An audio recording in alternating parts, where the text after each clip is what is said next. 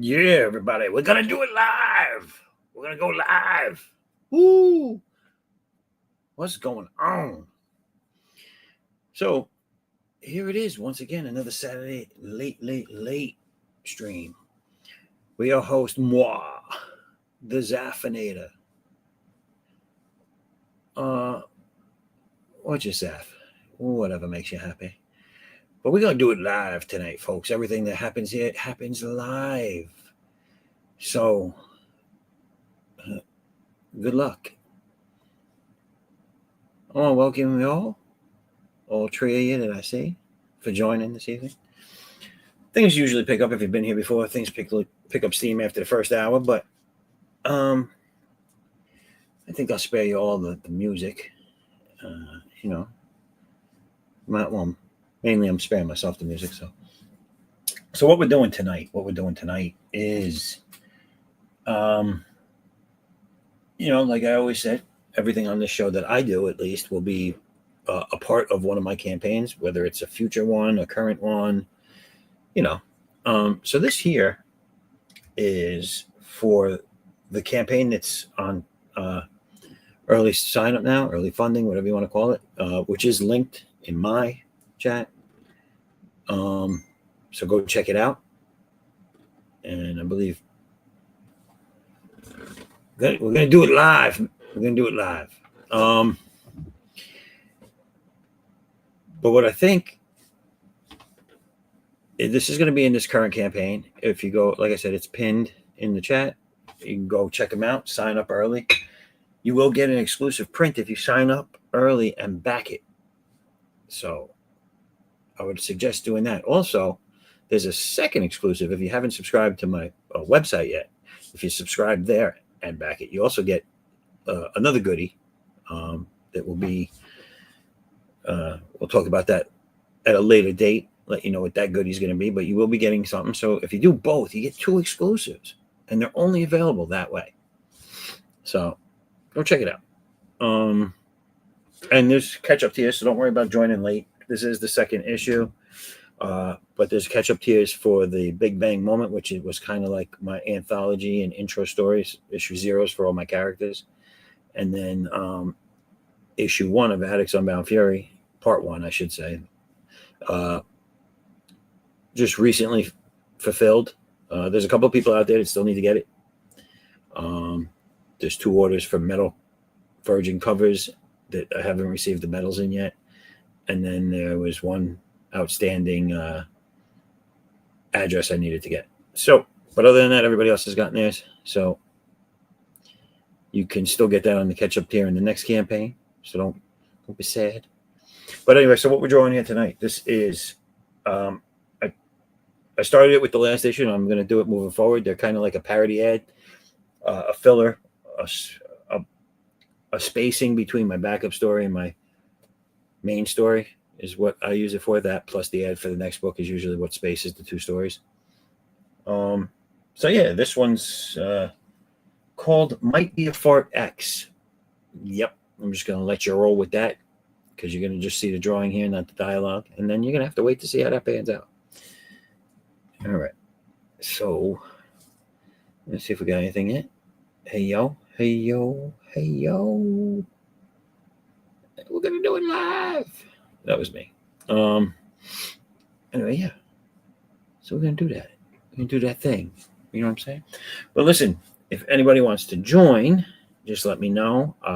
The live link is out there to the chats and individuals that I know would like to join. But if you're new and you want to join, as long as you're cool, you can come on. Any uncoolness will get you removed. But it's the late show, so you really have to be messed up to get kicked out of here. All right, let me rock on with my man. So you know what? I think I changed my mind. I'm gonna torture everybody with a little bit of music. Everybody gets the torture. Just a little torture. Grandma, what a funny looking wheelchair you have.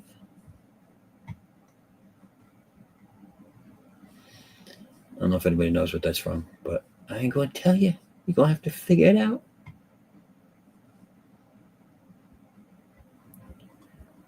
Give me the music. Ow.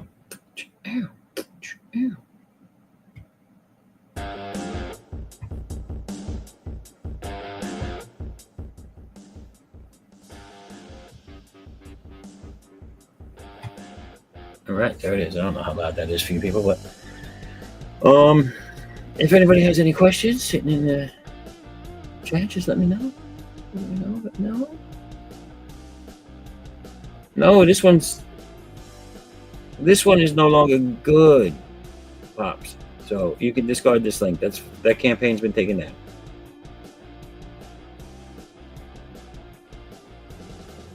If you go to it, it actually should be it should say it's closed. I'm sorry. I thought you knew that. All right. So I have to do the blue lines. I have to do the blue lines because I'm left-handed, and if I start drawing in pencil here, by the time I'm done here, this just looks like a mess. So with the blue lines, at least I can start from my right to left. So that's what we're doing. Make some cocktail party people having a good time. Wondering why they would need, it might be a 4X.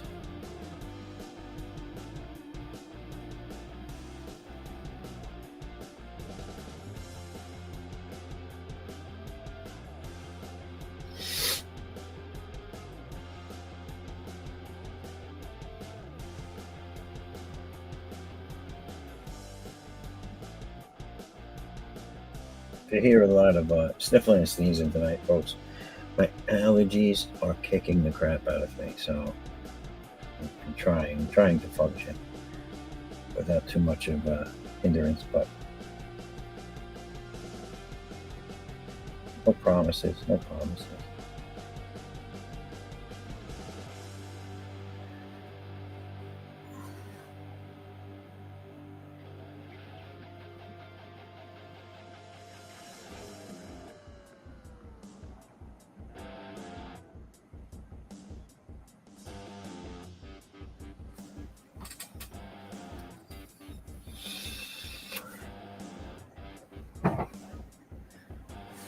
So anybody watching, feel free to chime in, say something, ask a question.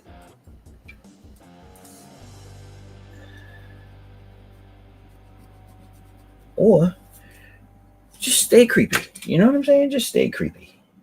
That's good too. Creepy people make the world go round just as much as anybody else. You know what I'm saying? Don't let anybody tell you anything different.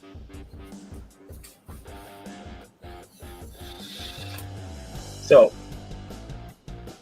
what do you think this should be? Should this be a yuppie cocktail party? Should this be a business cocktail party? Or should this be a bunch of like, I don't know what you would call them. Hipsters? Are they different than yuppies? I think they're a little different than yuppies. I think they're a mix between yuppies and hippies.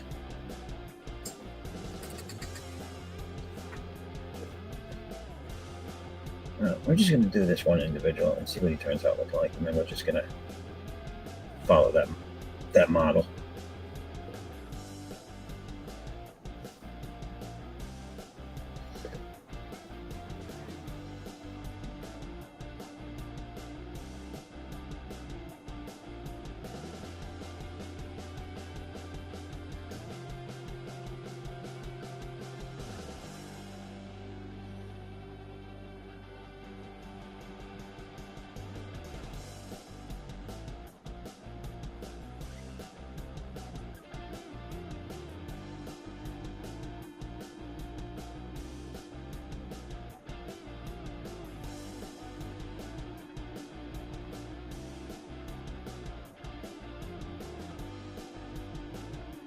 I hope everybody has some nice plans for this holiday weekend, Memorial Day, to remember all the people that give their lives so that we might be here, lose it up on a Saturday night and draw.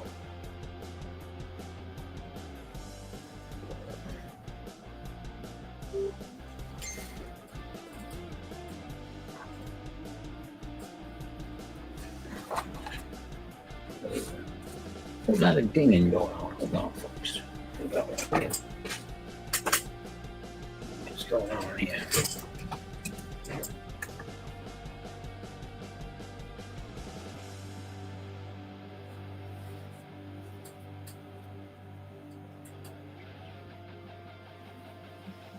There it is. Thank you for sharing that all out, Pops.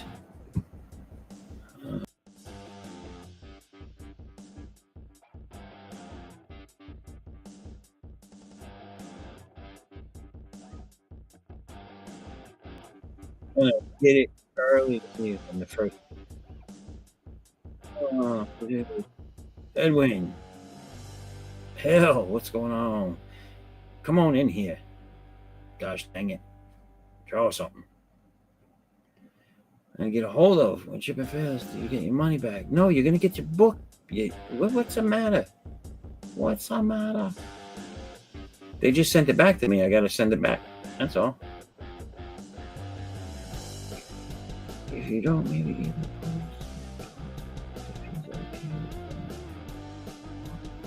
post it pops. What? Ship it with book to when? No, I'm gonna. No, don't worry about it. I'm gonna send it to you.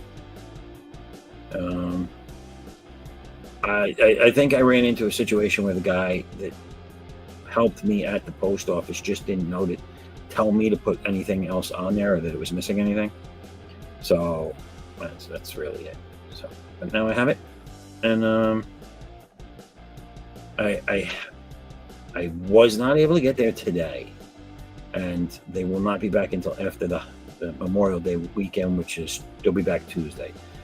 So Tuesday after work, I'll send it to the post office, and I don't know. I'm going to send it as fast as I can, so I don't know how long that'll actually take it to get to you. Right? But yeah, but Kerry, I only saw the one response on Kickstarter, and that was I looked for it. You hadn't sent anything, and then Pop reached out to me saying you were trying to get in touch with me, and then I looked back again, and it was there. So it's just, your response fell in the area when I wasn't looking anymore. So,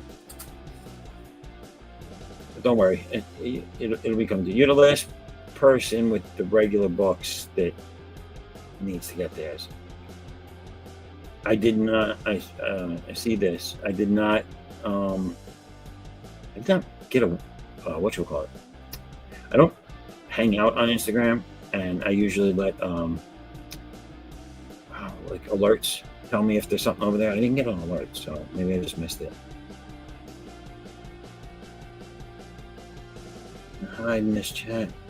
It's safe from no. Come on. Well, Levi, if you're up to it, come on in for a little while. It's still safe here too. Trust me. She already said she's not getting on no raft.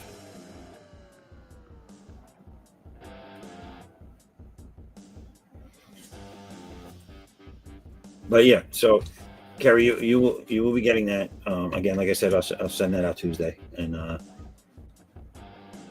hope it gets to you quickly, so that you can read it, fall in love with it, and order 35 of the next book.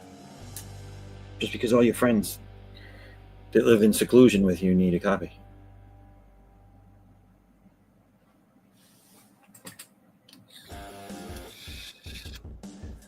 And I don't know. I did this last week. I'm going to scare everybody. Wait, I got to make sure my clothes are on. I'm going to show you guys. If you already saw it, then don't worry about it. But if you didn't see it, I have one of my banners for doing shows. I'm getting my stuff ready. I got the tablecloth for conventions ready. I got my comic stands for the table ready. And I'm going to get another banner, but I got one in now. I think the next one I'm going to order the next size up so it's bigger, but this one's good. Let me show it to you real quick. Bam, there it is, right there. Look at this thing. That thing is amazing. It stands exactly 6 foot tall. I think I need it to stand like 8 feet tall so that it's up a little higher, or 10 feet, whatever the next one up is. But that's just mine. But it came out really good. The resolution on it and quality is pretty good. Pretty thick banner. Comes with a nice stand. It's easy to put up, pull, and put away. Comes with a little carry case. Woo. Now, for all of you that have been doing this for a while, you know all this already. But I'm excited. It's my first one. All right, enough of looking at me. We also have. Wait, just so everyone knows it's there. We also have the Goodyear blimp flying overhead tonight. Hello. That's another view nobody needs to see. All right, let's get back to the chitter chatter. What we got here? Got Pop saying, "Hey, Levi." Got Levi saying, "Hi, Pops." Got some sophisticated banter going on here. Thank you, Levi. Badass banter. Badass. Wow, I can jump into this chat live too. Or two, Levi. Quick, Levi, get on stream. She can't touch you in the stream.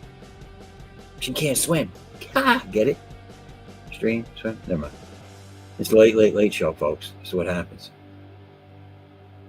It's Saturday going into Sunday. You get all the bad levity.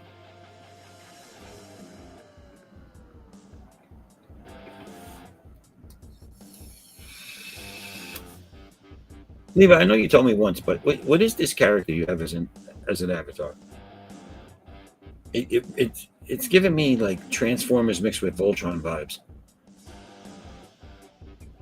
What's going on, geek men, masters of the Thunder Nerds? There's got to be a shorter name for you. What up, Thunder Nerds?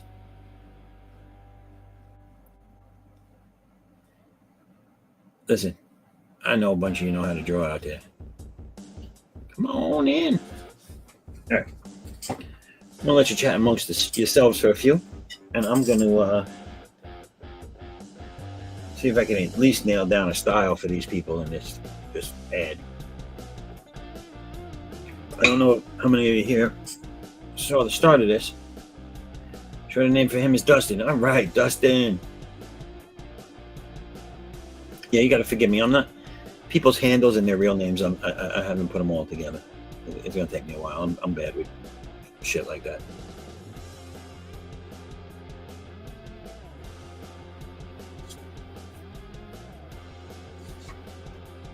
What up, Dusty?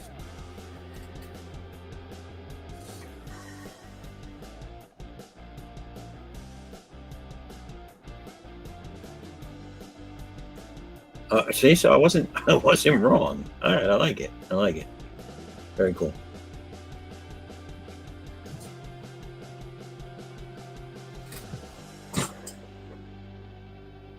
All right, so I don't know if a couple of you guys weren't here yet. So what I'm drawing now is the ad for this campaign that's in pre-launch right now. And it's not an ad for it, but each book I put out, I put it like a spoof ad in there for something. And this is for Might Be a Fart X. You know, like those medical, those pill commercials you see on TV all the time.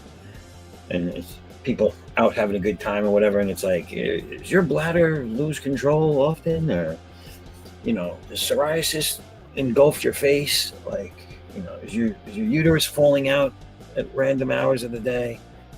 You know, those types of ads. And then they give you some medication that's named after somebody in Benghazi. And yeah, so it's going to be mocking those medication ads.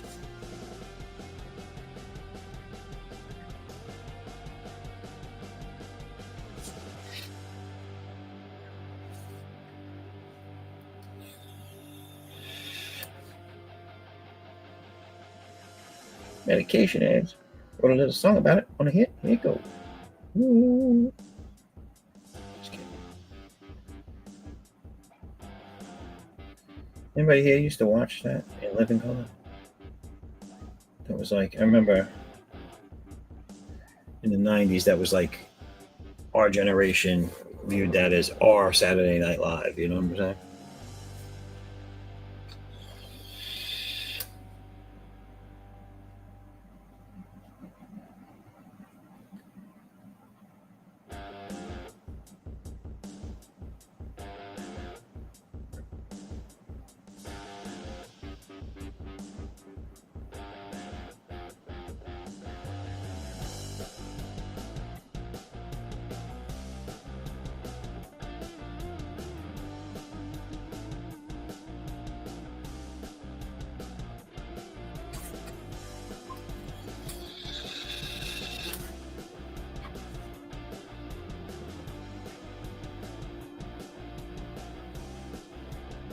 A similar ad here about asking female relatives and friends if their vag itches.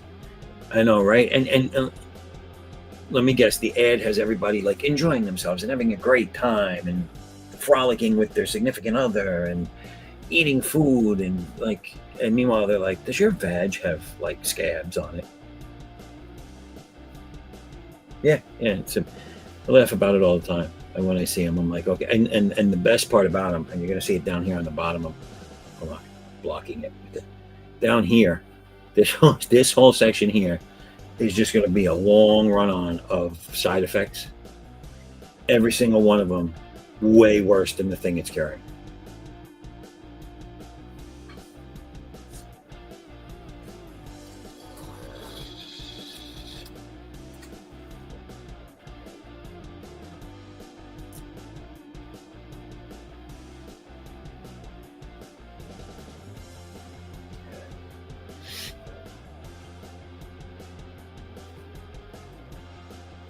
I'm just gonna load him up with like all of the stereotypical yuppie attire.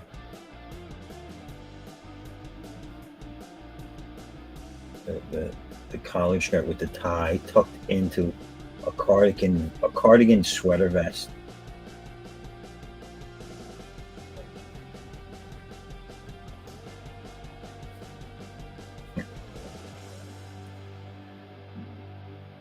It'll just really mess with people and make it a home equipment shirt too.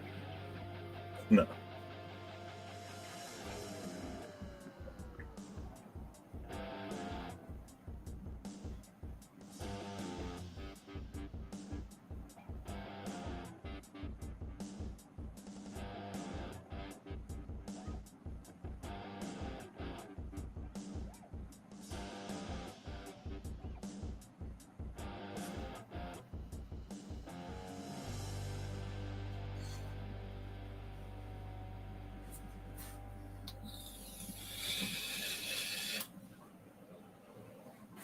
So Levi, how's the book coming out? You're launching soon, or did you launch it? Or you're launching this weekend, right? Are you launching on Monday?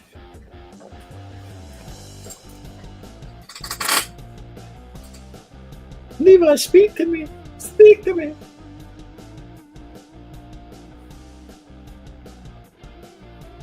Everyone remember that? I think it was in the '90s.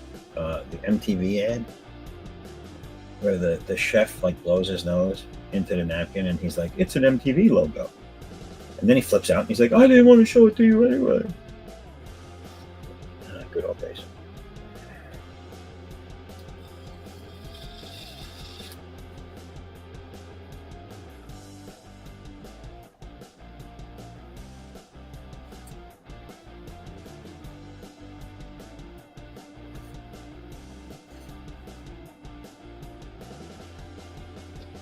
They should have made it a sweater vest with a logo of the cardigans on it. I wasn't thinking. Maybe I'll put a logo right here. I'll go back and do that later.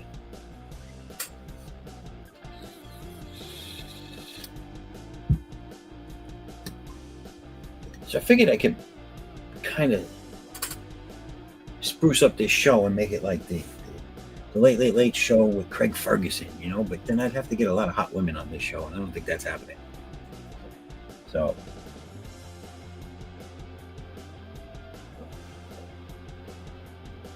we're just gonna get a bunch of Walmart women up in here. And for those that know, if you know, you know. You know what I'm saying?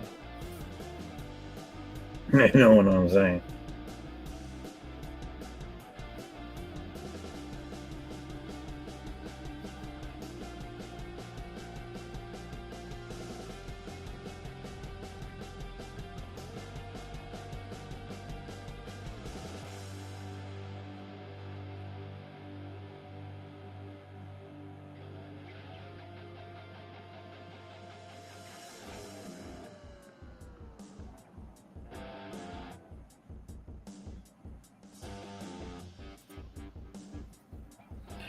Oh, Hold on, everybody. We have a gestuating coming on here. Everybody give a warm round of applause to Levi. What's going on, Levi? What's going on, man? Chilling. What's going on? Oh, look at Look that. at that. Look at Look at that. that. Uh-oh. Now Carrie's really going to hammer you. I got mine. Hold on. What's he doing here? Annoying pony objects to the one-trick pony. Some woke BS that the pony corrects the woman to say she should call her a multi-talented pony with many tricks. Like, oh my God. Is that a real ad? That sounds horrible. Uh-oh.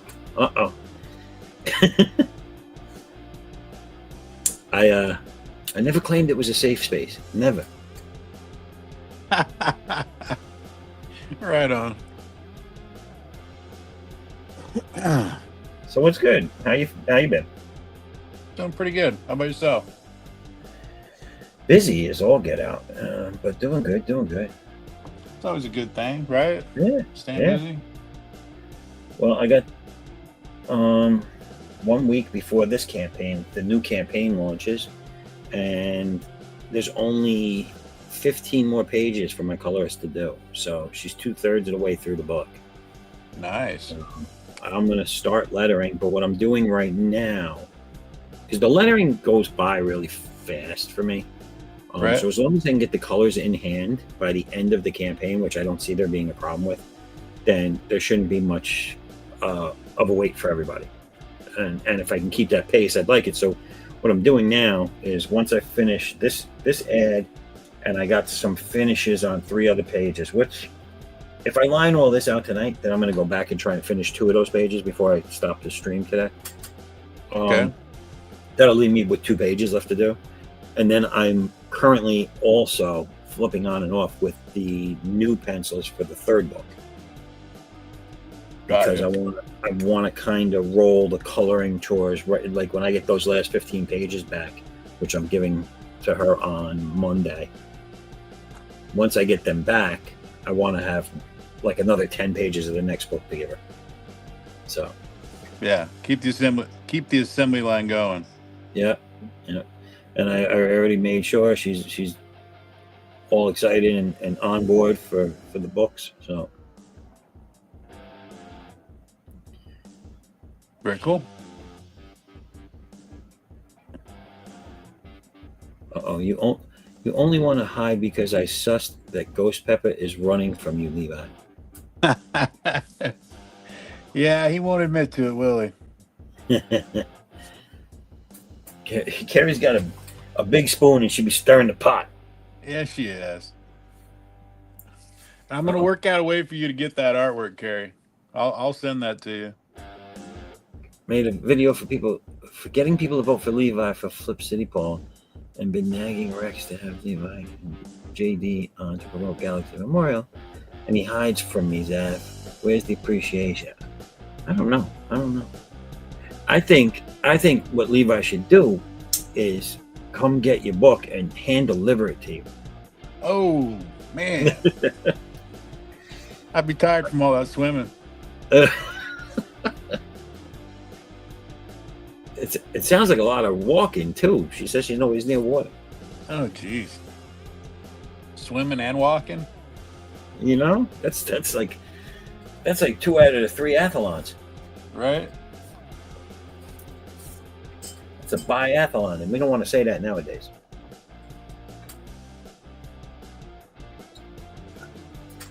Raul NT.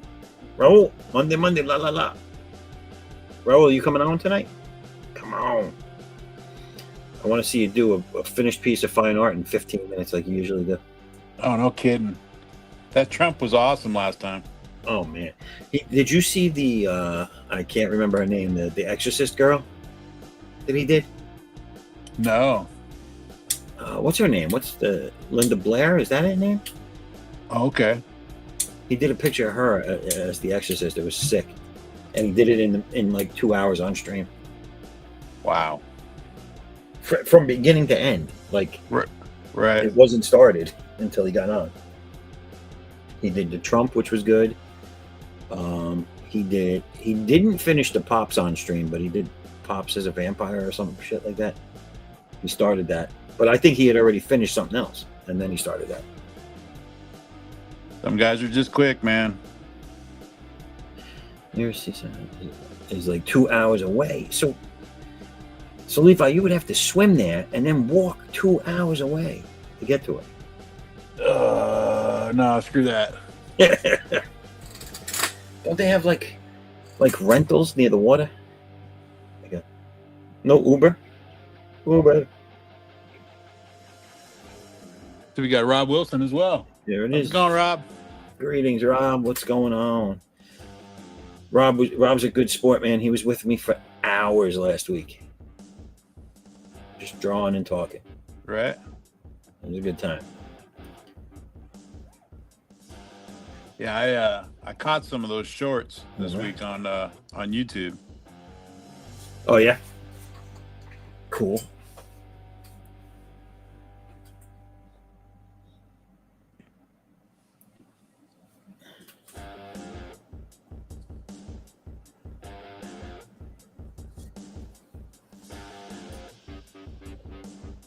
So you have 2 days, right? Or 1 day? Yep, launching on Monday. Right. And you're doing it on this. What are you doing on? Monday show? Madness with Pops. All right. Yeah, it'll be that show starts at 2, the campaign launches at 3. And it's real basic, man. It's just the book.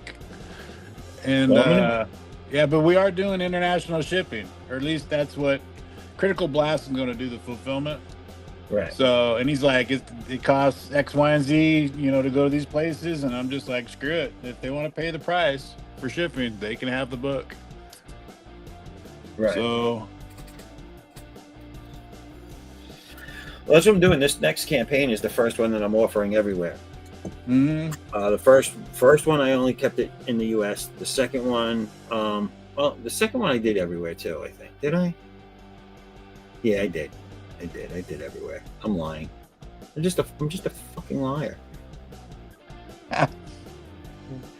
Oh God.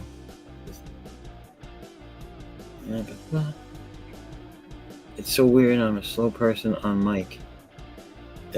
Oh, but you draw fast. Yeah, international. Whoa. So, Rob says some of those shorts got banned. Oh, what?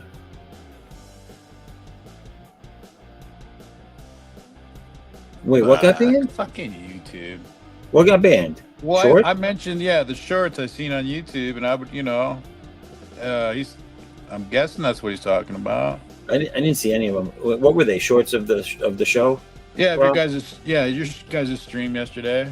I don't know why they were banned. Or not yesterday, last week. You know what I'm saying, dude? It's late. My brain is fucking. No, that's all right. I'm trying to figure out what could have been said that they were banning though. There wasn't anything. Like, you guys were just talking like two normal, comic book dudes. I mean, can't remember. Jesus. There's probably shorts that could have been made of other streams that would have got banned quicker then, because our conversation was relatively light considering some of the stuff. Yeah. Yeah. What do we got here? Let's see one more part on Fun My Comic, right? It's not like you were talking about stuff that you inject into your bodies or voting machines. I mean, that shit gets you banned all the time. No. Well, dude, I was watching a show and they were talking about speaking of voting machines, Mike Lindell has a freaking court date coming up, and he's still battling with one of those voting machine companies. Oh God. Yeah. It's like, so anyway, so when they're announcing, hey, he's got to go back to court again. He's got to face this company. the news reporter didn't even want to say what the company's name was. Really? Yeah. That's weird. Yeah. Well, it's probably the same reason I don't want to say it right now. It's like we could get banned. Yeah. You know, if we said Smartmatic.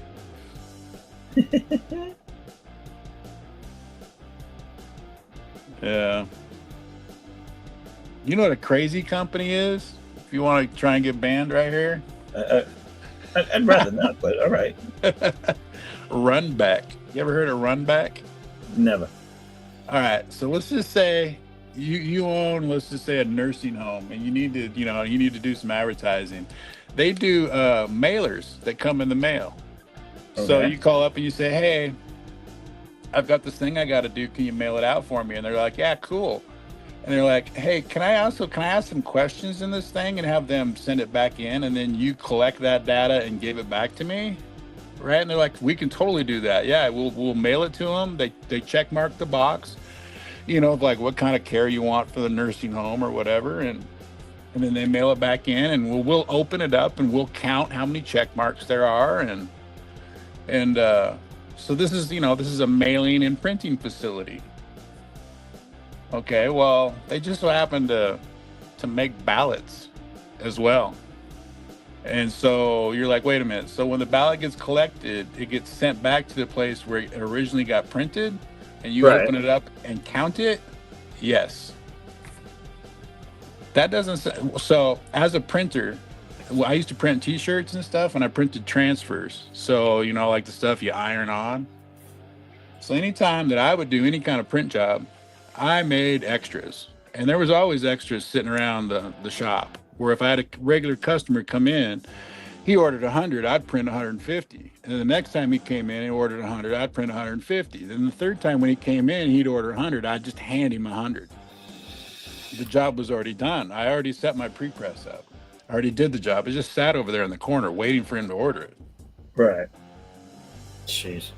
So do you think that a facility that has unchecked marked ballots just sitting there should accept ballots with check marks on them? That sounds kind of fishy to me. Yeah. I mean, yeah. Just... Because you have used ballots sitting next to ballots that have been filled out. And this was made public. Like, Yeah. The main company's down in Arizona, Washington State, the state I live in. We've Right. been using Runback since 2000 after 2004, because 2004 was the very last time that I voted in person. Otherwise, I've had a mail-in ballot since 2005.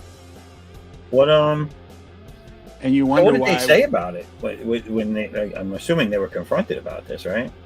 Well, there's lawsuits and stuff. This is why people don't want to talk about it. They'll just sue your ass. Yeah.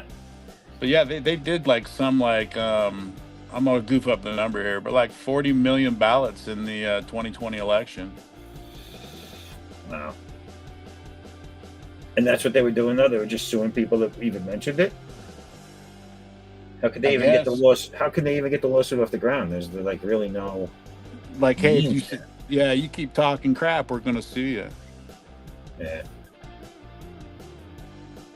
Because you're sitting there saying that we're cheating. We're not cheating. So it's like defamation or whatever. Yeah. But yeah, they do. They do Arizona, they do Washington State, and I forget the other states. They do quite a bit. Like I said, 40 million ballots, something like that, something crazy. Yeah. That's it. Shit.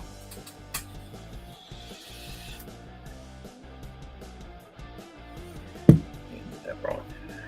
Fuck. Oh, we're Marvel breakdowns. X cancels my scheduled post, but they make it elsewhere. Mike leaves. Yeah, he says, yeah, the ballot game was crazy in 2020. They had video of those trucks leaving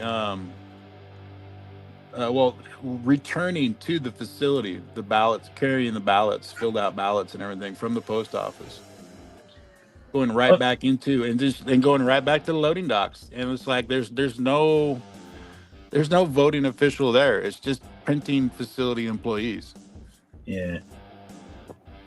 I saw something back then during the 2020 where in the middle of the night they were bringing people from all different districts, I guess, were bringing their ballots, the mail-ins, to a truck in the middle of a parking lot, like in the middle of nowhere, loading them up on the truck, and I guess they were distributing them. Yeah. Wherever they needed them. Right. And it was the harvesting, you know, it's fucking crazy. And I think didn't that postal driver, didn't he win his lawsuit finally, or they dropped it or something?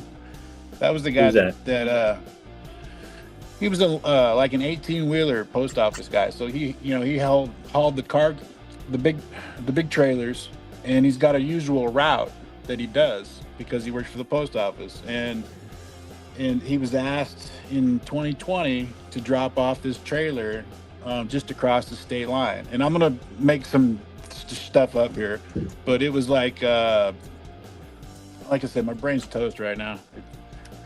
Whatever the borders are for Pennsylvania, like he was in Pennsylvania and he drove the ballots across the border into another state and then simply dropped the trailer. Right, it's a common thing. Like I live next to the Idaho border, and we have trailer drop areas because some states don't have, the same freaking traffic laws. So you got to drop, like in Idaho, you can haul 3 trailers. In Washington State, you can only have 2 trailers. So they got to drop a trailer at the state line. Well, this was whatever his normal routine was. 2020 goofed it all up when he dropped that trailer because he knew there was ballots in it, and he just dropped it off for like anybody to pick up. And then he signed one of those things. What do they call, like an affidavit, or where you're like, hey, I swear I'm telling the truth or whatever. And I think he ended up getting fired or something. I can't remember the whole dang story. Well, did I ever tell you the story on one of the other streams about the election? I think it was the midterm elections after. I'm trying to think of what. No, actually, I'm sorry. It was this election that Trump won. But my local place, I live in a small area. It's a small county, and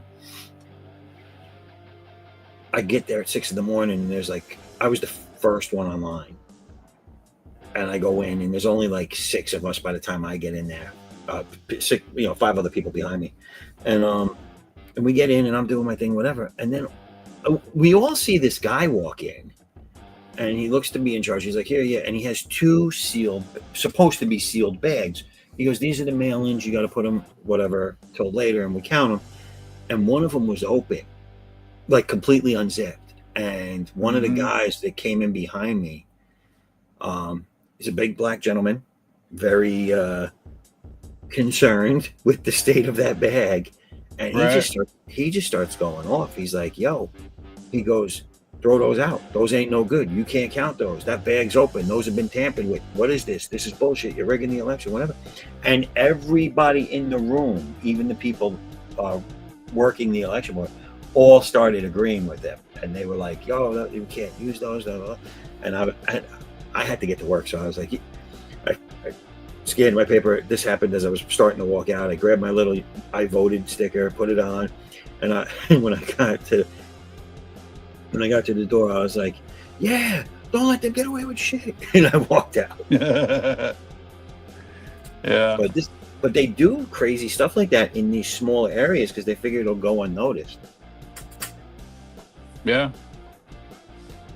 Yeah, like Rob's saying here, he's like that he remembers that guy because the guy was concerned about breaking the law because it was out of his routine.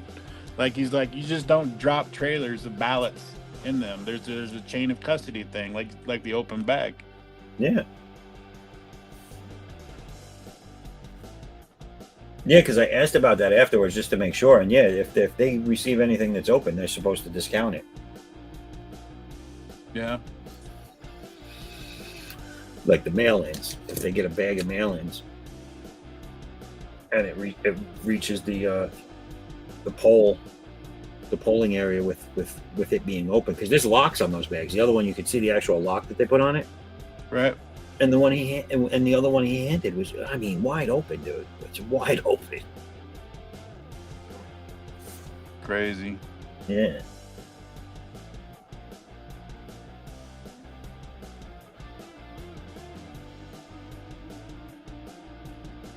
So yeah, anyway, going around full circle. Mike Lindell's got a trial date coming up where he's still battling with one of those companies for probably defamation or something. Yeah. Weird. Yeah. Yeah, and if I remember right, Smartmatic is that software program that was started in Venezuela. I don't even recall hearing about it. I only remember like there was main ones. I don't even remember their names now. What was that main machine that they were using that got well, they had Dominion. That's it. That's the one I'm thinking of. Yeah, that was another one. Like I seen one show, TV show, news show where Lindell was on there, pitching his My Pillows or whatever, and before they do that, they give him a couple minutes to vent, and he brought up like Dominion or Smartmatic, and the host of the show literally gets up and says, "We're not talking about this," and walked off the set. Yeah.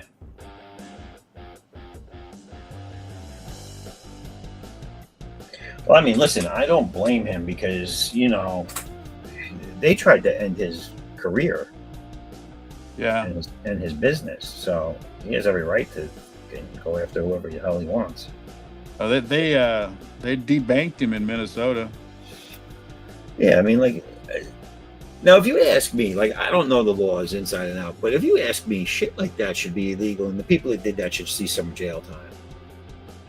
Yeah, like that's literally some, in my mind, that's some communist shit right there. Yeah, dictator stuff. Just call you up. We used to see movies. We used to see sci-fi movies where the person on the run, the good guy on the run, they froze all the bank accounts, took all the money, basically stripped them of everything they had. And it's like, right. You look at it and you're like, oh, that's sci-fi. That'll never happen. But that's what they do to people. Oh yeah. Well, the freezing of the assets thing. So one of the things, I don't remember, Rush Limbaugh brought this up, was Obamacare. Like how do you force somebody to pay that tax? If they're not going to get health care and stuff like that. And part of the thing that was in the legislation was the ability to reach into your bank account and take the money. And right. So it switched over all the fine, the little tiny paperwork that you don't read from your bank and stuff that says, hey, next time there's a bailout, it's going to actually be a bail-in, and we legally now have the right to just seize your money and take it from you. Not just freeze it, but we're going to seize it and take it. So that's good stuff. Yeah, that's in there already. The banks, that's something that's changed in the last 10 years. Yeah. They can't freeze it. They can literally take it now.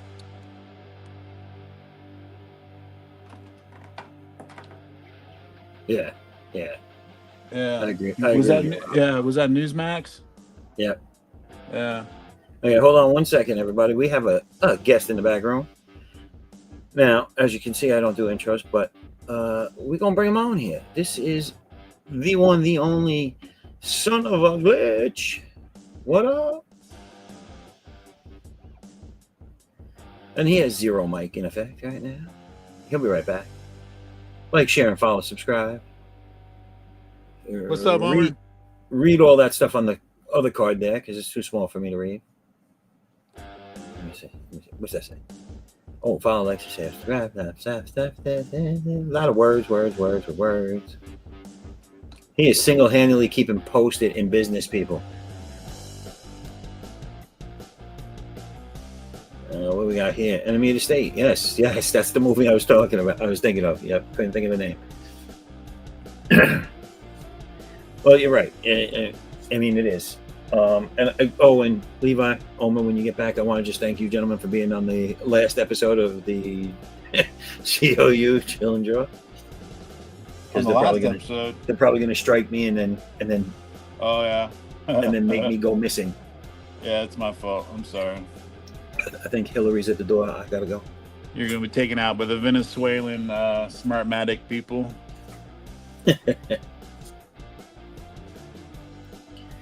I'll just answer the door like Consuelo. I'll be like, no, Chris not home.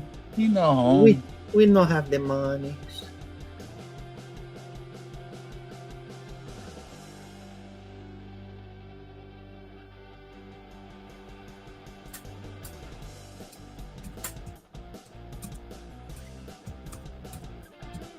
Hey Rob, are you working tonight? Yeah, he said he was working earlier. He said he'll be chilling in the chat because he's got to work. What up, Oma?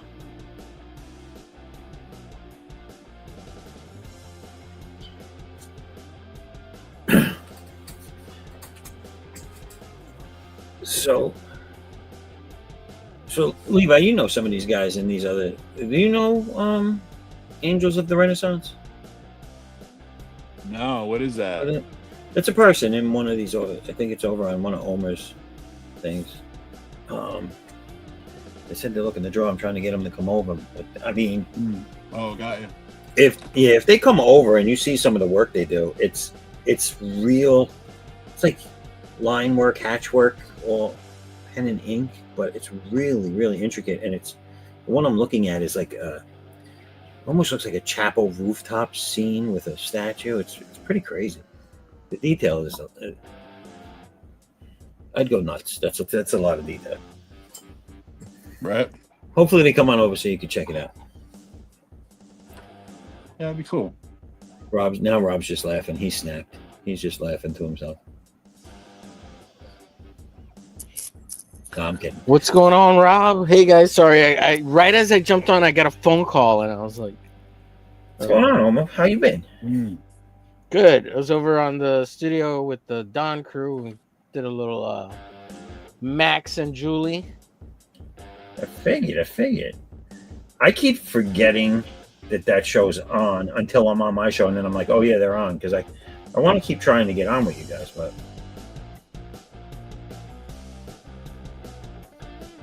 oh yeah, you should you message Don like directly that you want to hang out and go on the show and stuff, because tonight we had like a couple open slots. Christy was supposed to come on for Flip City since she's got Volume 25 out, but I don't know if Don forgets to message people, so I don't know if sometimes he forgets, so like you got to keep on him if you want to go on the show, because it's kind of I don't know, he's not as good as me. I have no problem messaging him. You should tell him. Yeah, just pester the shit out of him. I'll tell him if you want. Remind him to come over here too, because he was on the one time. It was fun having him. Yeah. Yeah.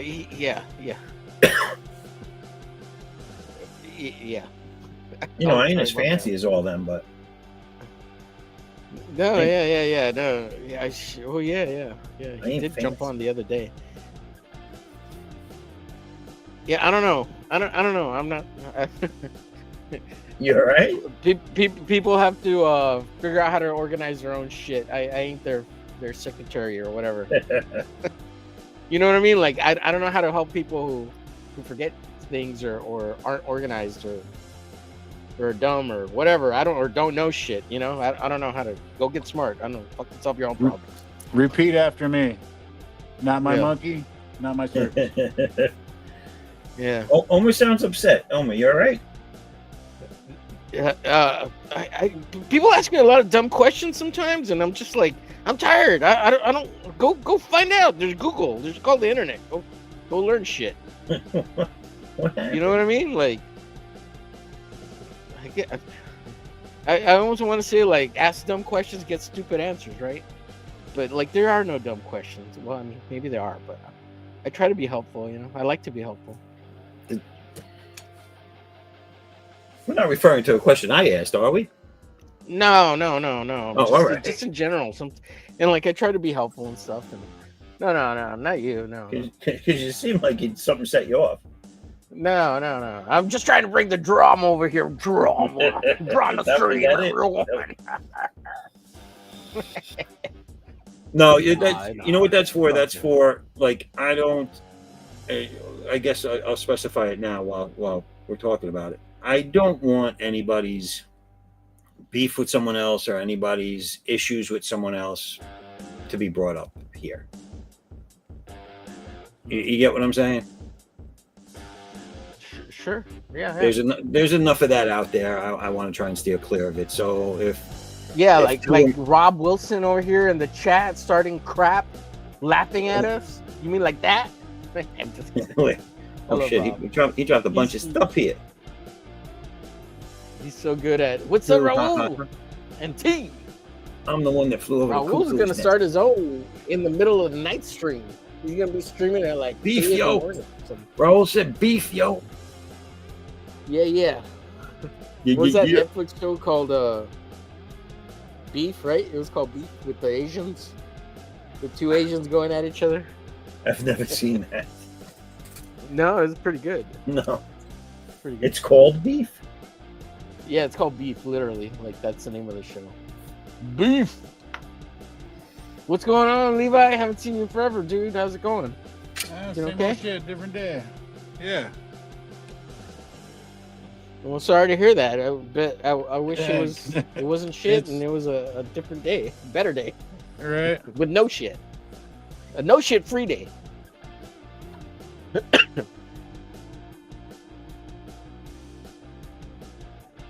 So I saw some people dropping a couple of images of Glitch the other day. Did you guys draw that on one of the streams?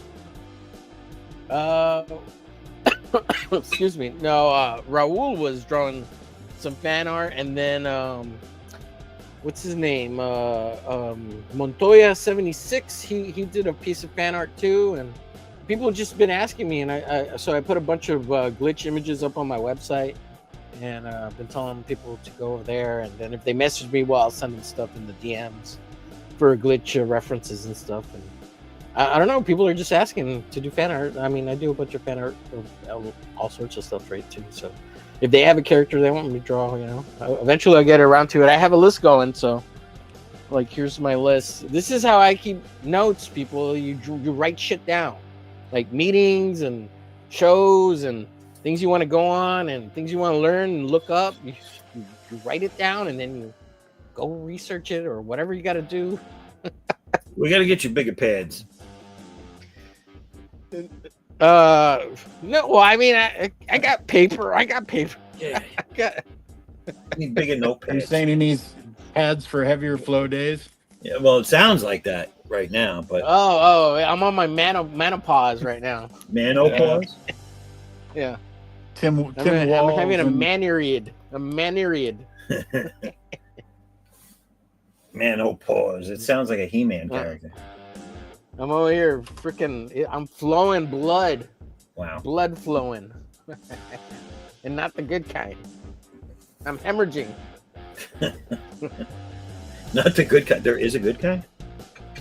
Well, when the blood flows to the main vein, if you know what I mean.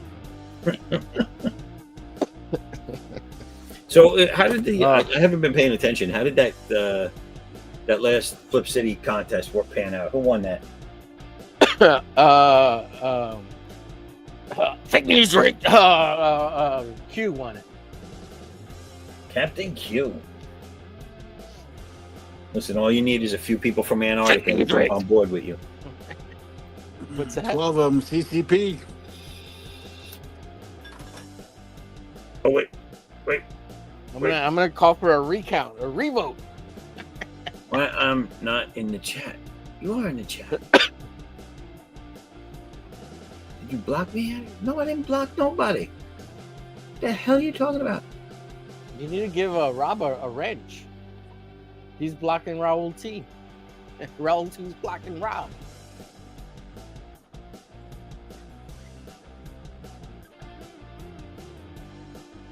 The music and draw in the corner. Nobody puts Rob in a corner.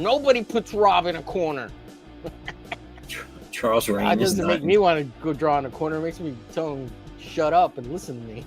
Jeez. Draw good. Bro, can you not see Yours. yourself in the chat?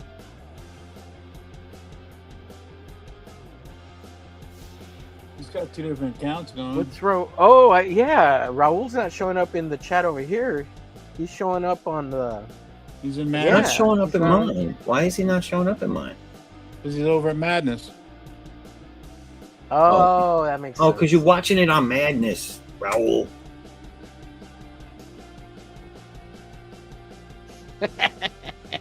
That's one thing that sucks about doing that dual streaming crap. Oh man. I can see myself. So he has the wrench over there on the Madness. I don't know what the hell's going on. Oh. It's all chaos. Give me that big Raul and T. Man, that Tiffany looks good on your icon, Raul. Muy bueno. Yeah. No, it's not okay. We can't see what he's saying. I'm just kidding. I don't care. And that's okay. And that's okay. What's okay? What's he okaying? What is Pop's That we okay? can't see him in both chats. Previously on Block Monsters Law. Man, I gotta commend Rob on all the video assets he builds and his freaking aptitude for making all those scenes and all that. I will make Rob. I have one suggestion for you for your channel. I hope you don't mind me saying. Your thumbnail game is freaking awesome, dude. I freaking love the Captain Kirk thing.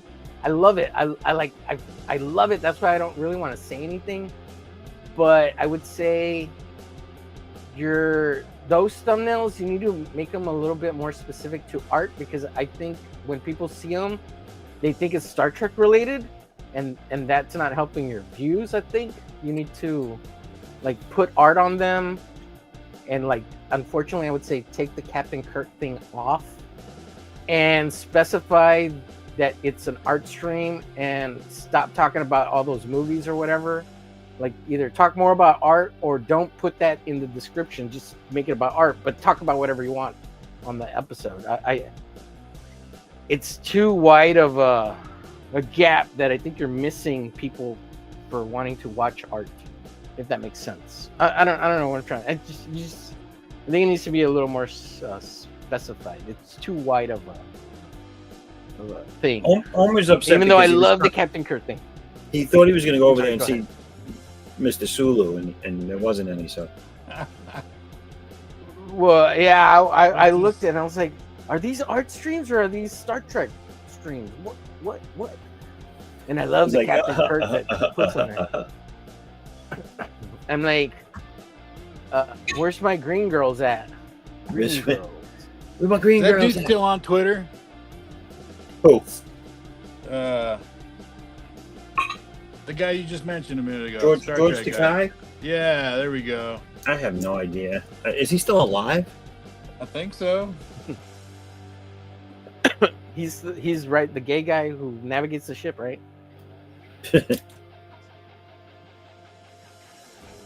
He's the one that says, "Oh my," right? That one. Oh my! Hubba bubba. I can see myself. Yeah, my mythel. Yeah. His laugh is the best. Yeah, I don't know.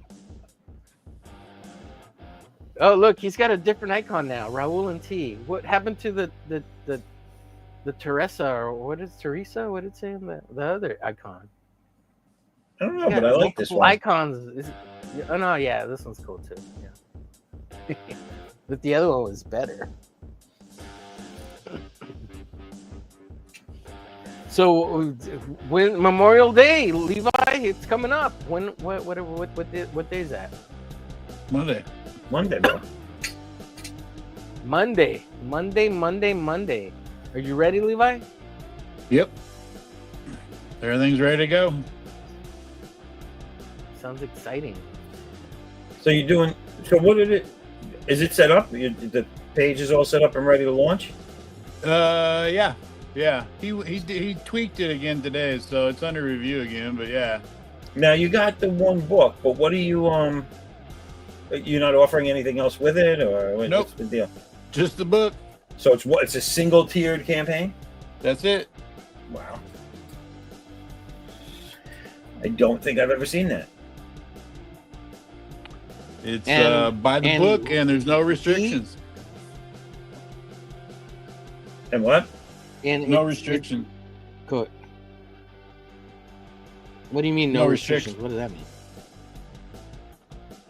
It'll ships domestic, ships to Canada, ships worldwide.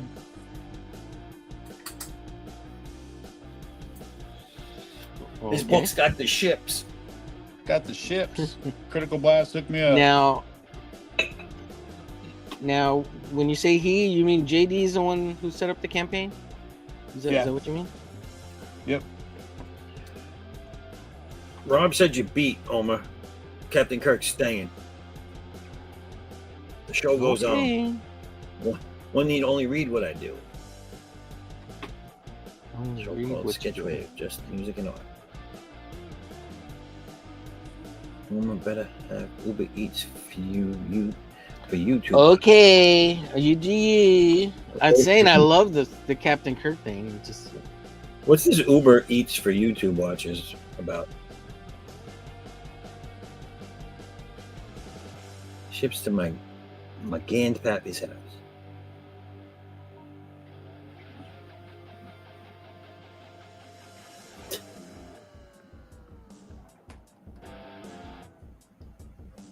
For Memorial Day.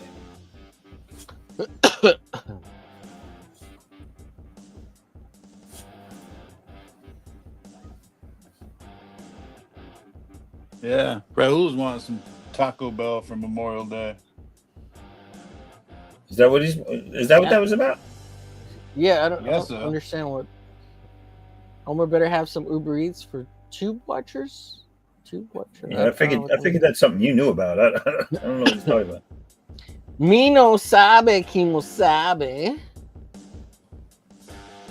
Sketch waves over on Rumble. Okay. Okay, Rob Wilson. Okay. I like that name, Sketch Waves, man. You should have Sketch Waves and then Sound Wave all over it. And just be like, I draw a sound wave. Transformers.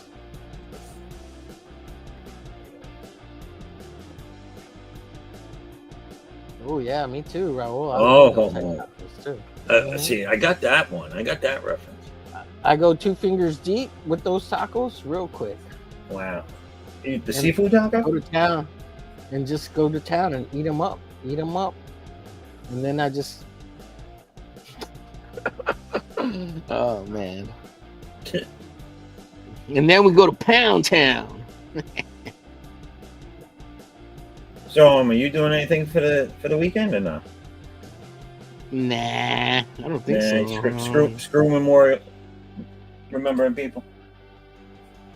Screw them all. I mean, I might go outside and watch fireworks or something. Maybe barbecue if it comes up. Or Gotta do a barbecue. I don't know. I don't know, dude. I'm gonna be smoking grab a meats. couple beers. Ooh, smoking meats. I'm gonna be smoking meats and drinking bears. What kind of smoker you got? It's a Z grill. It's a pellet electric grill, Okay. but it's one of the better ones. It's the only electric grill with that you don't have to modify once you buy it. It has the temperature, the thermostat in the right place, center meat. Most of the electric ones either have it at the very top of the grill or at the bottom, and you get a false reading. Gotcha. I got a Rectec. Mine, Electric? Mine comes with the meat probe. Yeah. Yeah. You just stick it in. Well, I got a meat probe. Yep, I stick it in wherever I want to. I knew that was coming. Tight tacos. Oh. Next week on Omer Needs a Bitch. No. Oh man, if it was only that easy. No, I use charcoal. I do barbecue with charcoal. Oh, Burn the meat.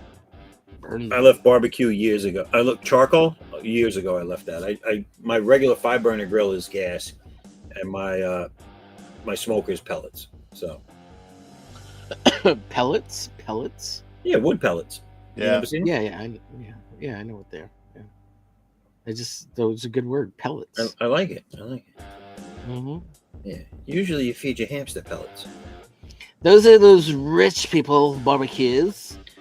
So little The rich. little bougie. Yeah. Us Mexicans, American Mexicans down here by the border, who celebrate the Memorial Days, we's a poor. We have to go get the barbecue with the charcoal. Rob's gonna get some street tacos. Those are dangerous. You don't know where they've been. Love them. Yeah, you might get some dog meat in there. Maybe some putty cat. You don't know how clean they are. Oh, we're not talking about that Nah, anymore? street tacos are good though. They're good. I don't know if he's got much worry about that. I think he's in the District of Columbia. The food sanitations in District of Columbia are really high. You know, they don't have District of much to Columbia, you got to worry about you know. everything over there nowadays.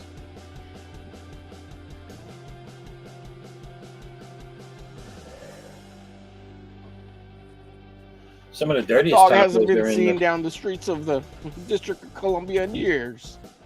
some of the dirtiest tacos are in the capital, right? Oh yeah, AOC. Everybody is on the same page. I heard she's got a dump truck on the back. Jump on that. Well, Bernie Sanders would know. Is he on? Big juicy booty. Who does Rallo want to know if he's on? Bernie Sanders. Colonel Sanders? Bernie Sanders. Oh, Bernie Sanders. Colonel Sanders. The Colonel knows. The Colonel. He gets that chicken puss. Devil is on live. COVID-19 tacos. Ooh, now you're speaking my language.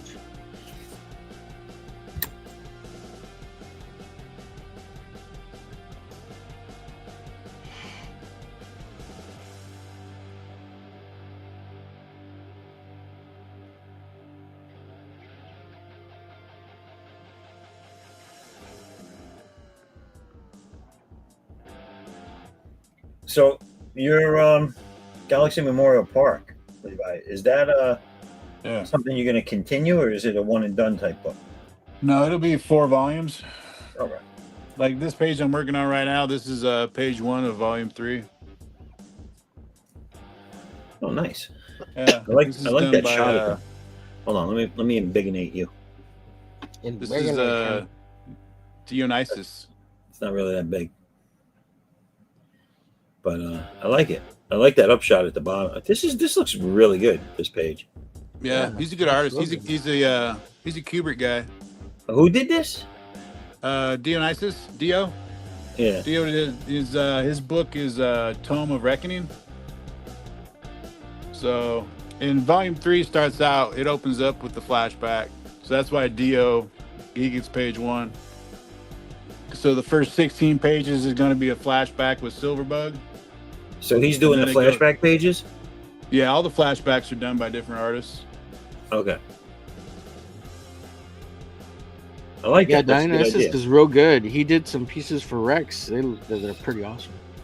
Yeah, he's a good artist. Yeah, I like that. Recommend his I book. like that page. I got them. I got digital copies of them. I know the third one's coming out here pretty soon. But he sent me some digitals of it, and this is sweet. This stuff just gets better and better. His wife, she colored the cover too, to volume 1. Oh yeah. Yep. Because she's his regular colorist on his book.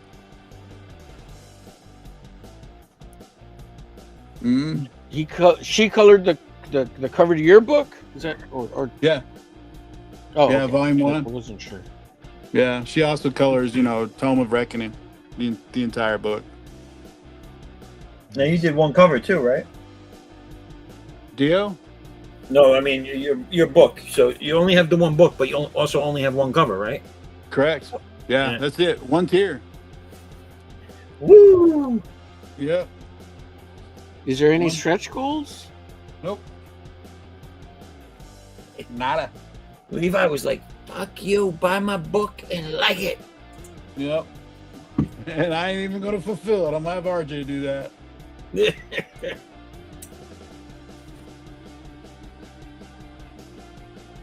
Shit, international shipping is $22. And I'm only charging 15 for the for volume 1. 72 pages. Yeah. Oh. Let's look at Oma's stuff. Oma, what you got going on? I'm working on a little Hit the bell. sign. Hit the bell. So The I taco keep bell. adding to my. No. Hit the bell on the stream, so you get all notifications when I'm online. When Zaff is online. When Levi is online. Hit the bell. Hit the bell. Hit that damn bell. And subscribe to everybody, to us. So I'm adding to my posted note collections. It's amazing. Like, share, follow, and subscribe. So these are notes for myself, but also for the viewers. 'Cause Yeah.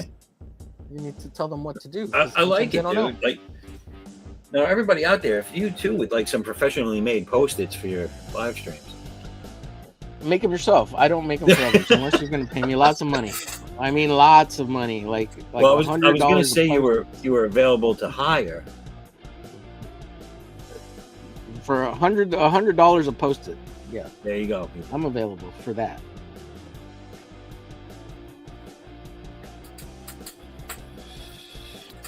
So for a cool G, you could get 10 post-its. Ooh, absolutely. Hell yeah. As a matter of fact, that's part of the prerequisite to even get a post-it. You got to get Yep. 10. Oh shit! So payment up front, and you get 10 post-its in the mail. And it doesn't matter if you like them or not. You're gonna get them. Right. That yeah. It doesn't. And I'll throw in a free sketch, a post-it sketch, for 1G. Oh man, can you imagine somebody does that? Actually, freaking sends me. Here's my PayPal is at Omerglitch, by the way. If you want to. I should make a that'd be new one that says free. my PayPal. You like, There you go. yeah, send me 1G at Omerglitch, which is right there. Well, you got PayPal. about 10 there almost, so you gotta owe yourself like $1,000. Yeah. Yeah. Excuse me. Sorry. Like Rob enjoyed the ash can. Wants to find out whether or not we find Michael. Oh, is this your book he read? Yeah. Rob, you ain't gotta lie just because we're on stream. It's okay. he's Just kidding. excited to read Just more. kidding, Levi. I want more, Levi. Give me more. Sounds exciting, man.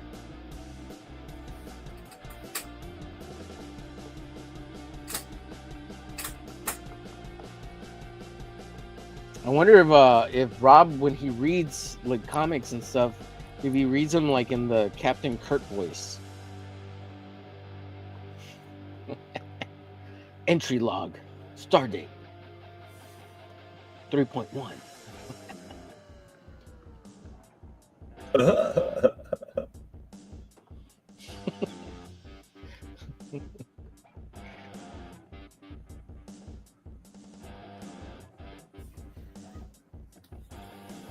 Oh my!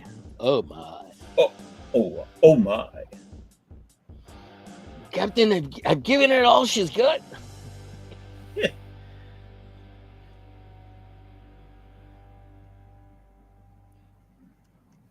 Giving her all she's got. Well, maybe she's just not that into you.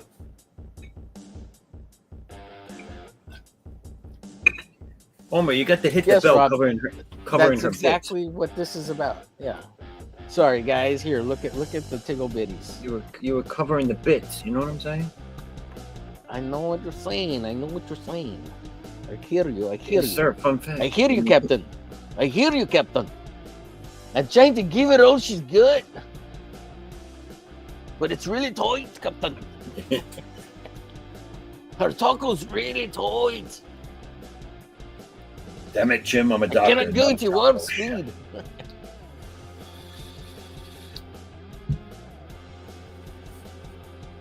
Yes, that's exactly what this is referring to. Hit the bell, not the Taco Bell.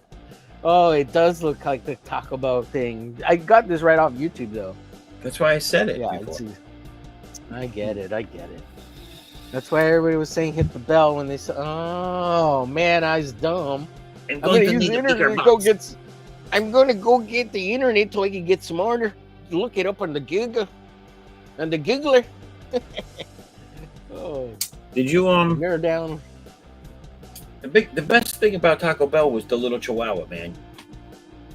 Oh yeah, yo quiero Taco Bell. I'm going to need a bigger box. Yeah, he was cool.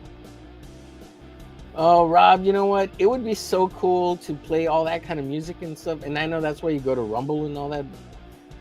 But like, cause YouTube's like the whole copyright thing, which is I mean I understand, right? But I wish there were some really good like music scores that you could play in the background. And there's some stuff out there, and you could make some AI stuff. But there's just like the Tron Legacy music score would be freaking awesome. The score to Blade Runner 2049 would be awesome. The original Blade Runner, all the sci-fi stuff like Aliens, all that stuff is so good for music scores. It's just like the John Wick stuff. I mean, so many good scores out there. I feel your pain, brother. Yeah. Self owns, yes, sir. Yes, I own thyself. I'm trying to hit her bell, if you know what I mean. Ding ding. Woo. I'm trying to hit her bell. Ding ding ding.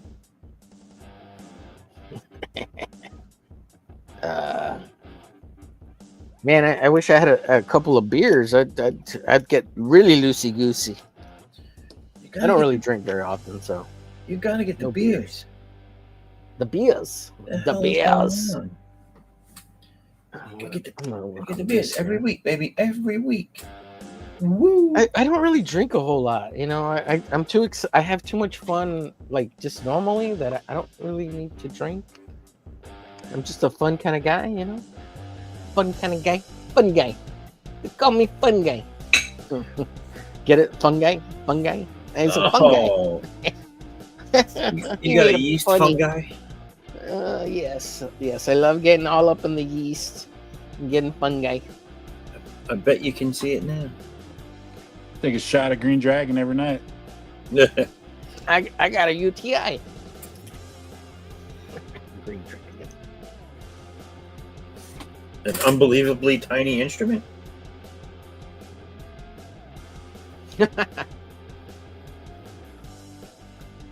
You guys ever had Green Dragon? No, not. I don't that even I'm know what aware that of. is. Like an actual green dragon. What are you talking about? It's cannabis infused Everclear. Oh shoot. That's gonna be a no. Well, yeah. That's a negative, Kimosabi, negative. Excuse me. But I think you did. Yeah, I make it myself. Oh shit! Homemade dragon. You can make Green Dragon or Golden Dragon. Either way, it just depends on how long you want to take the. How long you want to keep stuff in the freezer. Have you ever given a smoking dragon? That's what I want to know. No. From time to time, my dragon gets smoked. Smoking meat.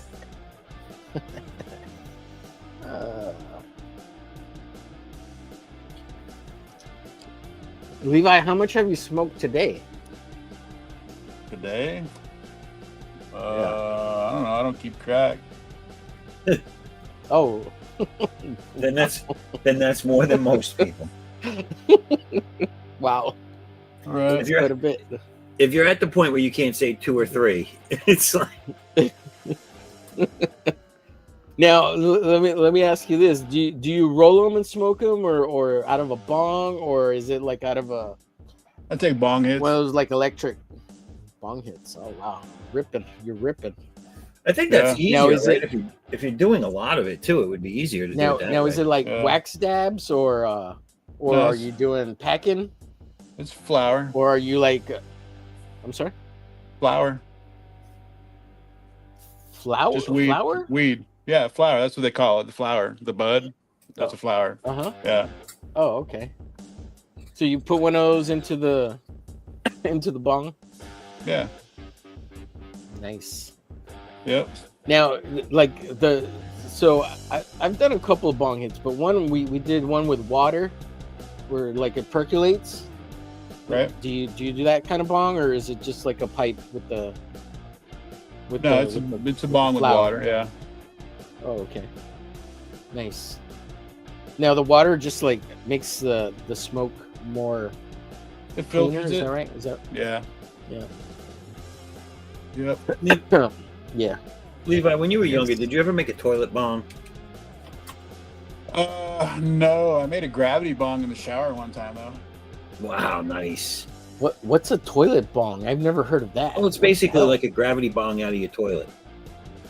Yeah, you're just looking Oh, for that wow. large vessel of water. Yeah.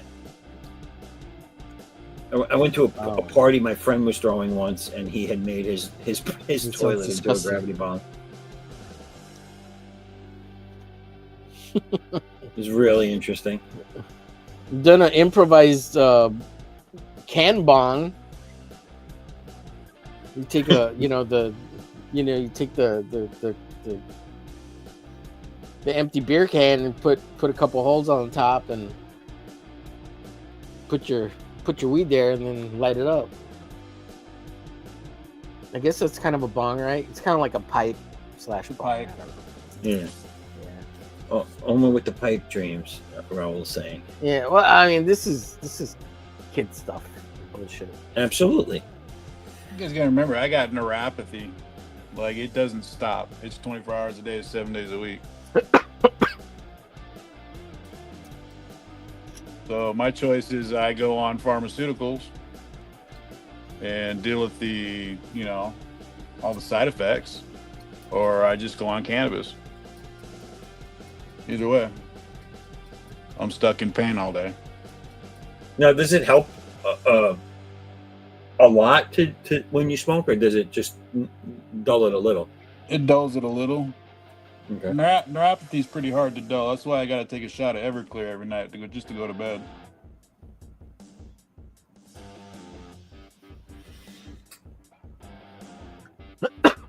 Now, is this all from when you had the stroke, or? Actually, my right side neuropathy showed up before my strokes because my L4 is damaged. I got the L4 of a 90-year-old man. I was in stage 2 already. That's why I was seeing the chiropractor. Because remember, it's the chiropractor that gave me the strokes. He adjusted my neck. Oh, And see, I was in there for my L4, which was giving me neuropathy in my my right outside quad. right. So like I can't stand for longer than 10 minutes without my right quad acting up, and that just Holy shit. feels like somebody took tie straps around that muscle and they're tightening it down the longer you stand. Right.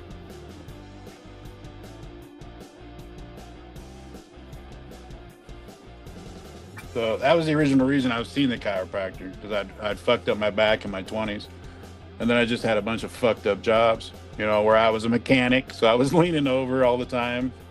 I was a roofer, so I was leaning over all the time. I worked in a nursing home, so I was leaning over all the time.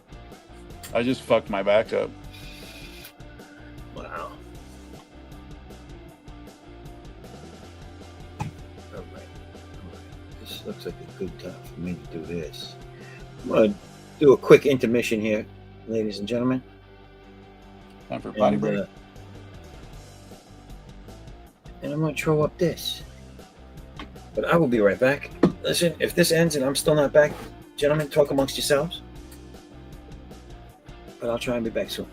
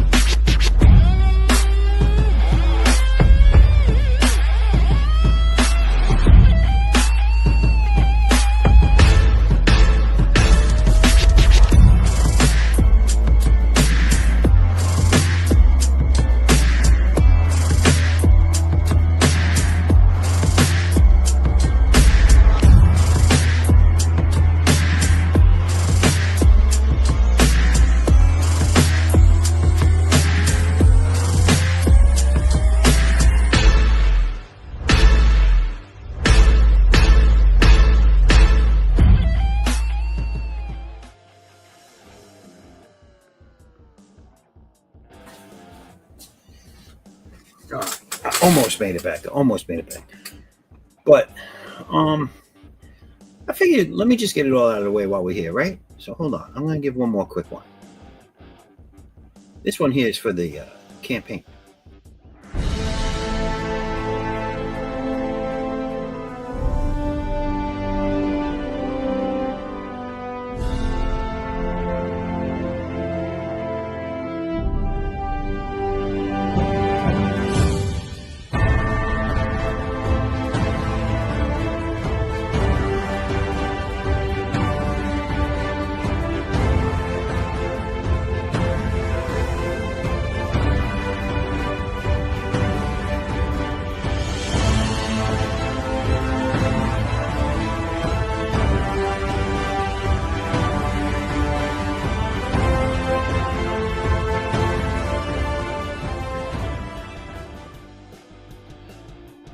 Woo! Sexual chocolate.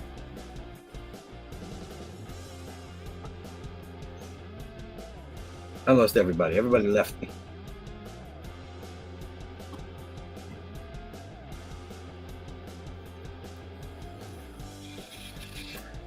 All right. I'm going to keep drawing while everybody's on break.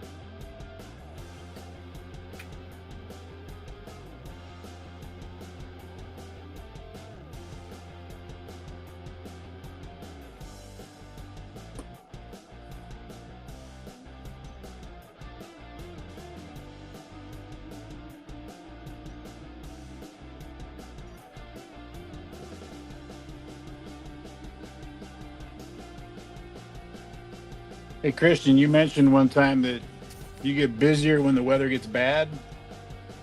Your work? Yeah. You get more time off when the weather's nice then? I don't know. No, we don't get time off based on anything other than whatever vacation days we've accrued we can take, but we don't get time off. It's weird. So we're the utility company, electric, and it's for all of Lower New York. So we're expected more so than even like police and emergency responders. We're expected to be at work every day, no matter what. Right. Blizzards, whatever. Our IDs get us across bridges when they're shut down. Right. So we kind of we got a lot of pull, which is pretty neat. You know what I'm saying? But I've been there 20 years. That's wore off. The excitement of that's worn off now. I'm like, I just don't want to go in. Right. But like we get a lot of bad winter storms, ice storms, snow, shit like that. And then hurricane season gets really crazy. Sometimes, not all the time.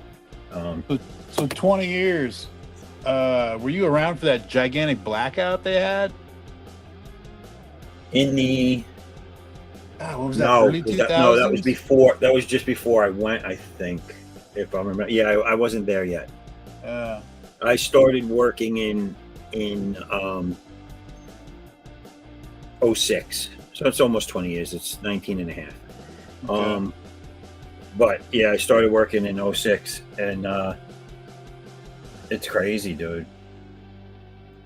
I missed that, but I've seen the hurricanes, the big ones. Right. Yeah, I just remember there was like the news stations were showing everybody just coming out of the apartment buildings and just like hanging out on the street because it was cooler. Because it happened like right in the middle of fucking summer, like in a heat wave or something. Well, so what they have in the system, so we have substations and a bunch of them. We have gen stations, which create all the energy. And then we have, and there's like 3 or 4 of those. But then we have substations everywhere, which, they step up the power down, supply it to different areas, all that stuff. Right. And the way the grid is set up is we get a lot of our major stuff. We get a supply coming down from Niagara Falls. It trickles down. So when they went down up there, what happened was slowly but surely. And now I've had a bunch of different operators that were here during that time tell me the stories and the nightmares of what went on that day. But they were losing stations left and right, and nobody knew what was going on. And there was a lot. And because they were overworking a lot of the substations when they lost another one, there was a lot of explosions. A lot of transformers were blowing up, and that's a nasty. I've seen those go. So it was just like chaos. And, at that time, because communication started going down and there wasn't a real good understanding as it was happening as to what the hell was going on. Like, why was this happening? Right. So, yeah, man, there was people that I remember there was like 2 months they went without power. Damn. In some small areas. I was like, wow. And people that were there, around for that, which is a lot of people, most of the people, they're bitter. A lot of them, especially the ones that went for 2 months without, they hate the company, and they're like, you fucking right. Every time there's a rate hike or something, they're like, you don't deserve it. Wow. So are you an electrician, or are you a lineman, or Electrician? So you went, I've been there so long now. I am I'm what they call an inspector. I basically run the jobs that are capital projects in Manhattan. And I deal with all outside contractors. I used to be part of the internal working groups coming up and everything, but now I deal with the outside contractors on our property and working on our stuff. So my brother graduated. He's an electrician as well. He went back to school and became an electrician. And one of the things that blew me away was his instructor said, at least at our college, that it was a 63% of students failed between year 1 and year 2. And it was all based on the math. Yes, some people can't get by the math, which is basically a tweaked form of algebra. Gotcha. It's algebra, but it's algebra made to work with. You ever hear Ohm's law? I know Ohm's meters, and yeah. It has to do with the conversion of power and wattage and voltage and all that stuff. Gotcha. When I was a mechanic, I actually worked with this same brother. We worked in the same shop together, and anything electrical, it automatically went to him because I couldn't figure it out. And it didn't surprise me that he went back to school and became an electrician. So it's like I have just a vague understanding of it.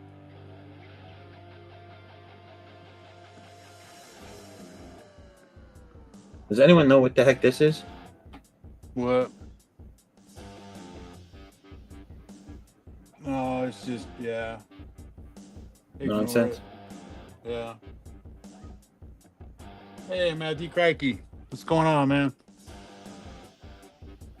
What's going on? Oof. So we lost Omer. Did his Taco Bell show up? Is that what happened? Possibly. Some late night taco smell.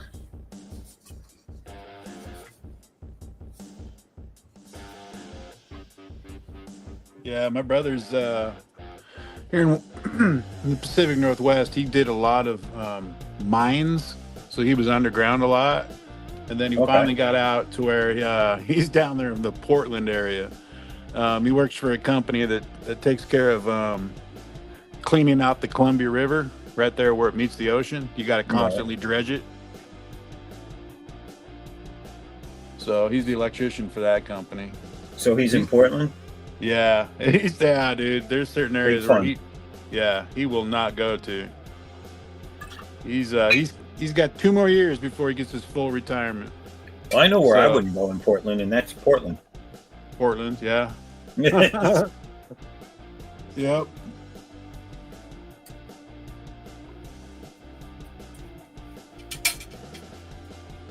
It's like, what part of Portland would you go to? The part that's outside Portland. Yeah, the part that's not Portland. Yeah.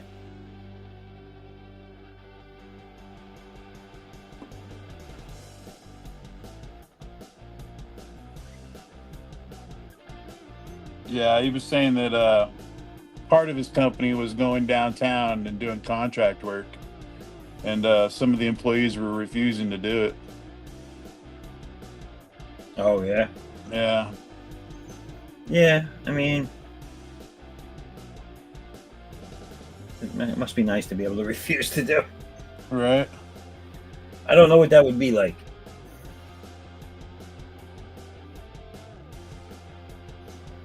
That's one of the big no-nos, you can't refuse work. Right. I don't know. I've worked for the city and I've refused to do some things.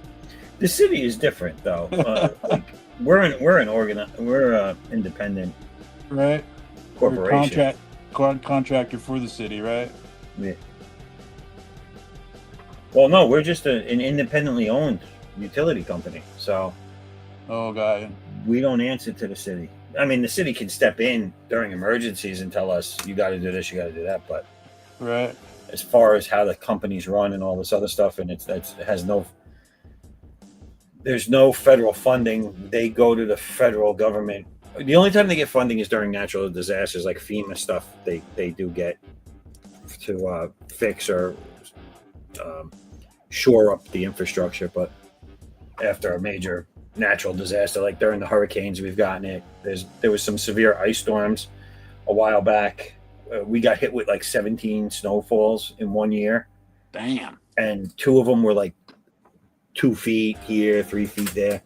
And it's just our system. In the cities, the system holds out better because it's underground. But when you go up into the suburban areas, like up the rural areas where I am, you get a lot of overhead, and the telephone poles and the overhead wires can't take a lot of that. Right. So we usually have a storm duty season where we're all on call to go out and watch this the system, basically make sure everything's all right. It's good because it's good money. It's overtime. It's they compensate you well to do it, but it's tedious, man. You could be out there for like 24 hours by yourself in a car, reporting in by phone. Damn. Yeah. Not fun. But like I said, good money. You'll be eating well if you do it. Right. At least for that week.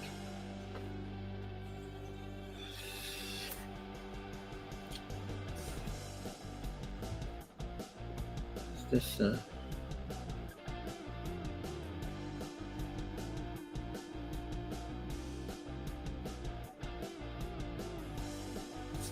Yeah, I refuse to go help clean up a park. Oh yeah? Yeah. I was the painter for the parks department.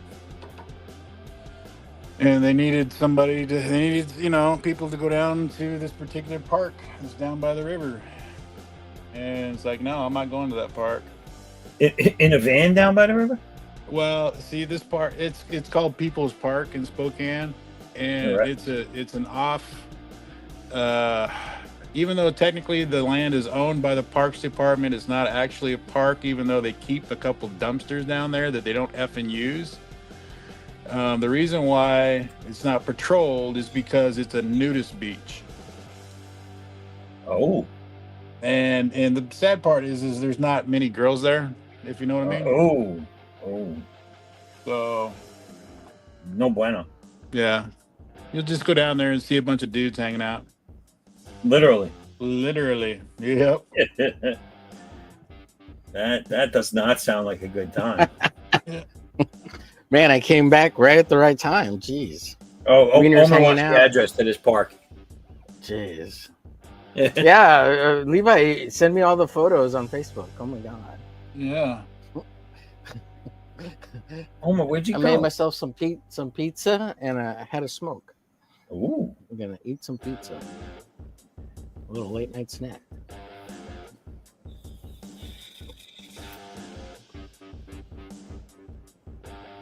Yeah. I don't smoke inside, so.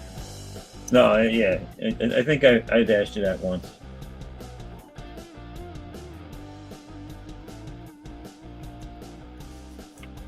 But did you live alone, Omer? Nah, I live with my sister and my nephew.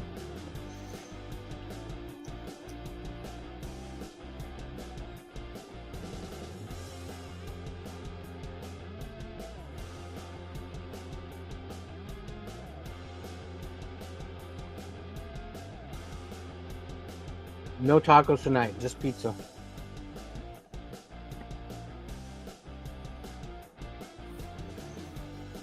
No tacos. Oh yeah, I'm sorry. I didn't see this. And just looked over now. My bad.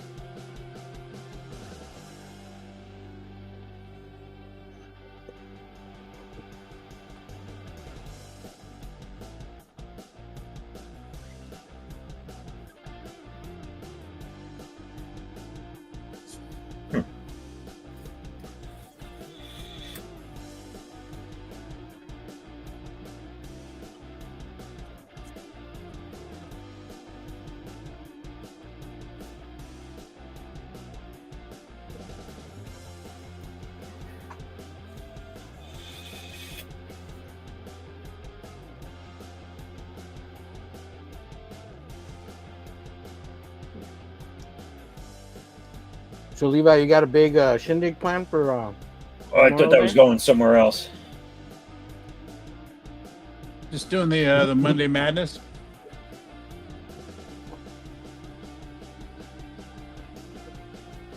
Levi, can we come in Yeah. and help with your launch Yeah. party? You can do what you want. I mean, You I do don't what you know. want. I don't know what kind of help I'll be.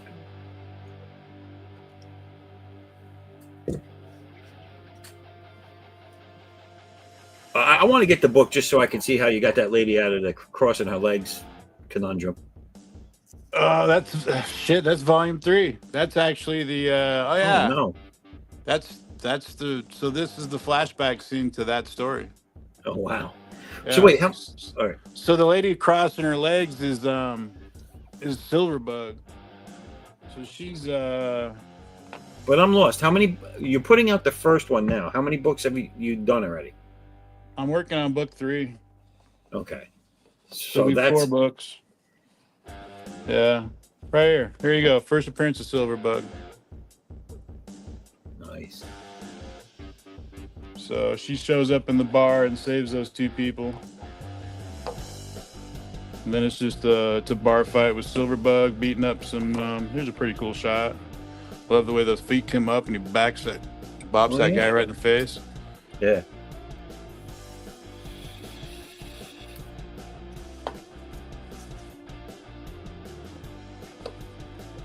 So yeah, it goes. So do all the superheroes take place in flashbacks? Yes and no. Okay. There's a story that takes place in main time I got you. because the park is supposed to protect the people that are in there, and that's what you find out in the first book is something's wrong with the park. It didn't Right. it didn't protect somebody. So, and Rob's probably not in the chat anymore because he's probably wondering whether or not we find Michael still. What? Because that was something that was written into the script because it actually happened to me in real life. I lost my kid at the park one time. My daughter was 3. Oh man. Yeah.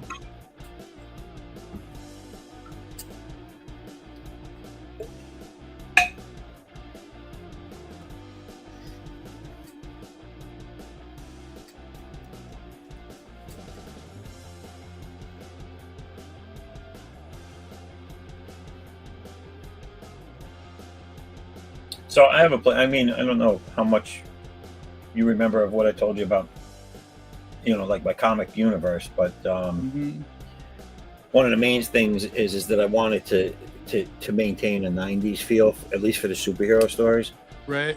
And in doing that, I don't know if you remember Image. Image is like my focal point for a lot of it, but there's a lot of other stuff as well. Right. But there is eventually going to be a crossover. So all my books are 3-parters, per character, but it's an ongoing universe through all of them, and it'll eventually carry you to a 3-parter that are going to be all oversized issues, all 3 of them, and it's going to have a number of the characters in it dealing with an issue, and that issue is like Rob Liefeld had characters like he had Supreme Sacrifice, he had Supreme Prejudice, and Supreme all these things. Like, those were his crossovers annually or every other year, or whatever, however he did it. I can't remember. Right. So I have characters that are these main bad guys, like these crossover worthy bad guys that need them to get together and deal with it. Right. And I can't wait, because now that I'm already drawing the issue 3, and I'm already on to what's going to be the next one and what the backup story is going to be to that and everything like that. So I'm starting to project ahead and try to figure out how that plot's going to start, like how that story is going to start and how it might finish to roll into more stories. Mm-hmm. So I picked the character, but now these characters are what they are and what their powers are and what they're going to do and all that stuff is kind of loosely created already. But the design of the characters was never done.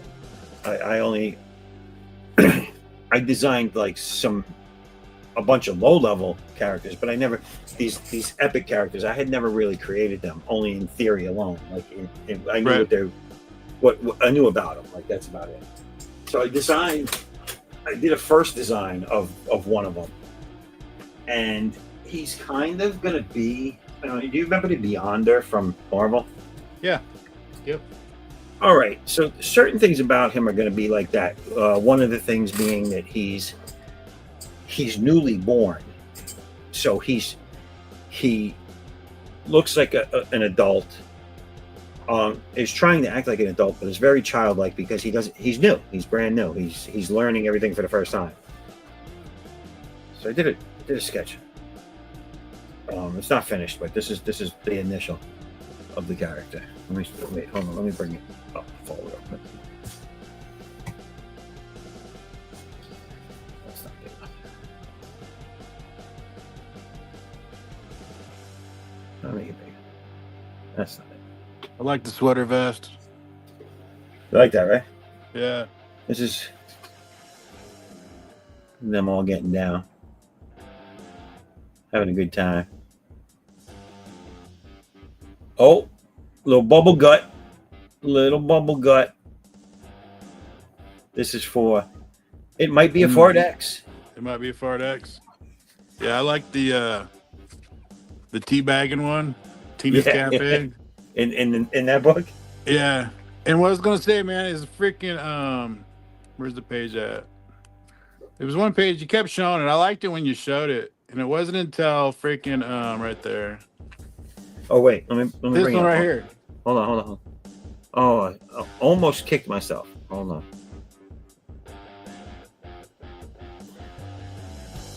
This scene right here. I loved it. Bigger? You kept showing it, and I kept asking you, like, "Hey, is that panel just straight across? Yeah. Is that double page?" It was like, and I didn't even get it until freaking it showed up, and I read it. I'm like, "Wait a minute, dude, this is Terminator."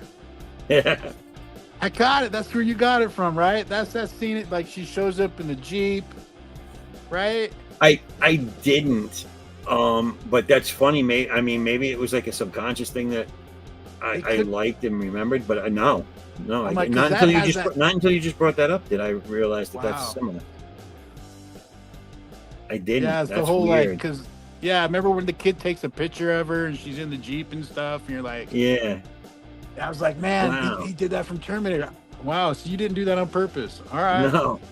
I thought it was a nice little Easter egg. I love finding That's that so kind of weird stuff. though. Like because now that you're saying it, it does look very reminiscent of that.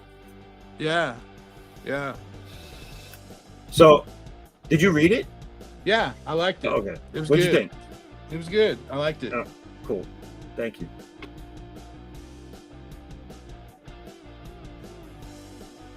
But yeah, so let me show you. I wanted to show you the character I created. Yeah. So, this is going to be the first crossover guy, but you're probably talking about, since I'm doing this all myself, you're probably talking about 2 years out from this. Not this year, not next year, but maybe the year after. Let me back up real quick. So this is the character. A lot of Kirby crackle that's going to be happening. Nice. Coming off that hand. But if you look at his face, the Kirby crackle's on half his face Yeah. and on that forearm. And then he has a cybernetic looking sleeve. No one knows what that's about yet. Right. But then he has an Addicts-esque like belt. That's the belt's fucking bitching, dude. Yeah. And then just regular. But he's standing on the moon with the Earth in the background. So Nice. this will, if I like the way this turns out, that will translate to probably cover A of one of those 3 issues in that crossover. Got you. Hey, since you don't ink your stuff, how you gonna do those stars? Are you gonna let the colorist do it? To do what? The stars. Maybe. Yes, I let the colorist do both colorists, the cover colorist and the interior colorist. I let them do the skies. Gotcha. I just like it. I think it gives certain things. I let them do. I let them do window shine. I let them do skies, and I let them do textures on like the mountains and dirt. Right. Now on certain things I put a little in there, like on the dirt roads and on the ground and on the mountains. I'll put a little in there, but then they do even more with the coloring. And I think what it does is it creates a more realistic environment in the artwork for the characters. Yeah, I got you. Like that little bit of real life mixed in with it.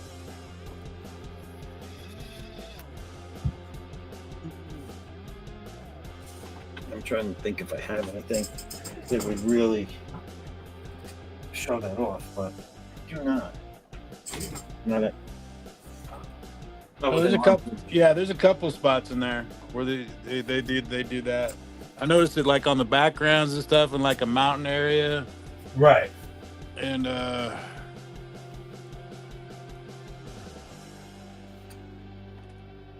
want to say, was it in the Western? Yeah, it was in the Western. That stuff right there. Yeah, the Western one has a. Hold on, let me bring you back on. Yeah, so you see, and even with the shadows, so I'll do all the body and drop shadows on a lot of things. Right. But then on scenery like this, like these drop shadows they put in, which with the horse and the buildings, and I think it just lends to it, you know? Yeah. Yep. But I really like the way she did the lighting on this, like coming up over the back of the steeple, that church steeple, the sun. Yeah, setting. right there. Yeah. Yeah. So I'm really happy with the way she does the coloring. She's amazing and very easy to work with. She did a good job. And that bar scene, it came out better than I thought it was. I liked it where she walking in and you see all the people just turning and looking at her like, who the hell is this? Yeah, stranger in town. Mm-hmm. Always up to the bar. Typical story, you know what I'm saying? Yeah. Yep. Looking for a guy. Oh, he's over there. Who's asking? Yeah, I love this shot too. Yeah. Right through the head. Sploosh. He's like, yeah, I got enough information out of you. Yeah, she's like, thanks, that'll do for now. Jason Pearson. Yeah, I did. I drew that. I did that little like in remembrance thing for him. Mm-hmm.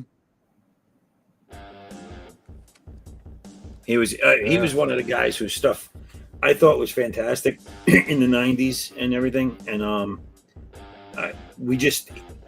me and my friend both liked him, and we were both like, "Yo, we wish he did more stuff." You know what I'm saying? Right. He didn't do. There wasn't a bunch of stuff from him, and that's the only downside. And you always wonder, like, what happened to him? You know, you're like, I don't know what the real story is, but I always got, especially when social media came around and became a big thing, and he had a social media presence. He always seemed like he was battling something internally. Got you. Which is sad, you know. Like, people have demons. yeah. You know, and it makes you realize, like, a lot of the stuff we worry about every day, it just really doesn't. A lot of it doesn't matter. A lot of it's stupid. Right. I mean, and I don't mean what we worry about happening. I mean, like, we make things issues that don't need to be. Like, it's just like, I don't know. When all is said and done, it's not going to matter.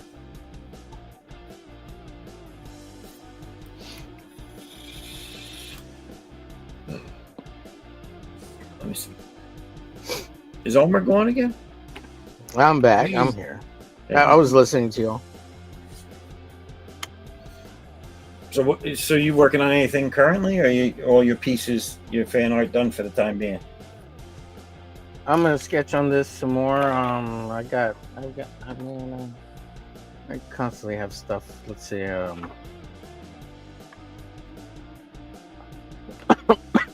Excuse me. I got some stuff laid out here that we need to finish. This was for Hojo's comic. What's it called? The Mythicals. I'm gonna do another character here. Oh, the Mythicals. I know that. Yeah, the Mythicals. Yeah, it's Hojo, right? Or is it Hojo? Yeah, Hojo, I think. Then this is Goblin Girl for Boob Dan Art. Yeah. Dan Plagle. You have to make those boobs 3 times that size. Yeah, it was already taking up a bunch of space of stuff I wanted to draw in there, but the tits are in the way of everything. And it's like all tits, then hips. That's the point. She's got no waist. Yeah, I know. She's got no waist. Yeah, because her tits cover it up constantly, and she's got all this shit on her hair and everything. Oh, we have someone in the back room. Who are Raul? You? What's up, Raul? What it is? Raul and T. And T. We never see T. We never see T. He hides her. We have to always put up with Raul. Raul, photos or it never happened. She's the better of the two, I'm sure. Raul's like, no, I am. I'm the better. No one told me that this annoying music was still on. The music's good. I've been jamming out to it. Oh, yeah? Yeah. I don't know what any of these other tracks are that are in here. It's Rob Wilson's playlist. Feeding the Ducks. No one wants to hear that? Oh, yeah. That one's great. What's this?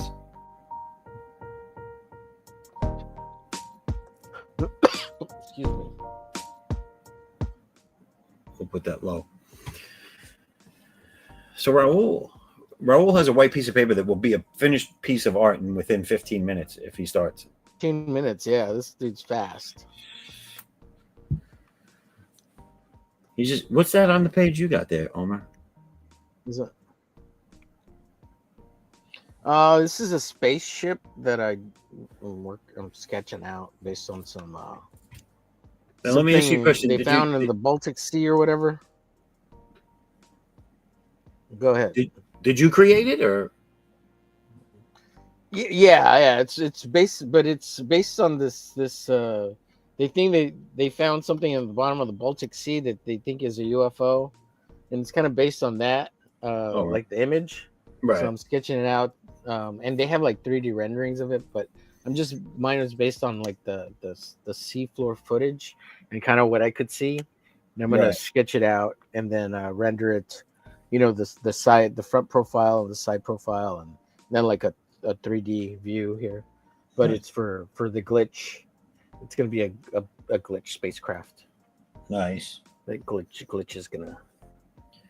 Because I'm going to start creating some spacecraft type stuff and futuristic type stuff for one of my stories that Uh-huh. I plan on doing down the road. And I just want to get the vehicles and the ships hashed out.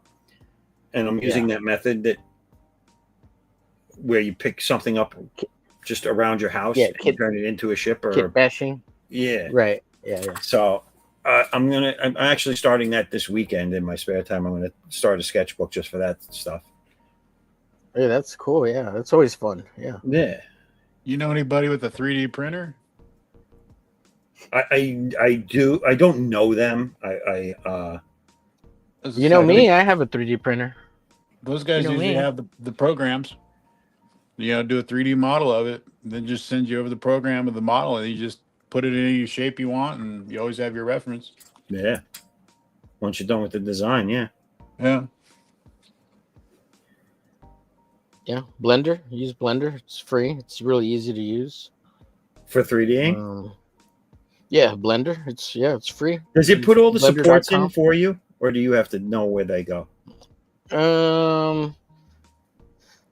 When you're creating the STL file for the program that exports it to the 3D printer, it can create automatic supports for it usually. But a lot of people, because the way they want something to print or something, sometimes will create their own supports. So it can be done either way. Because I heard that's like one of the hardest things to do is like to know where you need to support the thing so it doesn't fucking melt or fall over. No, the program does it by itself. It creates the supports wherever it needs it. All right, cool. You don't have to do that unless you're someone who knows how to 3D print stuff and like has specific parameters that you want to create supports with. Right. Then you can make them yourself, right? It's hard, but it's not that hard. Because I want to create one for my for the last book of this series. I want to create at least one bust of one of the characters to put in a box set for the series. Yeah. And 3D printing is getting so good and so easy that it's almost getting dummy proof. Like the quality and the way things are being printed, it's pretty on point, man. I mean, so like making toys and stuff, because I use it for the pew-pews. I made a couple of pew-pews out of it, and really cool ones too. So like toys and stuff like that for the pew-pews. Oh, pew-pews. Pew-pews. You want to see a toy one? Look, I'll show you one that's not a pew-pew. It's a toy. It's not even finished kind of thing. It's just a shell. But here, I'll show you one. Just give me 1 second. What does that mean? It's just a shell. It's got no guts.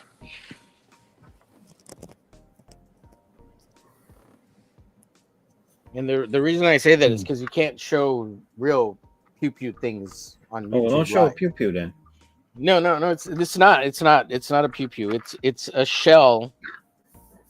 It's just a shell. So it doesn't have anything in it. It's just a piece of plastic. It's a toy. Yeah. It's just a toy. So this is a mock-up for a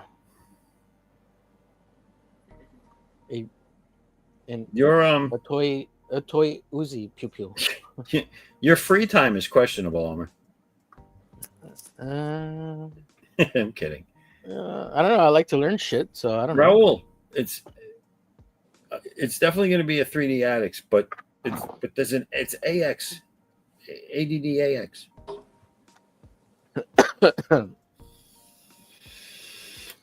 Yeah. And he wants you to make a model of your pee-pee.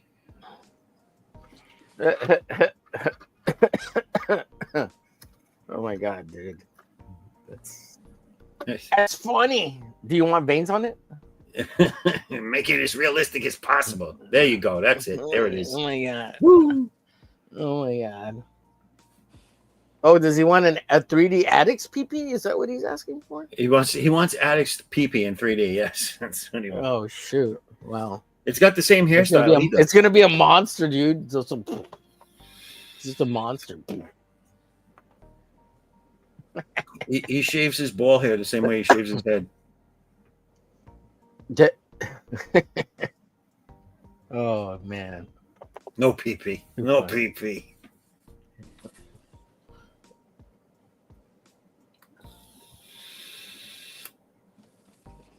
Yeah, too funny.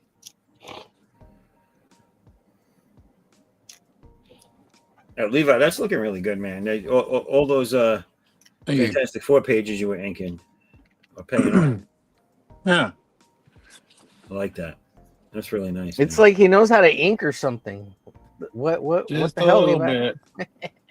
bit. You know what I really like? I like the fact that he went like, okay, so the background, the sky is black, so the silhouetted part of the city is white.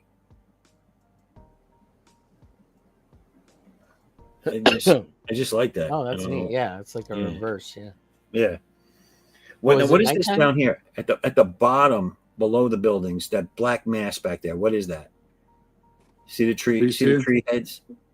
The tops of the trees here above you. Then below the tree heads, there's that black mass in the background. Right here. No, to the right and down. Right at the end of the Right behind the car. Right behind the car. There. behind Yeah. That's a dude walking. No, the black mass. The that negative. I guess it's that, like I don't know how it's to explain rounded. Yeah. Like what is it? Yeah. Right behind above the car. Right above the car. What's that black mass? A It's tree. like a- Is that more trees? No, but you still got to go right a little more. Yeah, right there, above over the car. There's a black silhouette. It's rounded at the top. What is that? Talking about the in between on the buildings right here. No, you're on the wrong side. To the right, right above the car. Right You see here. the little, see the car on the street?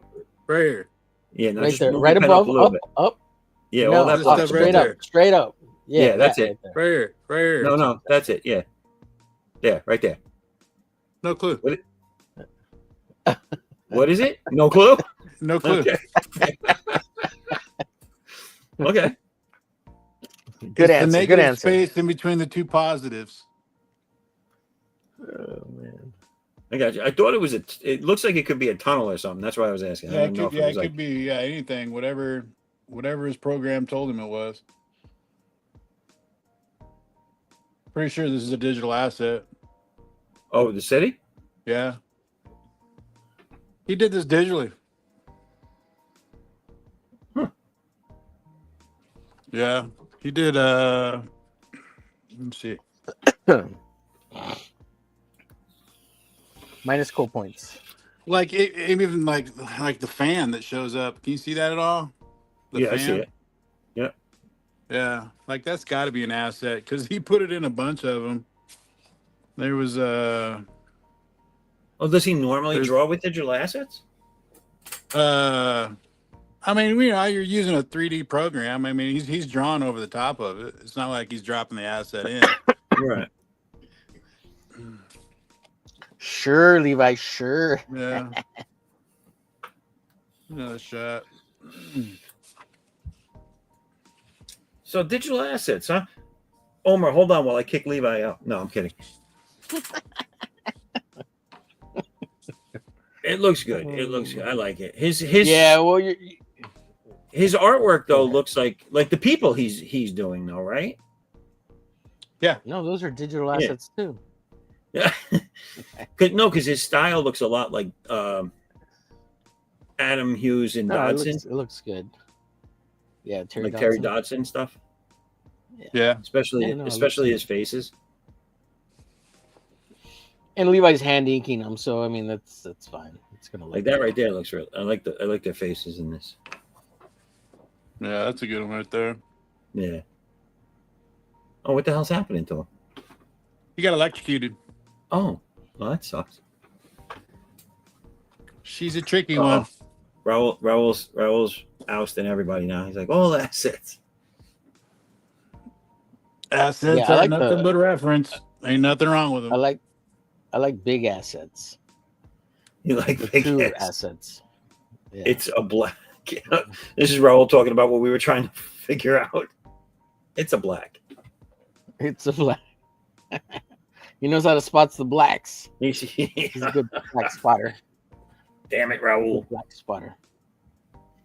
What's up with your mic? Turn on your mic, Raul.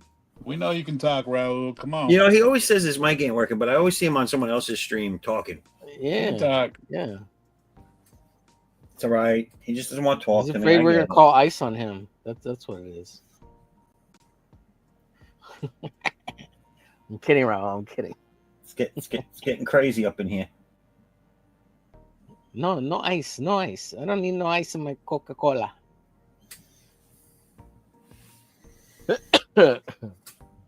Oh, he says he's got tacos in his. He's got tacos in what? In his mouth? In his mouth. Is it a fish Wow. taco or a shrimp taco? What you got some beef tacos? It better Taco be Bell tacos. Raul. It better be tease taco. That wasn't. Oh my goodness. Ice, baby. Yeah. Mm. Beef. He said beef. Back. I'm back. What I meant? Oh, you missed everything, Rob. You missed it all. Oh, we paused the show for you, Rob. This- We're waiting for you to This come is back. more than likely going to be the last show ever. Nah, kidding. But Raul's got beef. Wouldn't surprise me. We're talking about voting machines. Homer showing his pew-pews. I No. bought them for my That girlfriend. was a toy. That was a toy. Listen, Raul, all I know is you said you were eating tacos. They were in your mouth. And I said they should be your girlfriends. I mean, that's all I'm saying.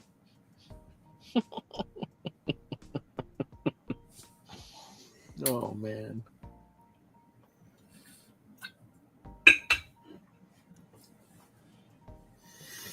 I thought it was. Hey, Rob, are you on patrol today?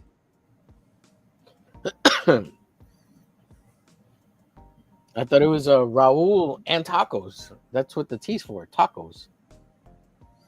That's right. Raul and tacos.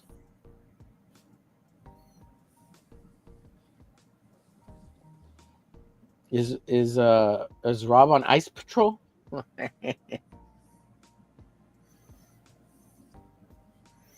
Is that what he's doing? Rob's he- in law enforcement. Does he drive Yeah, around with security guard an or ice plane? I have no clue. He drives around with NWA playing. What are you talking about? Vanilla Imagine ice. being in the desert at night and all of a sudden you hear coming down the road ding ding ding ding ding ding ding ding ding ding ding ding ice baby ding ding ding ding ding Just blasting out of some big speakers. and And you're hiding on a behind the bush freaking and you're like tank. you're hiding behind the bush and you're like back over the wall Oh shit! comes Rob. Back Yeah, on. he's still on. Rob.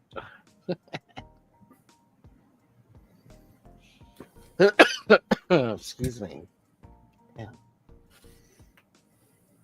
Special mission.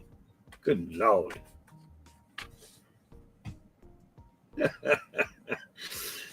See, Rob no longer wants to know what he missed.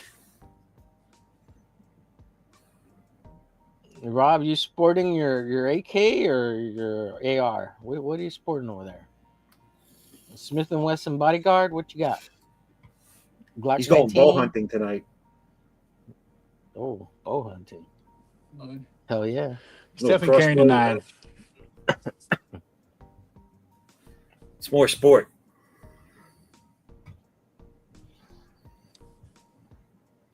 Just wound him in Rob his carries. blood. I think he had to certify his 9, didn't he? Rob, you had to certify through 9 here recently, didn't you? Was that a 9? He had to certify it where? Well, you know it is. You got to keep up on your certifications. You can't just carry a firearm. They test you like once a year, twice a year, whatever the hell it is. But do they test you for each gun? You know, I'm not sure. I Nah, think they you do just for the on one you carry. Yeah. No, He says, I do things. He does things very well. he's an operator. He's Do a not smooth mess with operator. Rob. What's that? Rob's a smooth operator. I said, do not mess with Rob. He's a goon operator. So recently I found out that the word goon, which was applied to a bunch of LARPing pew-pewers, gun YouTubers and stuff, has now been adapted, and it means cooming in certain circles, and gooning means cooming, and it's like, what? Wait, Is gooning means spooning? gooning? No, this is cooming. I'm lost. Yeah, you lost me. Ejaculation. It means ejaculation. If you say gooning, Gooning. Yeah. it's bizarre. Yeah. I was like, what? people are really. So like, you got that character by Eric Powell, the goon, which is now. Oh. Yeah, it's so weird. Like modern language and these kids with their internet terms is so. Omar, Rob's not telling you anything because you're going to get him doxxed and fired, he said. Yeah. Yeah, he works for Border Patrol. He's part of the ICE unit. To whomever is listening, Rob is a good guy. Let him keep his job. We need more people like Rob doing the things that Rob does. More Rob stuff.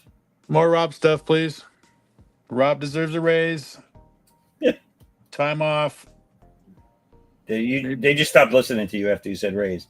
I know. He's getting paid by the Mexican cartels. I thought you were going to say he's getting paid by the Mexican. Like, oh, you got 5 tonight. That's $150. The Mexican cartel. Yeah. He lets them cross whenever they want. Good job, Rob. Good job. Raul shocking the monkey. He's like, I'm going to come. I'm going to come.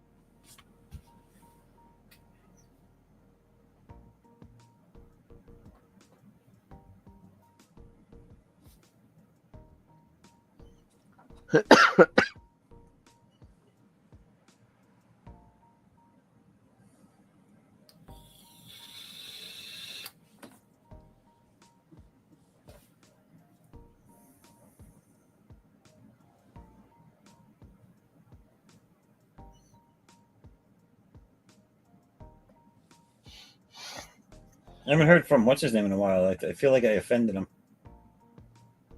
Who? Tank.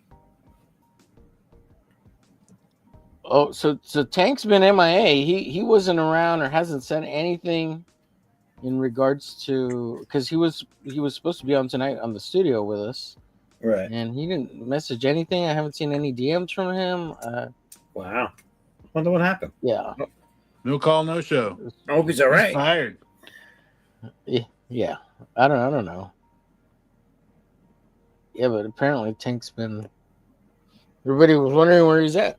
So yeah. I don't know. I don't keep tabs on people. Whatever. I'm assuming it's family stuff. He's doing family stuff. Yeah. And everybody needs breaks. I was just wondering if you heard from him, because I know he was here one week. I talked to him a few times. Well, not talked to him, but responded back and forth a few times through social media, and then he was just gone. Yeah. Maybe he had to get a job. I don't know. Like a real job or something. I don't know. Fucking work. I know he'd been doing I know he's doing some work for James. He's doing for James Lee for Von Steins. I know he's doing some work with Yeah. he's doing some what is it called? Pre-press stuff, getting the files together and stuff for Right. James's book, but maybe he's doing that too. So he got time to play on the internet. Yeah, I still have people help me out with that too because I hate that. I'm not good at it. But it's not that hard. I mean, I No. don't understand why There's people see there's it's so certain hard. things. This is what it is, Omar. There's certain things that even though they're not that hard, when you're doing a million things, they're tedious, and you'd rather not use brain power to do them. I don't know if that makes sense. Like Yeah. it's It a does. It very makes sense. tedious thing Yeah. to do that to set up your files and put everything together. And it's just like when you got a million other things you can be doing that you know how to do better or that you're just is easier for you. Yep. You don't mind outsourcing it to someone to do it rather than sit there and some things are just like it's for me it's one of those things where it's like I know it's not hard to do but sometimes it just jams me up and I get frustrated easily with shit when I know how to do it and it doesn't work for me. So that's one of those things. So I'm like, you know what? If I can find someone to give me a hand, just put the Okay, file. bud. Okay, bud. You know what I'm saying? I know what Yeah. you're saying. Okay. Okay, bud. Okay, bud. That's all. Yeah, I get it. Rob's thanking you for the plug, Levi. Oh, he does. He needs a raise. Come on now. Everyone needs a break from the internet. Too much That's of this true. will crack your brain. Absolutely true.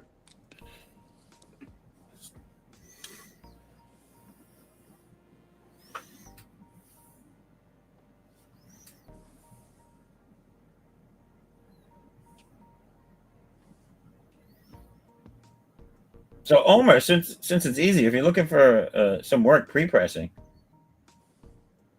Mm-hmm. I can always use a hand. Yeah, man. Whatever you need, I'll help you out. I just don't like doing it. That's what it boils down to. I won't even charge you because it's that easy for me. It's easy. I just need this. What printer you're using so I can get the specifications. That's all. Like But it's where you're still, getting some print because it's whatever specifications they require. You know. well, yeah, and that's the person that's been helping me has done business with most of them that everybody uses and that I use. So it just made it that much easier. Comics Wells or Well, I use Comics Wellspring for my regular books. Yeah. But if I'm doing a hardcover, I'll go to Mix'em, and if I'm doing metals, I'll go to somewhere like Ready or something like that. excuse me. Yeah, it's crazy. I somebody was telling me that one of the places, like I think Comics Wellsprings, if you just have good enough JPEGs, like they'll print your shit out and it looks great. I'm just like, how are they getting that off of a JPEG? Well, Because yeah, JPEG files are usually compressed and stuff, and they have artifacting sometimes, but it just looks so good. The modern day printing is funny just so because good.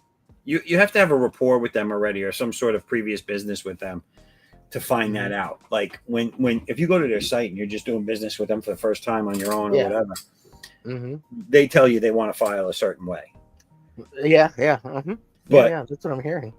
Like I sent them my files for the last book, and 2 of the pages, even though I sent them and they look good on my end, they didn't come out good on their end. I don't know what was going on with it. And they were like, "Yeah, you can just send me the JPEG." They were like, "You can just send you can get degradation." Yeah. Yeah, it's so crazy. I'm like, what? Just send me the JPEGs. JPEGs suck. So I did. I sent them high-res TIFF files. I sent him the two Yeah. JPEGs Yeah, I of hear the you. pages that were messed up, and you can ask Levi. He has the book. You can't tell the difference between any of the pages. Yeah, it's the modern day printing is just so good. Yeah. Like I think they even tweak it to upscale it to make it look even better. It's just yeah. I don't know, But it's real cool. I have to do something here. What is this? What is that? What do I have to do?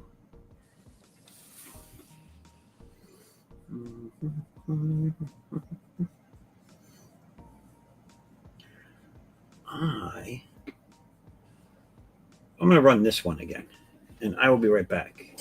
A little intermission. Draining the loop.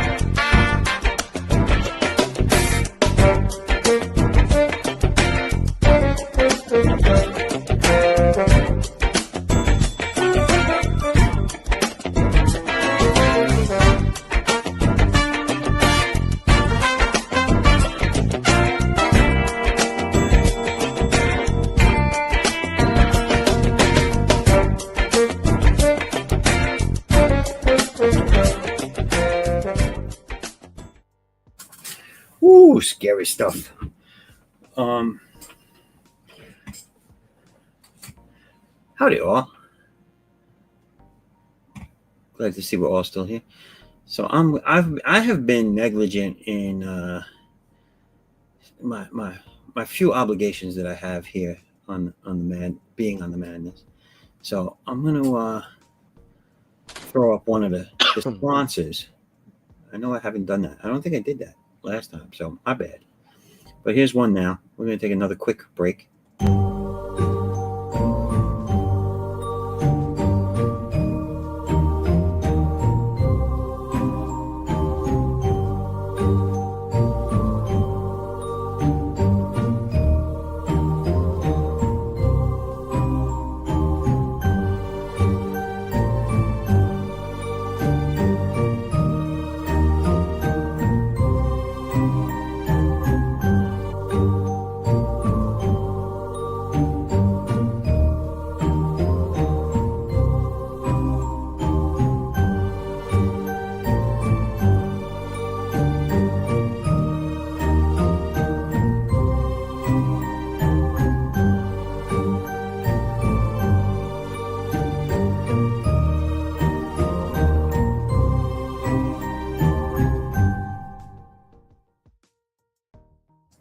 That's right.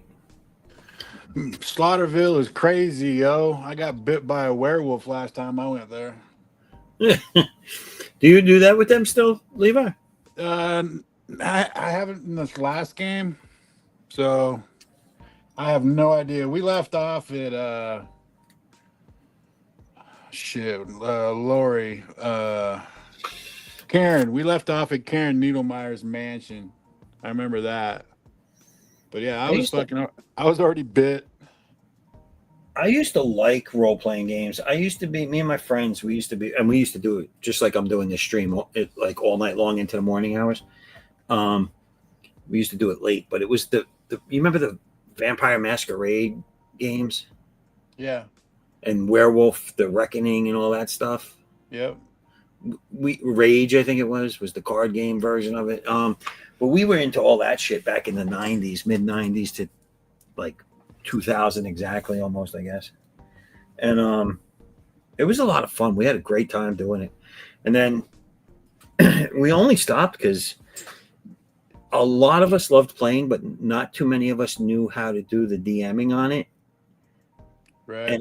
And a guy, Dave, and his wife used to do it, and they used to split the chores. One would do one story, and the other one would do the next. And they moved and fucked up the whole thing. And I mean, I did a couple of stories. This other guy, Jay, that was a good friend of mine. He did a couple, but it kind of like fell apart once the husband and wife team left. So I would like to, it would be nice to have a small group of people that did something like once a week that I could get in on and just relax, Yeah.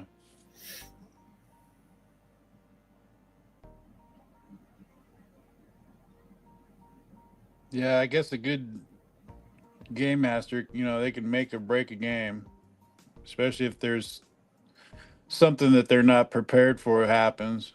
Yeah. Yeah.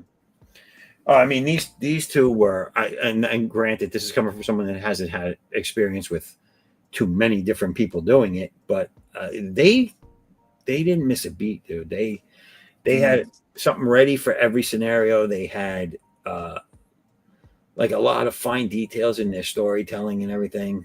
Made you feel Right. like you were where you were supposed to be. You know what I'm saying?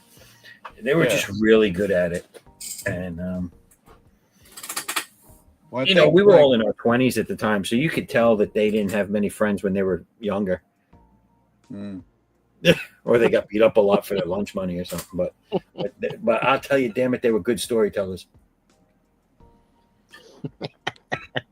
I know in this last one, I think Pops threw Chris for a loop where like everybody went down in the basement and somebody started a fire and it was going to burn the house down. And like Pops was like, "Can I just lock the door?"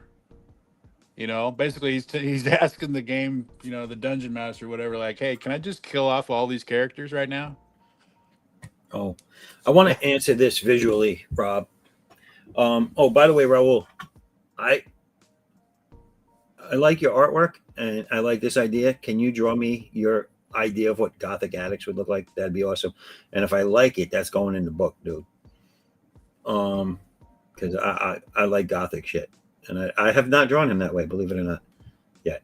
But let's go back to this. What am I reading? I'm not reading anything, but I'll show you what I use because it's quick reference. And I think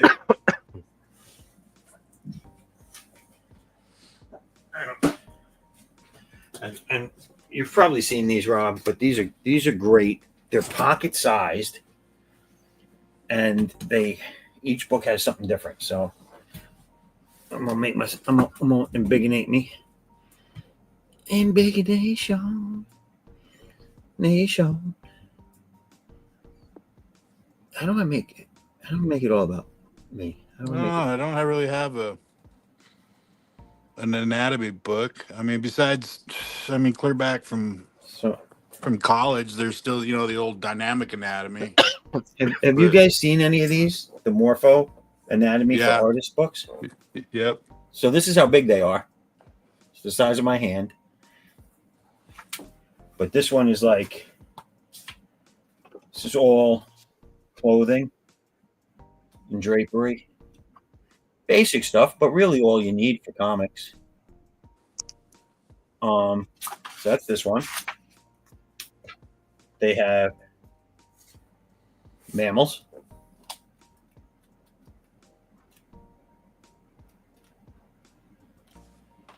Again, very, very good quick referencing. Joints, forms, and muscular functions.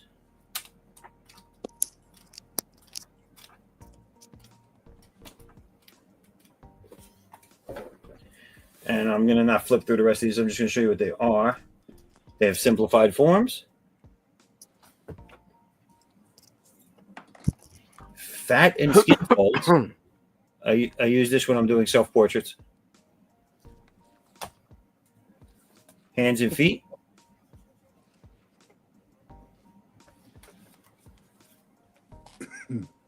Muscled bodies.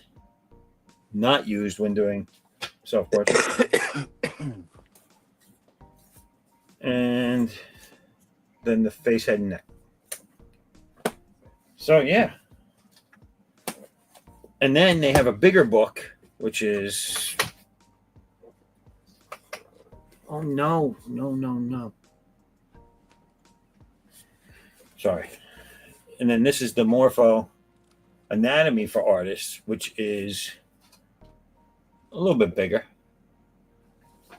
but still travel size. And this has all the stuff in it.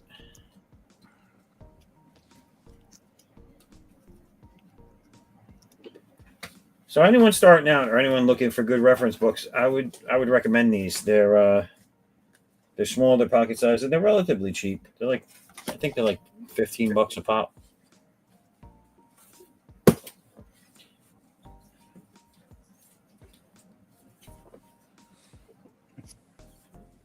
Is Rob asking for anatomy books?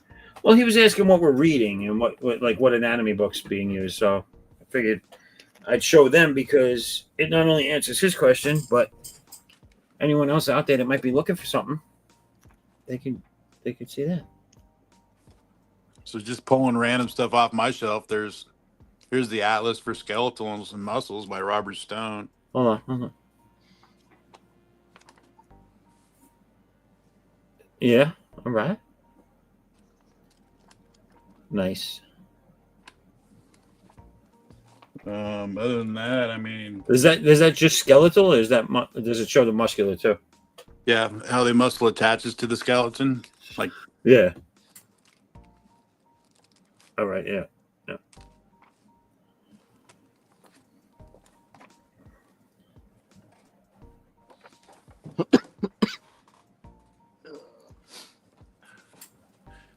I got a bunch of this stuff too. Wait. Hey Rob, what you is got one of that? these? Checklist and field guide. Oh my god.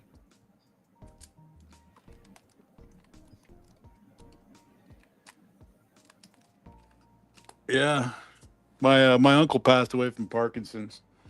He was Oh really?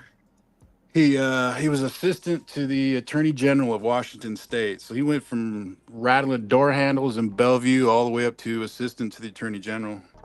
He was a homicide detective in Bellevue. But I ended up with his whole book collection. So there's a You got ton the of detectives. library. Yeah. Homer, you got He even anything worked you on- use? You guys heard Yeah, of the I got stuff to show you. Go Green ahead, River Levi. Killer? Leave us. Helen Keller?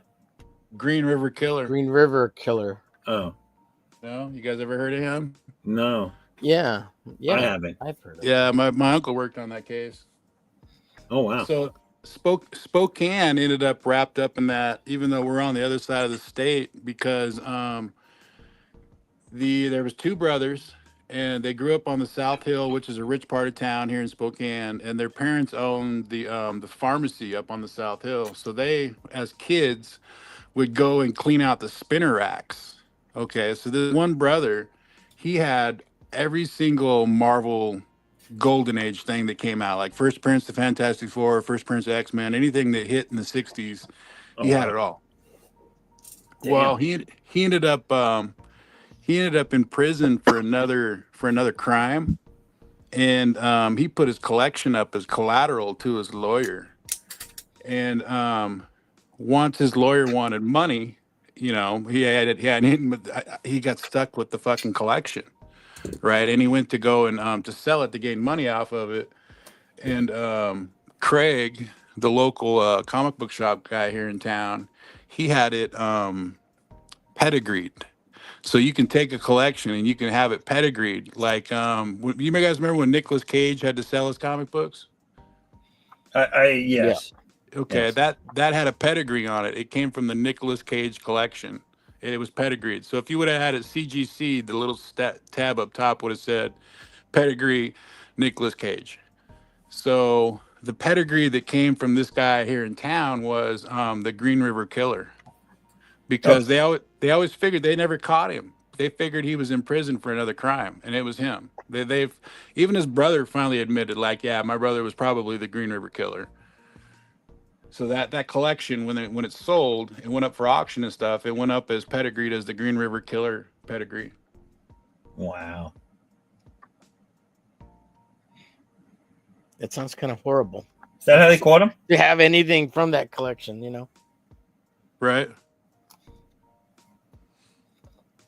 I think he was in. I can't recall what they actually caught him for. But yeah, the Green River Killer was never caught. So, some of these killers and how they actually get caught is very interesting. Like, you have teams of detectives and police trying to find them from different states across the country. Mhm. All this investigation, all this stuff, and then all of a sudden they get caught for using their real name in Walmart. Gotcha. Yeah. Like, Yeah, didn't the Green River Killer get caught with the DNA after the fact, like via DNA, like it could have been recently, like even though it happened a long time ago, they're like, yeah, it was him, like, well they had because some his DNA's in the database and shit, once there was some get into definite prison. copycats that showed up because Yes. what they weren't releasing was the total condition of the bodies and how he left them, and that was the one thing that the copycats weren't doing. Copycats couldn't. Yeah, they had no information to know that he was doing X, Y, and Z to the bodies. Yeah. Rob's right. That would make it for a good movie. Yeah. Raul's also right, I have to say. It is very important for us to go over the fundamentals of eating fruits and veggies. Yes. Eating fruits and veggies? Did I miss something? I think we all missed something, but Rob, it's very important. Fundamentals. I like that view. I got your fundamentals right here, Rob. Look. Shit. Look, it's right here. Here's your anatomy right here. Wait, See hold on. this shit right here? It's the good stuff. See, right here? That's Right fundamental. Here's your anatomy. Here's another one with anatomy on it. And then if you want to get real technical and shit, you go get some of this shit right here. See this guy? You get some of this. That's very nice. And then you get some of this. A little biz. You can get some more of this. Show you a little biz. Yep. You get some of that. And then if you want to go all out, if you want to go all out, you get some of this right here. And then you get some of this. Little Bart Sears. Woo! Yeah, you get some of that right there. You get some of that action. You see that? It's beautiful stuff. I love it. Now you're talking my language. See that right there? Yeah, right there. Yeah. And then who drew that Wild Star card? Here's some more right there. You get some of that right there. Little Jim. See that? Little Jim. Well, you want to get to the Bart Sears in here too, right? That's some pre-sellout Jim you got going on there. Yeah, this is probably Jerry Ordway. He was in this issue. Oh, you guys remember this Mavericks? Man, that was classic. No, I don't. Indie comics. Oh, look, here's some Bart Sears. Some more.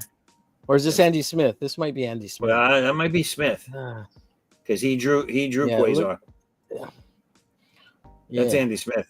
But that's back when he looked more like Bart Sears. It looks like Andy to me. There's a slight difference, and you can tell. When Andy first started, he drew just like Bart. Now he's kind of more of his own person. You can get some of that. A little Sears right there. And then if you can't learn enough from that stuff, you go to the big dog himself and you go get these. That's it, baby. There's all your anatomy right there. I was just gonna whip those out, but I figured you were gonna bring those out. I'm just kidding. Excuse me while I whip this part out. of it, right? And you learn all sorts of good stuff in here. Taught me everything I know. Yeah, look. I remember this in Wizard and just thinking like, oh my God, that's a goddess right there. Even though she's bald. Look at this. It's great. Good stuff. Oh, look at this guy. Do you know how? Look at this guy. Omer, do you know how long I waited for him to reissue all that stuff? No, how long? That took forever. That took almost 30 years. This recently just came out. Like this set almost 30 years for him to redo the last year. He had put it out once before. Right. There's nothing extra. I have the hardbound set of issue number 1. Yeah. This issue. I have 1 and 2. That came out 10 years. Yeah. And then I have this. Came out in 2024. Yeah. But they originally came out in these are basically the things that were put in Wizard. Right. The And then first he one, drew yeah. and then he added a bunch of extra pages and sections to make these books. Uh-huh.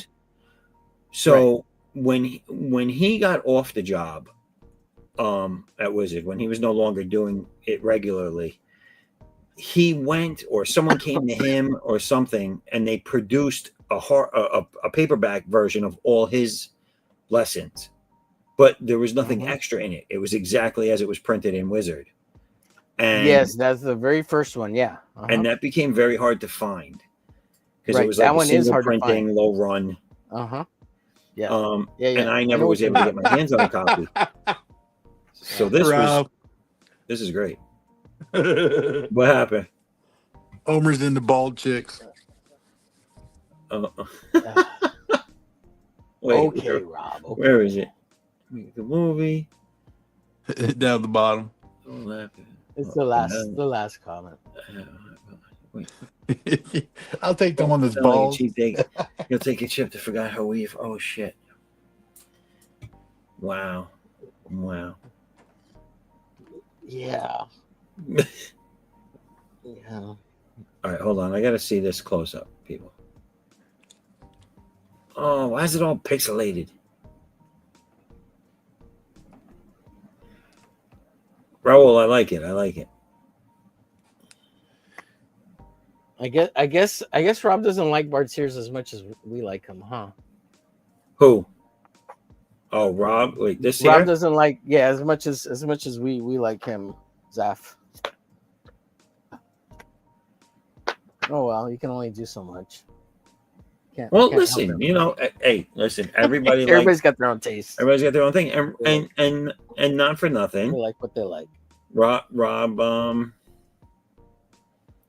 Rob's stuff emulates who he likes, and mine emulates who I like. Yeah, maybe I should have pulled out some Star Trek stuff. That might have helped. Some George Takei. Yeah, some George tickle my George Takei.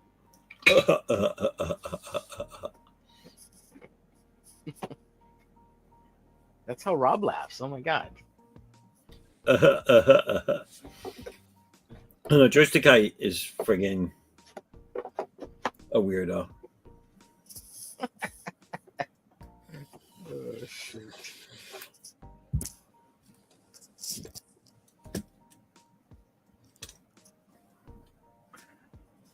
Why did you draw him with gray skin? Does he have gray skin? Is that what he has? Let me stop and let you all get to it. I don't know what the hell you're letting us get to. Hey, we don't know what we're getting to.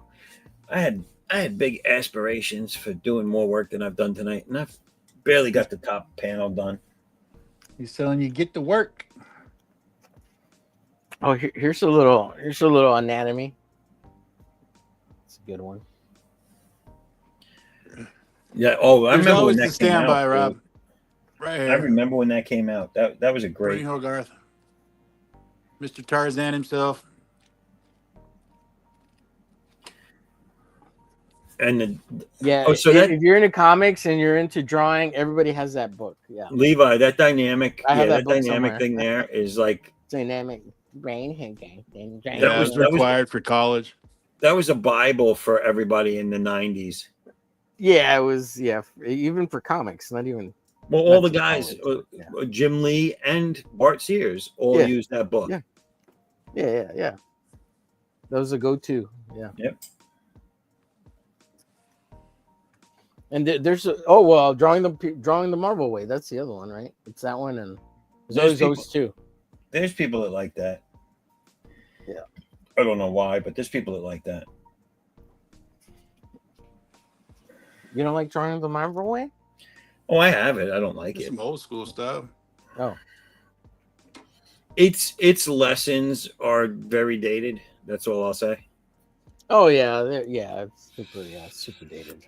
You don't see many people, if any, nowadays using those formulas or those styles, or not to say that they're wrong or bad. That's just right. It's dated. It ain't Image. It ain't no image. It ain't no Bart Sears. The Bart Sears. Ain't too many Bart people Sears. are, but I do Bart like Jim Lee. So Sears. This is another good one.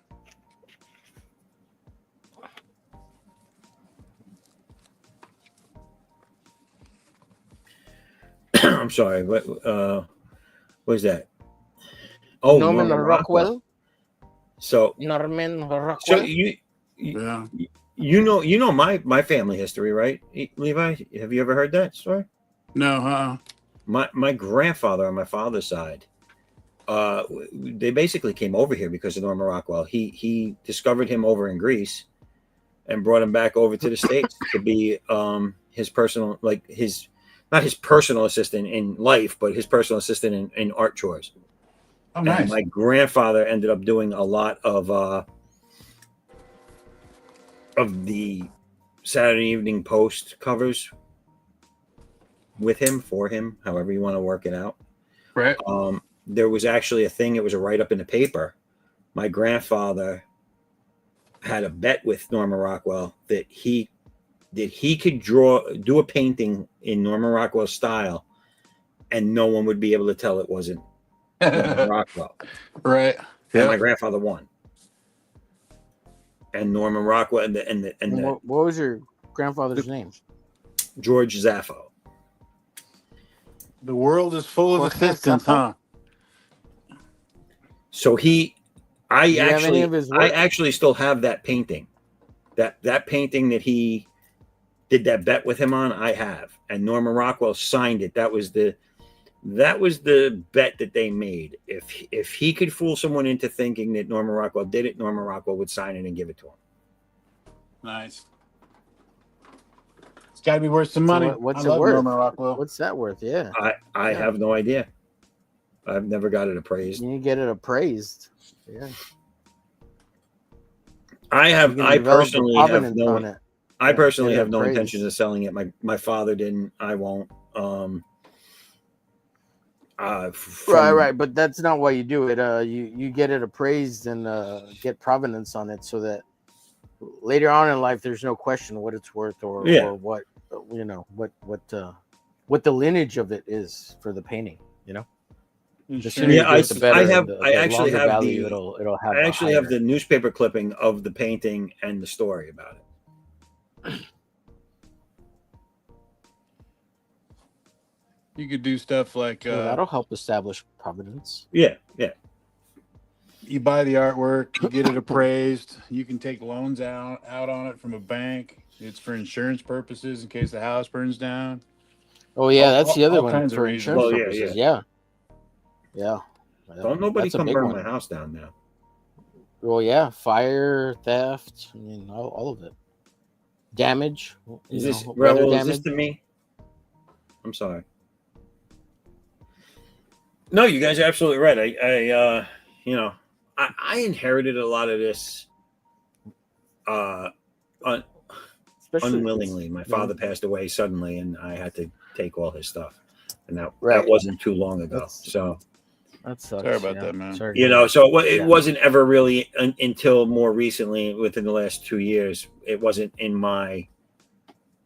up to me to do those things. Oh, this 2 years, yeah. My father had it. So yeah, no, it's on the list of things that needs to get done. I actually sold two of my grandfather did children's books. If you look up George Zaffo, you could probably find a whole bunch of children's books he drew. Okay, I have heard that part. I have heard you say that. Yeah. Yeah. So I sold two of the books. I have all the original art to all the books he made, and I sold two of them. And I had someone who's independently wealthy come and look at the whole collection, and I'm still waiting to hear if they're going to make an offer on it or not. But woulda, coulda, shoulda. Who knows? Nice. You know what I'm saying? Yeah.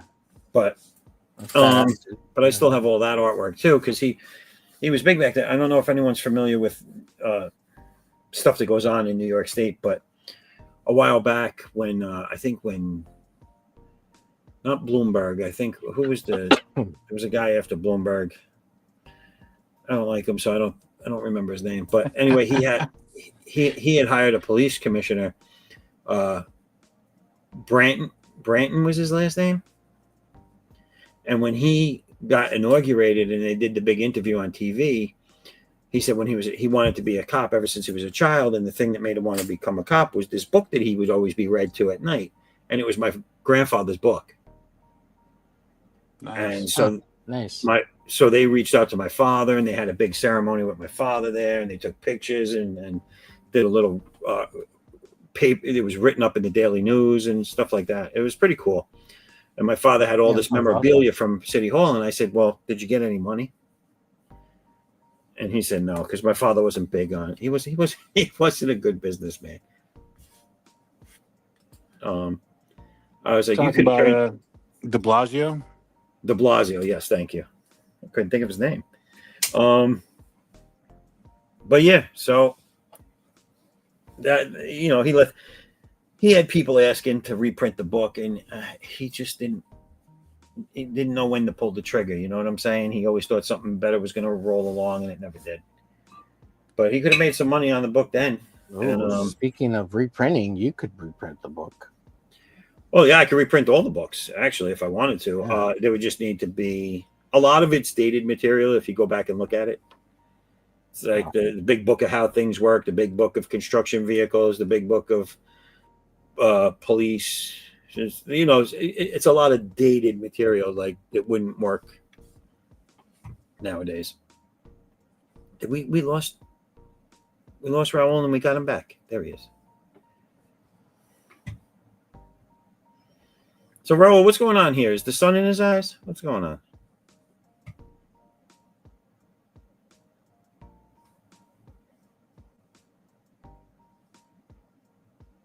And what color is he? Yeah, that's what I was asking. Maybe he just masked it off as a certain color so that he can No, I know. change the color. We'll see when it's done. We'll see when it's done. Yeah. I like the skulls you're doing in the back of your piece. Thanks, sir. That looks cool. Lady Death with some skulls. Gotta have some skulls. I'm trying to fill in the white Yeah, no, the skulls look good. Yeah, you ever get that feeling when you do a character and you're like, oh, it looks really good, and then you're like, but it's on a white sheet of paper. I need to put something around it. Well, I want to do some watercoloring on it afterwards, but I was like, you know what? Instead of just like watercoloring a color, I could draw stuff behind here and kind of make it like a little a comic book, a montage kind of piece, like so I can use it like a portfolio page. So here on this side, I'm gonna do a big close up of her face, real pretty, do some kind of nice, and then here a bunch of skulls, and then here I'm not sure what to put yet, but something related to Lady Death, like so it'll be like 3 panels and then the main figure. That's basically what I'm thinking.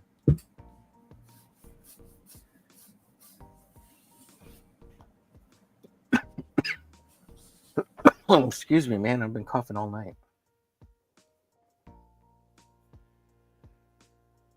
You need to switch up your brand. Yeah. I don't think I've kicked myself out less than twice a night. I fell for that once. I got to get a new mouse, dude. That back, it's like a backspace button or something. It kicks me out, and it's right where my fucking finger rests.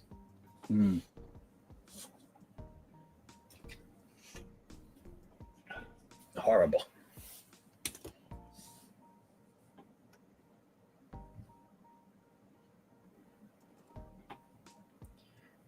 Whiffy.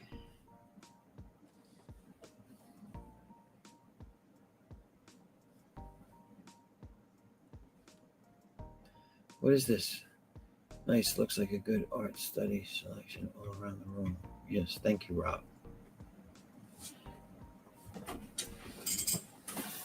Hey, Rob. My other uncle was chief of fire down in Lewiston, Idaho, and his emergency books were way better than my uncle, who was a detective, because it had all the emergencies, like you show up on scene and this, and this has happened, and here's how you fix it. I remember looking through that thing as a kid, And there was one freaked me out about wearing your seatbelt. Like, what if you arrive on the traffic scene, there's been a car accident, and the person has their guts been slit open by the seatbelt. And Awesome. yeah, it's like, oh, that really makes me want to What buckle the up. hell? Yeah, so it would show you how to properly reinsert the intestines back into the body again in order to Oh transport my them to the God. hospital. Yeah, it was a crazy book. How to reinsert the intestines. Yeah, which hey, you think there's no order. They Yeah, literally just really. kind of pour them back in. Just make sure they all fit. Push him back in. Yeah, Get a staple gun. yeah. Damn. He used to have that on his coffee table. Listen, if I was with someone who needed their guts pushed back in, they're dead. Because I'm not doing it. I don't think I could. I think I'd pass out before I fucking got him in. Right.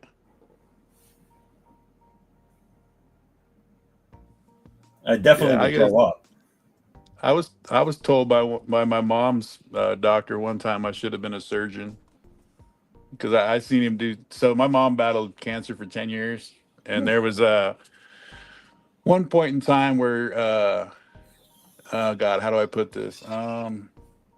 Something on her died and needed to be removed right then and there in the doctor's office. Oh, And something on her?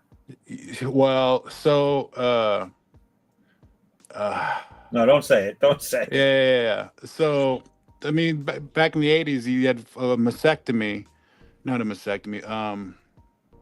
Either way, it had to be cut A off of her. hysterectomy, right? It was a No, hysterectomy. yeah, full, Mhm. complete. So you have a choice Yeah. in the rebuild. Is like they can graft the the areolas end up in the armpits. So you can your choice is you cut them off and have them rebuilt, or the cheaper alternative is to slowly graft them back Oh, over. not a hysterectomy. Yeah. So because they cut a triangle out of your side in order to get the skin to lay flat. So they slowly went when they rebuild it all, they slowly take the areolas out of the armpits and graft them over 1 inch at a time, one surgery at a time. So the surgery happened on a Friday. By Monday, we were back in again because it had turned charcoal black and needed to be removed like now. Oh And my he, God. he he turns to me. He turns to me in the room and he says, "You pass out. I'm leaving you on the floor." So because I was my mom's driver, it's like I learned to drive it like when I was 12, so I could drive her home from surgeries. Mastectomy. I think that's what those are called. I think that's for the guy, isn't it? Hysterectomy is for the girl. Yeah. No, hysterectomy is when you get your baby parts taken out of the All woman. right. That's when they take out Yeah. Either way, it's when they. the Yeah. uterus. Yeah. Okay. Either And way. a mastectomy, that's when they take out the boobs. Yeah. So she had back in the '80s, they did it full. So they just removed everything. Oh, okay. So and they cut Yeah. a triangle out on the female side. They cut a triangle out of the skin and remove it in order for the skin, so that way they can stretch the skin over, and it'll lay flat. And then that's how they start the reconstruction. Yeah. So either way, he took an X-Acto blade. He went around it. He pulled it up, took some scissors, and cut it right off, and threw it in the garbage. He turned around, and looked at me, took his gloves off, and says, "You need to be a surgeon." Because you were still standing? Because I was still standing there. Yeah.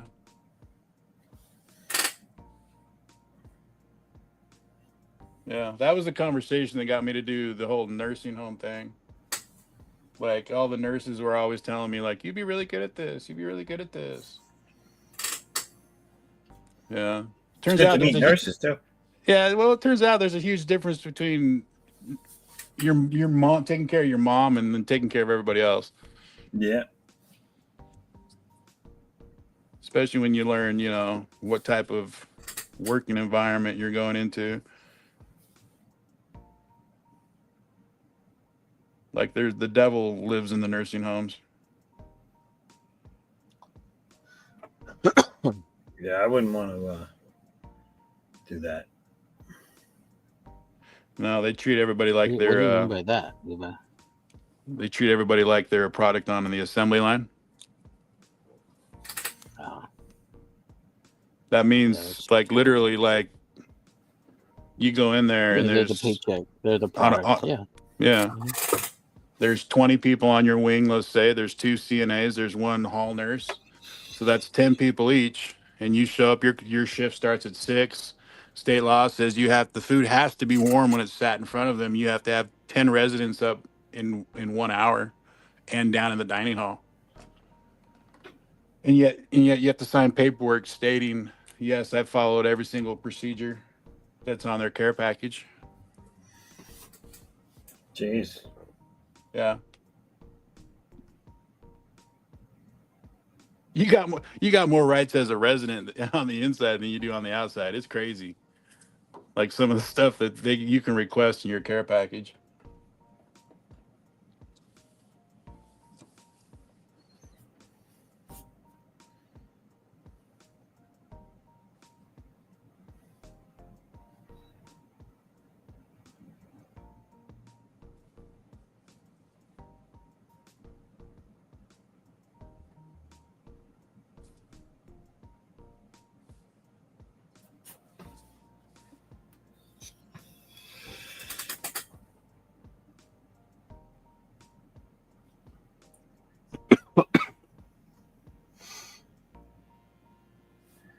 Well, hysterectomies and tucking guts really put a damper on this conversation. No, get it out.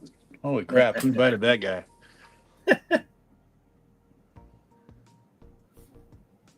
Omer, send me What do you need? send me a picture of of Glitch, like a full body of him.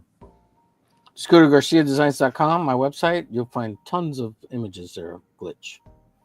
All right. I want to do a picture. I'll Bartiz them all up for you. Yeah. Oh man, that'd be pretty rad. So I do a new show on Monday nights called Monday Night Draws with Omer Glitch, and we study David Finch. But at some point, we're gonna go over the Bart Sears books, at least some of them, not all of it, right? Because I don't want to like give out his stuff, right? It's not. And basically, what I do is I take we're currently going through this book right now, which is the David Finch. Now we're not associated with David Finch in any way, shape, or form. Let me say that. But we're going over this David Finch book. It's the first season of Monday Night Draws, and since he's been on hiatus, I've been thinking about doing the show to fill in a hole, right? Because he's not doing Monday Night Draws. So I basically take one of the images in this book, and then we try to recreate it. And so, like on this one, this is a Wolverine Wonder Woman piece by David Finch, and this is my Glitch and fortune cookie piece based on that artwork there. So that came out really good, Omer. Yeah, thank you. I mean, it's a good teacher, right? David Finch. His stuff is great. Who better? Do you have his Ascension No, stuff? I mean, yeah, I do. Yeah, but that stuff's not as it's cool, but it's not as good as the new stuff because it's got lots of problems. The Ascension stuff, like, and the proportions are off and things like that. But it's real cool stuff. Like, don't get me wrong, I love the Ascension stuff. One of the good things I liked about compared Ascension to what he draws now, he's super solid. What I liked about his Ascension stuff was his backgrounds. His scenery was really great. Oh yeah. He was, but he was getting a lot of help on the backgrounds. A lot of help. And so this is one of his characters, which is supposed to be like a Batman barbarian character, and it's based on this piece here, this piece right here. Oh yeah, there. And just trying to learn how he's doing textures and stuff, and then this chick right here, and then this guy right here. So, but yeah, we're gonna me and my buddy. Have you reached out to Finch himself? I mean, I'm sure he'd be like.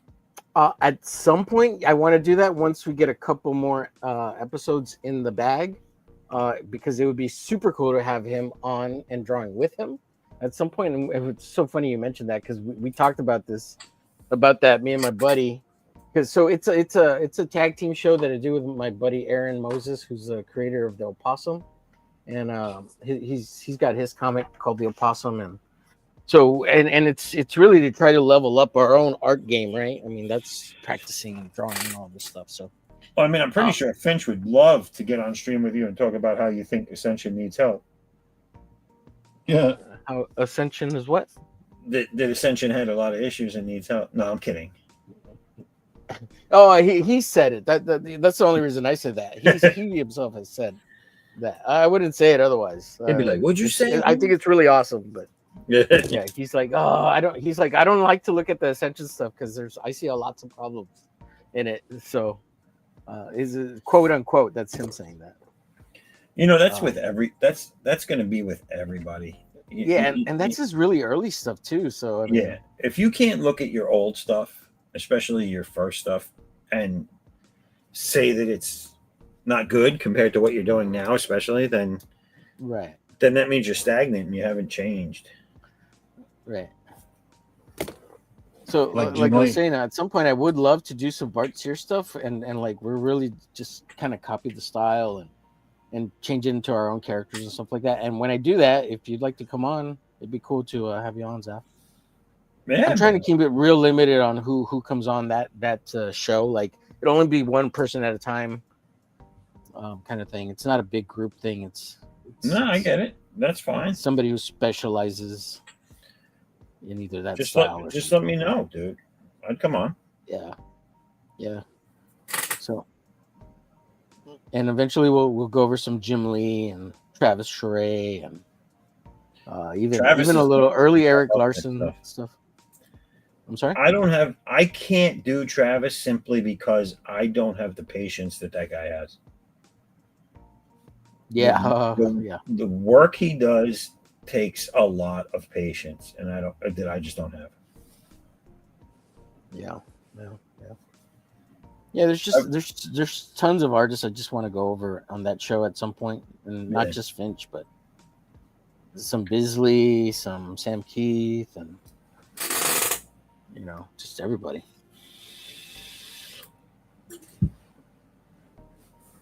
But in the end, I'm just trying to fill some holes, if you know what I mean. I mean, what's his name has a great comic book style, and I think he's highly underrated. Adam Kubert. I like Adam's stuff. I like Andy better. Yeah? Yeah, I like Andy's stuff better. But yeah, I mean, he's good too. Like, I'm not saying no, I just think it has a something about it. Yeah, it's good stuff too. Like, absolutely. Adam's got better anatomy than Andy. Yeah. Andy's more dynamic. You I think especially that's tell what it that is. when he was breaking in on the X-Men issues when he was real young. I mean, he had all the dynamic stuff down, but Adam was kicking his ass on anatomy. And I think that comes from the fact that he was drawing those anatomy, like he was working for not the hospital, but he was drawing body parts in those anatomy books. Adam was. Yeah. I think that might be why I like him, because I mean, my anatomy isn't perfect, but I've always been an anatomy guy. I like people that do really good anatomy in their artwork. And the reason why I like Travis, because you don't see a lot of the anatomy in his artwork, because a lot of his stuff looks he has the ability to make something look realistic, but cartoony at the same time. And I don't see too many people able to do that. Like hyper detailed, hyper realistic. Travis designs the page. He doesn't just draw a page. He designs a page. Oh yeah, and that's what makes him look so different than everybody else. Like it's just really amazing. Like no one else does what he does. There's nobody else does what he does. There's not a similar artist out there. There's no one that mimics him. There's people that might mimic the way he drew back before, but they don't mimic his current style. Like, when he was drawing like Jim Lee. Yeah. His attempt at Jim Lee. Yeah. Well, even that was good though. Like when he did Dark Star. Oh yeah, it was good. That was good style. Yeah. He already had the makings of the faces that he uses now, because His Yes. eyes and Yeah. his lips looked realistic compared to Jim's. And Right. I was like, wow, man. Oh, Raul, you're back. I'm sorry, man. I wasn't looking at the screen, dude. I'm sorry. Do you keep kicking yourself or what? I didn't kick you. He's trying to get the mic to work. I didn't get. He said he got kicked, but I didn't kick you.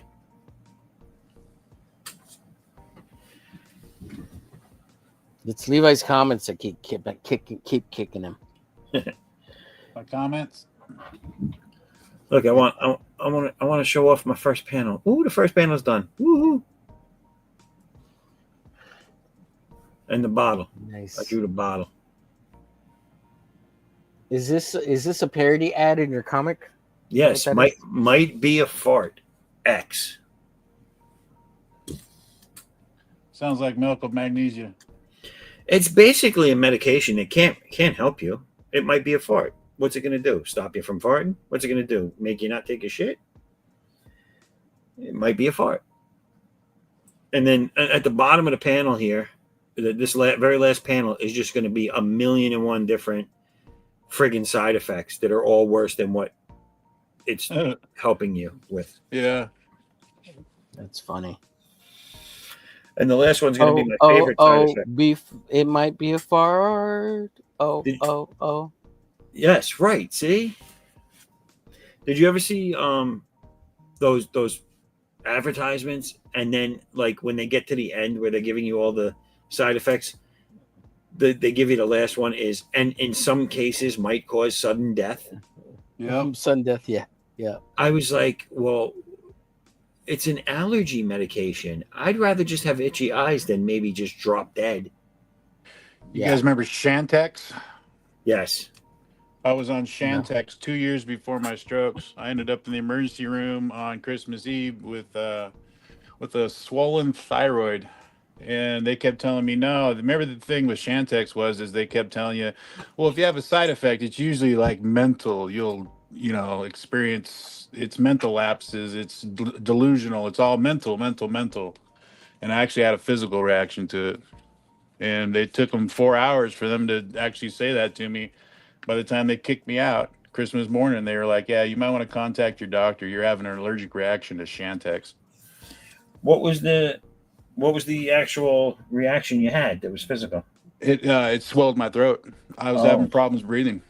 I couldn't reach, like you know how it is when you get to the point where you can't catch your breath? Yeah. Yeah, I was having that. Like you can't reach the top end. Like you can fill up the bottom part of your lungs, but the top end was like my neck had swollen. Man. Like literally literal allergic reaction to it. Like you were having Yeah, and I had just upped my dosage that week. Like you start off on that lower dosage, and then you go to the second dosage. I had literally just started my second dosage 5 days earlier. Damn. Yep. And the shitty part is when I went into the doctor, I was wanting the physical for high blood pressure, and he's like, "No, you just need to quit smoking. Here, take this." He didn't prescribe me blood pressure medicine. He's fucking prescribed me Shantex to quit smoking. Wasn't there with Shantex? Wasn't there, or however you say it? I can't say it. Yeah, they got sued off the market because it's been proven to cause cancer. I was just gonna say, wasn't there one of those class action suits against them? Yeah, $1 billion lawsuit. Yeah, Pfizer is the manufacturer. Oh, shocking. So were you a part of the lawsuit? Did you get something out of it, or you? No. Oh, now, Levi, like you sound like you've been dealt a kind of shitty hand in life with all these health problems and family. I didn't have any health problems at all until that point. I'd never broke a bone. I'd never been sick. I'd never been anything. So is all this happening because of that bullshit, or what the hell, dude? Like, I mean, well, I had the injured back. And that's just because I was working. It's like an idiot. And Shantex. I mean, okay. I have a swollen throat, right? And then 2 years later, I have a chiropractic adjustment to my neck, which causes 3 strokes. So, and they tell you that's a secondary that's a secondary accident where it's not the chiropractor's fault. You've had an injury to your neck at some point in time in your arteries, and they've caused a stretch mark. And the secondary injury, when the chiropractor adjusts your neck, he twists too hard on those veins, and the skin tag flakes loose. So you're making my back hurt just talking about it, dude. Sounds. Go ahead. Sorry. yeah. So that's what happened. I had injured my neck sometime previously in my life. And like I said, it just so happened 2 years previously, I had been in the hospital with a swollen neck because of Shantex. Oh my god, dude. But, good luck, dude. I mean, good luck suing everybody. Oh yeah. I mean, yeah. it takes money. Yeah. People don't realize you're broke as fuck for 2 years. You get medically fucking you're screwed for 2 years. You ain't doing nothing. Right. Yeah, and the little guy never wins, right? I mean, that fucking sucks. Yeah. I know what you mean, man. I just and I know parts of the story because you've told me, but I don't think I think you mentioned the Chantix once, but I don't think I got the full story. So, yeah. It just sounds terrible. Raul got kicked again, by the way. He's getting tired of my stories. stories. Sometimes he has problems connecting and all that. That's why his mic doesn't work. That's at least from what I understand. So he told me otherwise the other day, but then like right now he's got all these problems connecting. So sorry, go ahead, Levi. Well, doesn't he live like in BFE? Oh, I don't know. I don't know about that. Am I thinking somebody else? Maybe I'm thinking somebody else. It might be him. It might be him. I would answer that, but I don't know what that means. I'm thinking of Mad Overlord. Butt fuck. BF. Butt fuck Egypt. Butt fuck nowhere. Yeah. Oh, gotcha. Yeah, butt fuck Egypt. Yeah. Well, I know where that is. Yeah, you've seen it on her body before,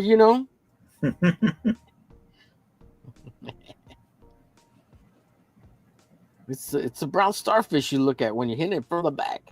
Woo! It winks at you.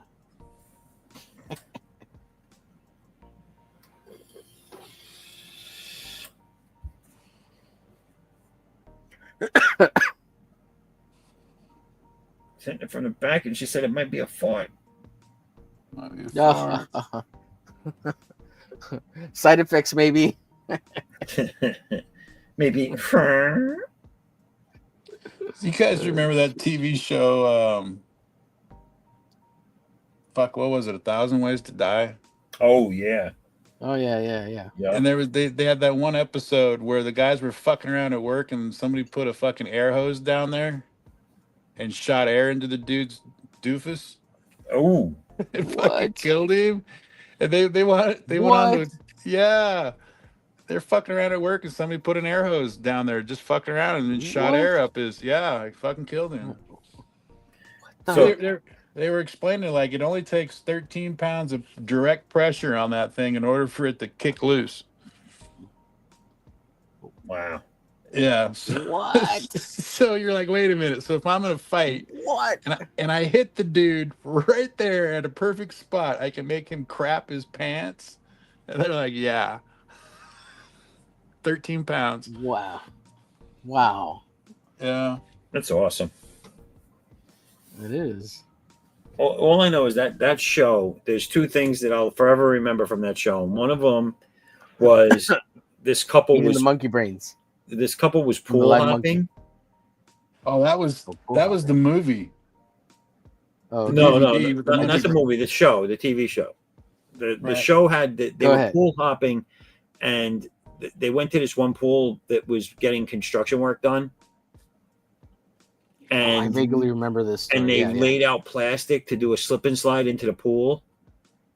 And there was a nail or something under it, and the guy slid and gutted himself. Got him? Yeah. And I was like, oh, that was disgusting. And what was the other one? There was another one. Fuck, I just had it. I can't remember it. Don't get old. The only one I remember is the monkey. That's the main one I remember. Where they're that was from the brains movie out of the monkey. Yeah. Yeah. but that's part of the series, right? It's part of that whole Yeah. 1,000 Ways to Die or whatever, or 100 Ways or whatever. Well, the show became 1,001 Ways to Die. I had to plug my Right. phone in. Can you guys still hear me? Yeah. Yes. Okay. I wish I could remember the other one because the other one was even worse. But it was just like. Did you guys watch the original series that Omer's talking about? Did you guys watch all of those? Like Well, how wasn't they that had called the Faces? host? Wasn't that called Faces of Oh, Death? that's Faces Faces of of Death. Death. That's what That's it was right. called. That's right. The 1,000 Ways to Die. That was a TV show, right? Yeah. Right. And then Faces Right, of and it Death wasn't as was graphic as Faces of Death. No. that. Yeah. Because the Faces of Death had like the beheadings and Yep. the monkeys, like I was saying, and Yeah.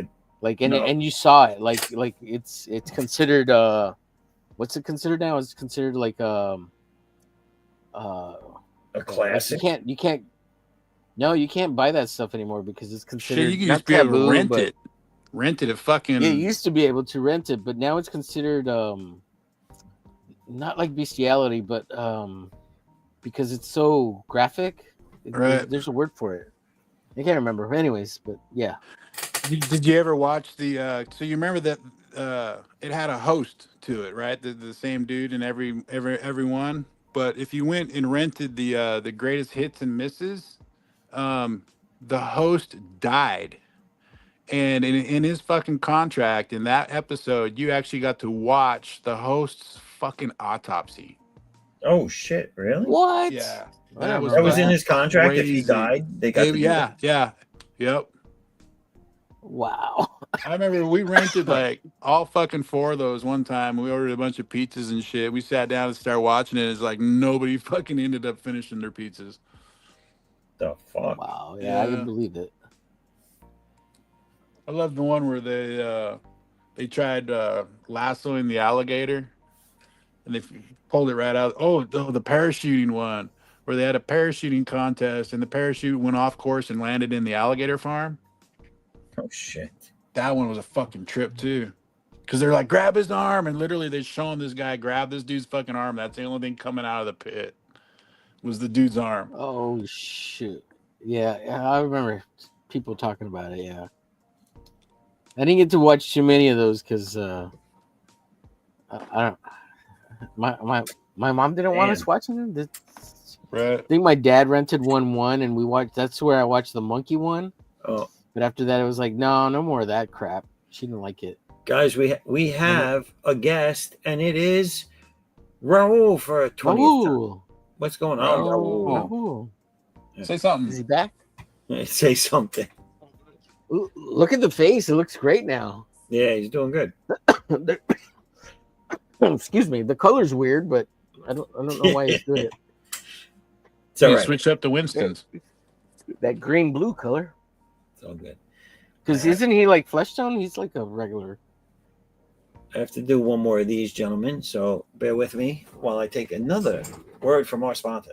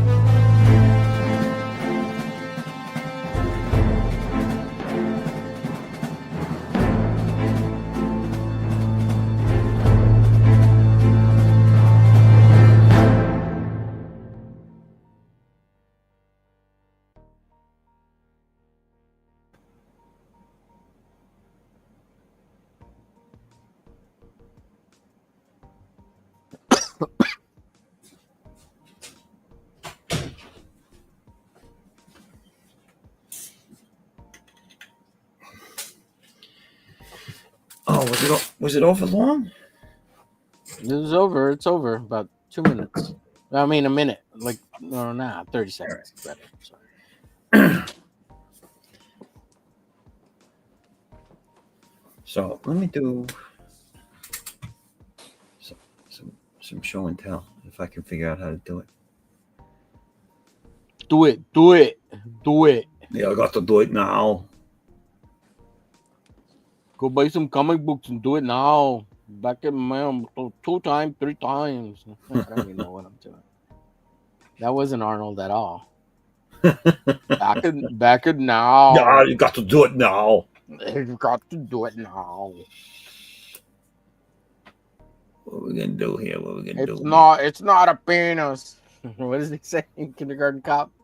All right, so everybody, go in. Duma.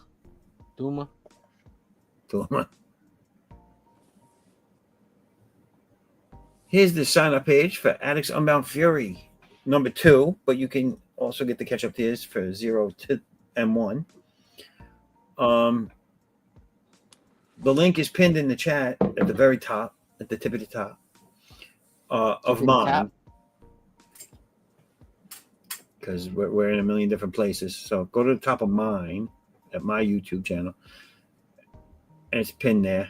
But yeah, go sign up now. If you sign up, you'll get an exclusive print that's just for signing up once you back it as well. And it'll be in with your rewards when you receive them. It's also the same for Kickstarter, which is also in also don't forget, you go to Foresight #1.com. That's it. To find all his stuff as well. We'll just drop that right here. How about that? I'm gonna put that in here. Here, I'll drop the link for you.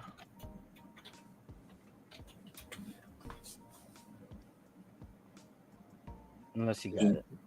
You drop it like it's hot? Oh, there we go. Oh, somebody's on top of it over there. That's me. On Twitch? Is that you on Twitch? Well, when I do it from here, from the studio, it goes to everything. It goes everywhere. Yeah. Hell yeah. Awesome, dude. So you go there, and it's the 2 sign-up links are there. But sign up for it. Help a brother out, and you'll like it, too. This message has been endorsed by Levi Skeen. By me.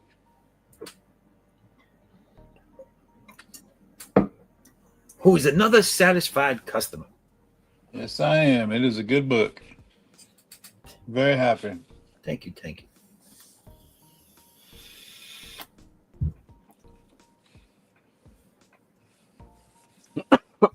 Excuse me. The only thing that seems to be taking me forever to get are the metal cover books.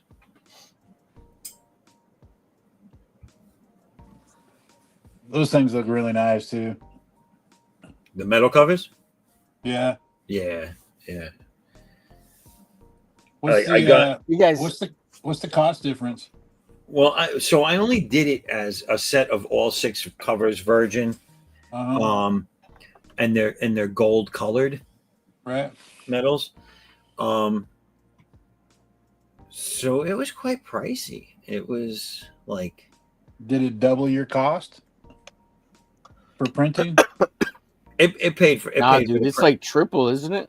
It paid for the printing. It paid for itself. It's but I had to ask what I did. It was $229 for the set of 6. Gotcha. So, hey, I got a question for you guys, business related. So if you don't want to give out prices, I understand. But are you guys looking into like what the cost is of like offset printing versus like the small in demand printing that you're doing via like short runs? Like if you're printing under 500 copies, like are you looking to see what the overall cost is for say 1,000 copies or 1,200 copies? Because it could be a difference of like $100 to $200. It's not something you guys are looking at or not. Just curious. Like I'm not in a situation where that's like if I'm doing 4 orders, and I'm not talking about buying I'm not talking about buying extra for conventions or anything. If I'm talking about 4 orders, I have to do the small numbers because it's cheaper What's an by order far. entail? What's an order entail? Like 25 copies, 100 copies? What do you mean by order? Mine usually are in the 50 park. Okay, 50 copies. Right. Gotcha. Of each. Well, Right. it'll be I 50. gotcha. It'll be 50 of the main, whatever's selling the most. It'll be 50 of those, and then 25 of everything else. My overall copy count is usually up in like under 200. Like 2,000 copies. 200 copies. Yeah, I know. I'm not a person that goes up into the thousands yet. So offset printing wouldn't help me. So you're basically just doing like you're printing 200 with a 4-page change, Right. basically. Yeah. Like the company that RJ goes with, they don't charge you for a page change within the first 90 days. You talking about for covers? Yeah. Yeah, I don't get charged for those either. Yeah. I could put so like if they said a minimum order is 50, let's say, just for argument's sake, and I wanted 25 of one cover, 25 of the other, that's fine as long as I put in the notes 50. Yeah. how many I want of each.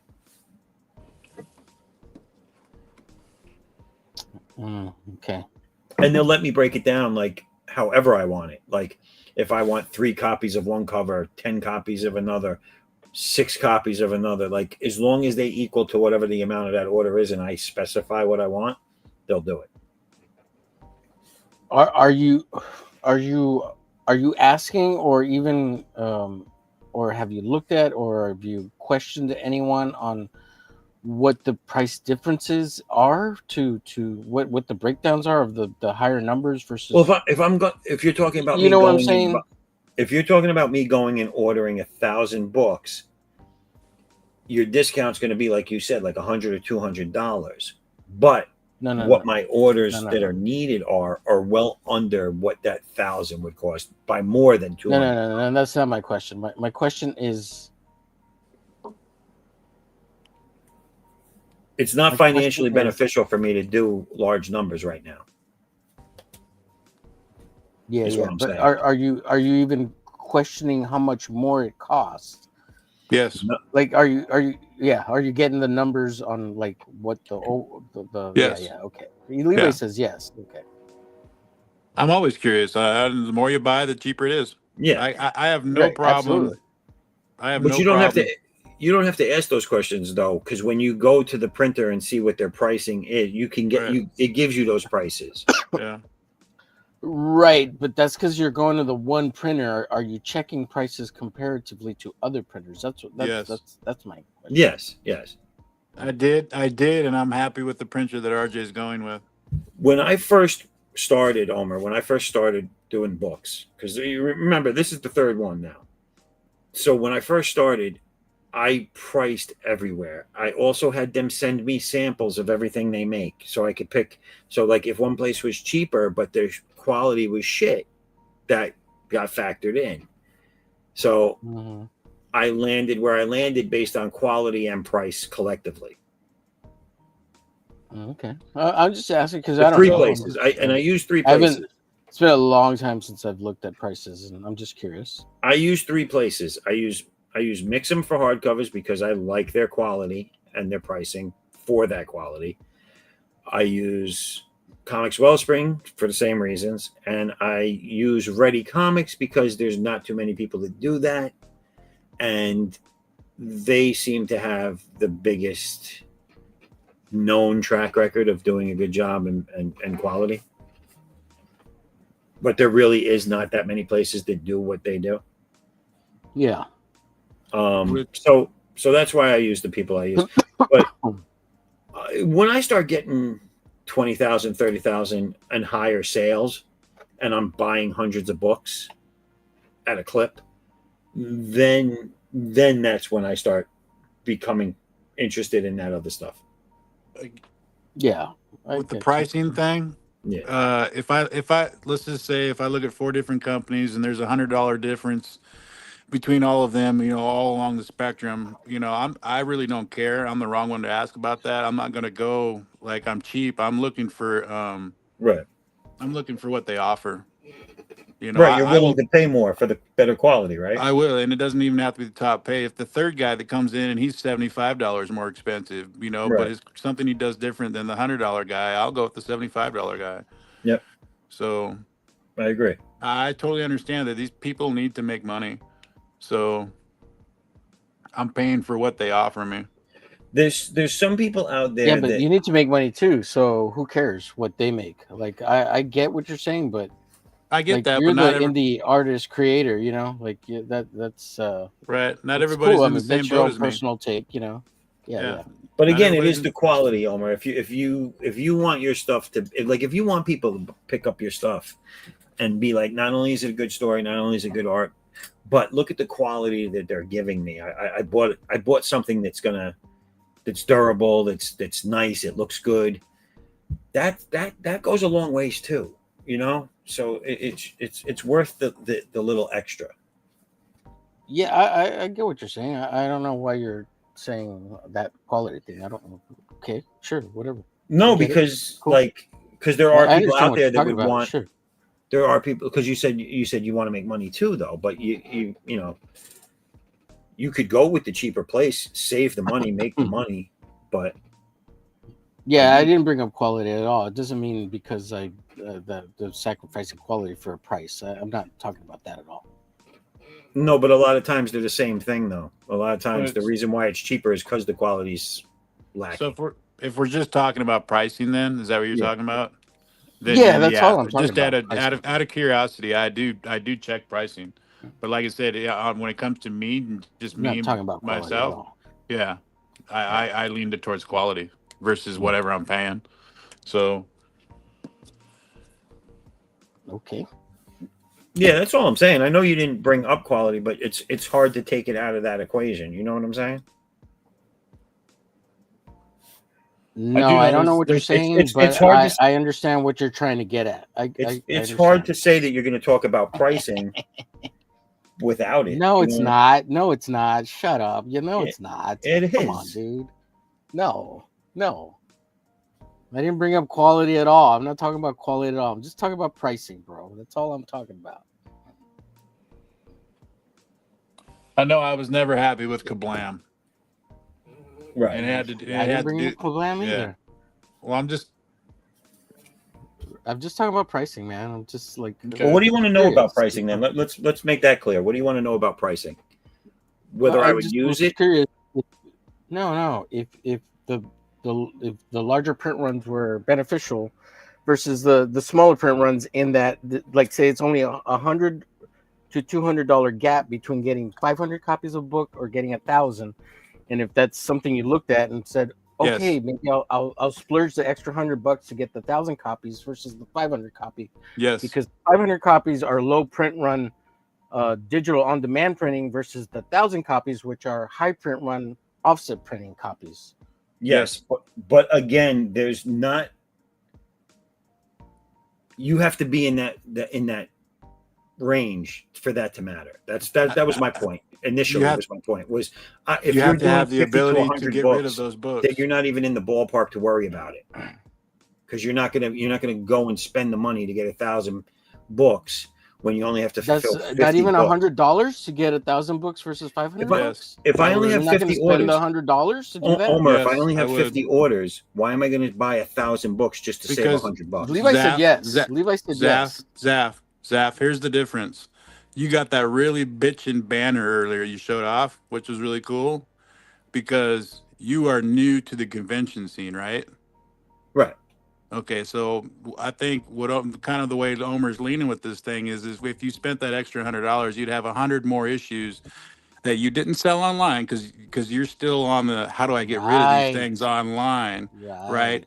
And if in somebody once that convention bug hits you, and I hope it does, you're gonna go, Yeah. oh wait a minute, I need 100 more issues because you're gonna That's what I'm realize that talking about. selling at conventions is way fucking easier than selling online. Mm-hmm. Yeah. Seriously, Or vice versa. You could keep selling online indefinitely until you run do out. both. Do both. Right. Do But both. but Yeah. So the yeah, getting more once you have like so yes, yeah. Levi, Well, no. let Here. Wait. Let me explain it better because I don't think you heard me. So my question is, are you looking into the bigger print run if it only costs you $100 to $200 more out of your pocket to double the amount of prints that you have? I understand you're not at those numbers yet, but say like you got close to printing 500 copies. Say, oh, you're not close to that yet. Shit. Well, okay. Say, okay, between 200 copies to 300 copies. Say it only costs you $100 more to get the extra 300, right? Instead of only 200. Would you be willing to spend the extra $100 to jump to that $300, I the don't think he is. 300 copies He's more? he's Yeah, not. He's not ready. Because gotcha. I think it comes down to that whole thing of like he's still thinking of like I have to. Eventually, you're like, okay, if I order these, I got to get rid of them. I've got to recoup my Yeah, because money. I don't want to And store as of them. Yeah, yeah, and as of right now, I'm only doing this online, and I've done it on 3 platforms. And I'm thinking the minute if you're in New York, right, Zaf? yeah, and Dude, I'm gonna let you guys finish because the it's minute interesting, but it's the not. minute you get a table at Comic Con, yeah, okay, yeah. you're gonna realize, You're gonna and I hope wish you they had those extra 100 copies. yeah, I hope the IRS isn't listening right now, but just out of 4 conventions in the year, I could add 10% to my annual salary. Think of things that way. That's the type of product you need. And all I was selling was the 1 or 2 comic books I worked on that year. Right. I was selling prints and t-shirts, and that's it. And I was getting 10% more at least added to my annual income. Added, and that's doing 4 conventions. Yeah. So that's why I would go, yes, I would spend that extra $100 to get 500 more copies because I know I'm going to get a better price, and that cash is just going to rack up at the convention because not only did I get $1 cheaper on the thing, now I'm making $1 more at the convention, and even then I Right. can come There along you and do go. certain things too. Where what I hated It was scales having up. table mates, right? Where you're like you're tabling basically next to your buddy, and this is what I hated was like, well, how much are you charging for prints? Well, I would love to just charge everybody $5, right? Because Hmm. literally a Hmm. nice 11 by 17 cardstock print at a you go for the larger numbers. Right. I was getting my Hmm. prints at 98 cents. Okay, Yep. and Yep. and I would started Hmm. selling them at 5. The next year they were at 10, and then the following year that by the time I left comic doing conventions, those 98-cent prints were selling at Quadruped $15 a 10 pop. times. Yes, Okay, 15 times as much. Yeah. yes, Well, and here's and the and, other thing: when you're at a and it, con and everybody else's prints are at $20, you have to either sell at $20 because if you sell at 10, everybody's gonna get mad at you, yes, and people probably won't buy them because I they're hate like, "Why that is this shit. guy selling them at 10?" Yeah. And another thing to do too is if you ever drop your prices and you have a return, say like you have a customer show up on Friday and you're charging everybody because it's Yep. opening day, you're charging them 15, Uh-huh. and by Sunday you're charging 10, and you see that 10. same dude come along, right? And he's like, wait a minute, I paid 15 on Friday. You give him a deal on Sunday. You give him his $5 Or off throw them a free print or for something. Like, oh, something. here's a free print. Yeah, Yeah. Yeah. I'm trying to get rid of this stuff. Here, take 3 of one of each. one of each. Because I, it literally I don't want to cost you ship them back. 98 cents to make this Right. product. Right. And he already paid like for 15 of them with just the one buy on Friday. Yeah, yeah. He basically paid for 15% of your print run. If you're printing Right. 100 of these things at 98 cents. Right. And then like say you did a print run of 200 books and you added an extra 100 and you drop the price of each book. Just I'm throwing a number out there, guys. It's not a real number. From say it was like each book was costing you $5 to make. Now they're each costing you $3 just because you ordered an extra 100. So that means you could sell less product and make more money on the first 200 that should already cover the cost of the extra 100 that you got for the total of 300, and you still have money left over. Zaf, what conventions are you looking to go to Oh, this look year? at So this. here's the thing, and listen, I've heard what you guys have said, and yes, it makes sense. But there's several things you got to factor in. One, when all the money I have to put into this thing is going for the colorist, is going to subsidize what I didn't make on the campaigns, because Yep. realistically, if I cover wanted out to, of pocket.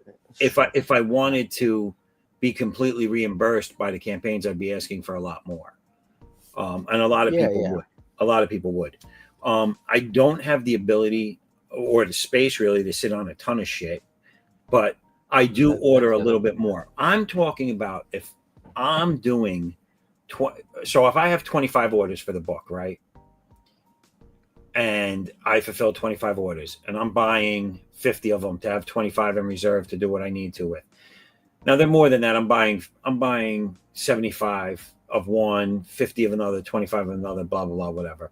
I'm still not getting into high price ranges or volume ranges on the things I'm buying. Yeah, I'm doing some things with a different printer because I have to, like the metals and stuff like that. So there's orders coming from different areas. My point to you is for me to get those deals, I have to buy way more than what I need, even with excess factored in to do a show or something. And gotcha. I only have my hat in the ring for one convention this year. I plan on doing more next year. But again, all these companies, they so like Comics Wellspring holds your account. All those files are ready to print at any time. I can go back in and reorder any of those orders. I can up the numbers. I can do whatever, and I can look into, like, if I'm going to, like, I got 20 conventions this year, let's say, coming up in 26. Let's say, all right, I know I need a lot more books. I can go in there and then I can look into doing that then.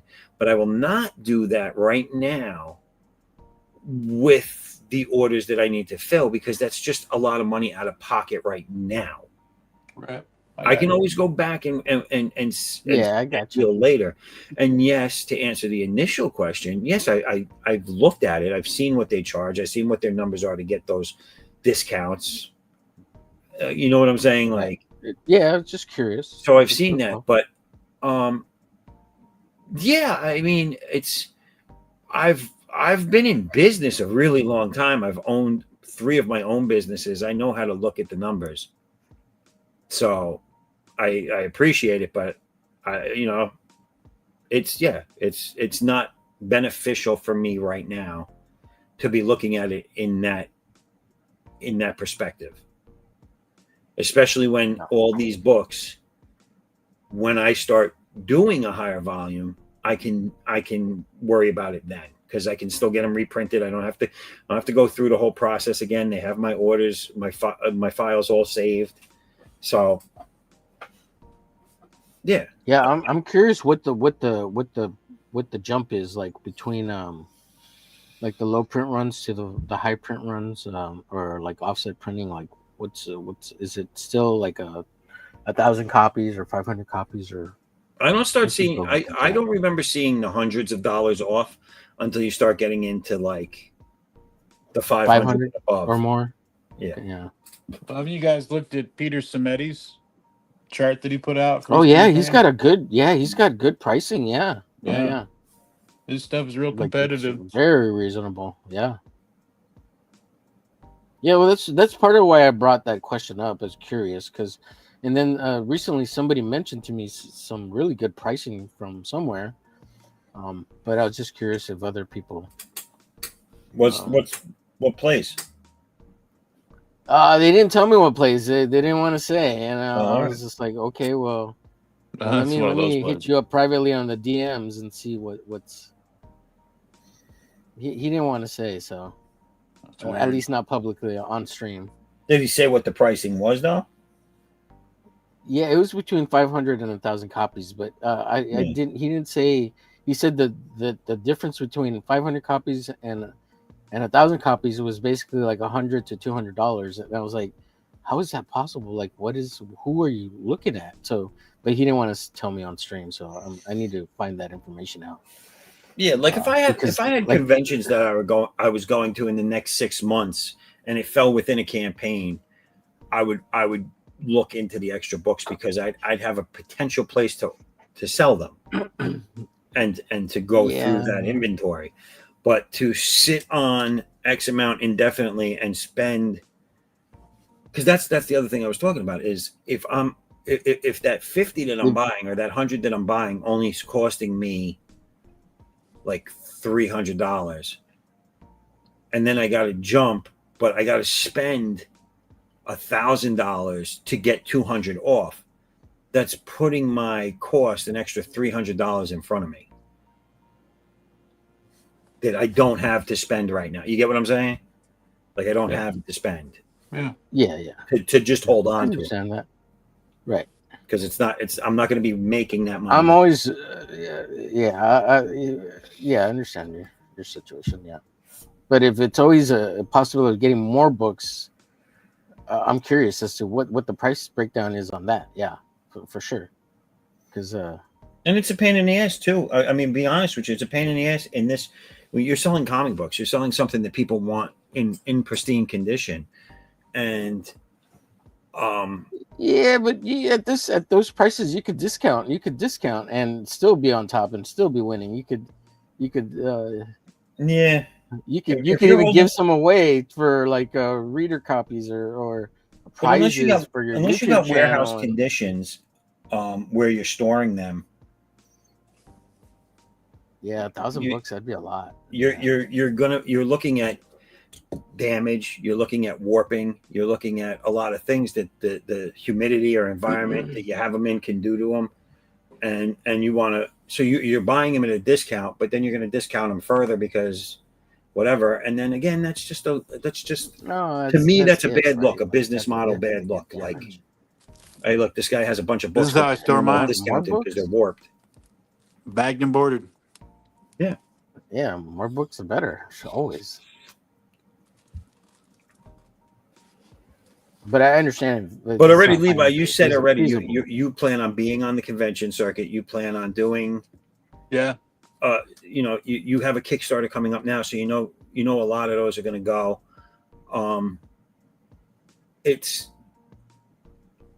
It's the fact that do you have thousands of them now? Like, did you have to rent a place to put them? Do you have to worry about keeping them for longer than a year, 2 years? Like, no, I bought 250 and that was it. Right. Yeah. I treat them like a business card expense. Yeah. Like I don't count business cards as an expense. I eat it. But I'm the wrong person to be. Yeah, I'm the wrong person to be talking numbers with because my situation is completely different. Everybody's talking about needing to make money. So, well, it's not a standard business practice. What you're doing is all I'm going to say. It's not a. Yeah, it's not. Yeah, like the campaign's not even in my name. It's in Jay's name.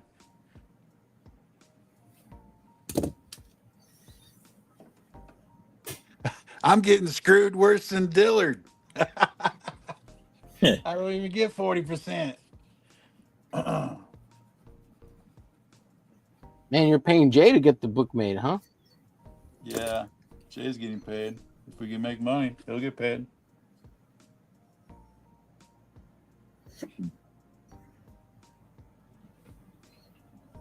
But yeah, that was, out of pocket, 250 books. It was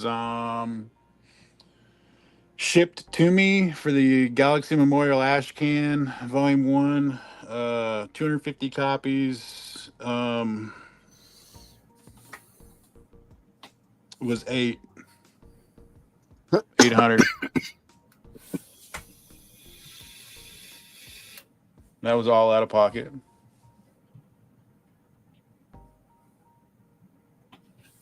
But I am an extreme budgeter. So, and I've been budgeting for years. So, are you expecting to recoup any of those funds? No. I basically offered him up to the mailing list first. And then whoever wanted a copy up front before everybody else got it on the mailing list. And then the rest of it I treat like business cards. Like I literally, like, you're talking about storing the books. Like if you go out to my truck in the driver's door down there where you keep your sunglasses. I got a stack of about 10 or 15 comic books. Oh yeah, you just give away I like just give them away. random, Yeah, it's like a business yeah, card. Mhm. Yeah. Yeah, Well, here you yeah, go. yeah. I get that. Yeah, yeah. That's what I did with like 25 copies of my ash can. Basically, I just Mhm. kept them in my car or in my bag, and Yeah. if I saw someone that seemed like they would like comics, I would just give them one. Like, hey, Yeah. here's this little mini comic I made.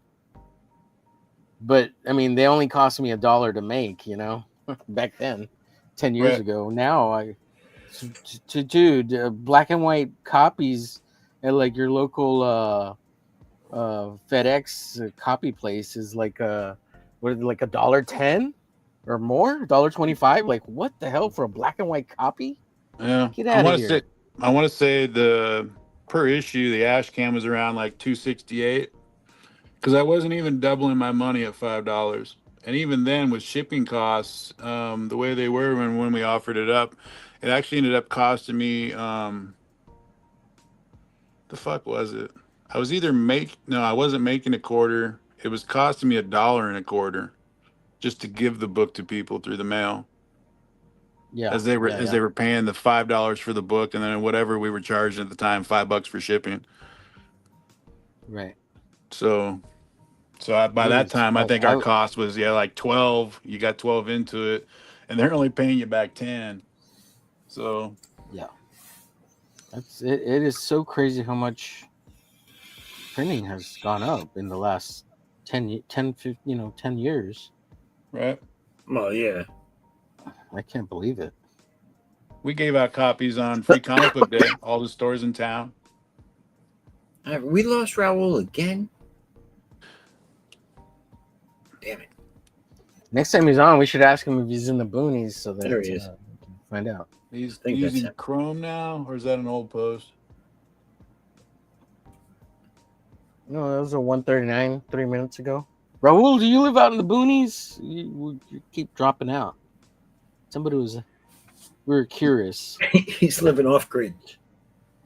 Oh, damn. He's using that Elon Musk satellite. We're all being hacked.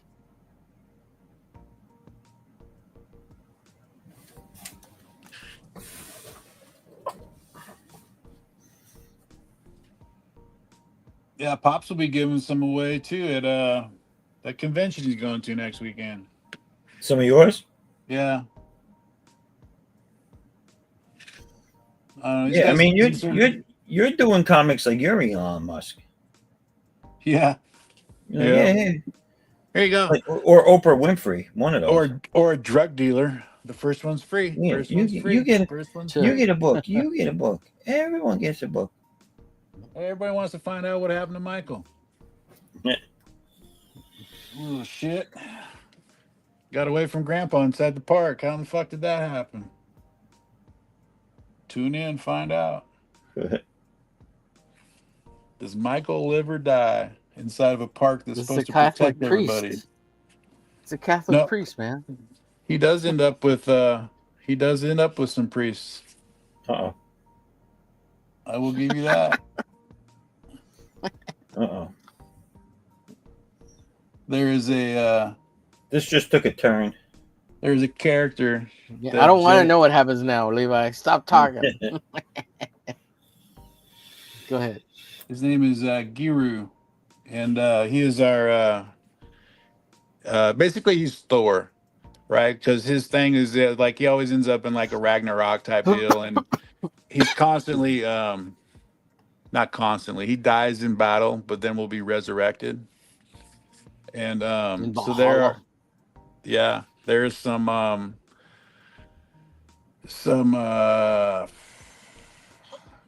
what are those guys called? Fuck, I'm blanking. The Krishnas, the dudes in robes waiting around this guy's fucking memorial, waiting for him to be resurrected. Oh shit. Hare Krishnas? The Dalai Lama's people? That's it, yeah. Yeah. They're the Giru disciples. That's funny.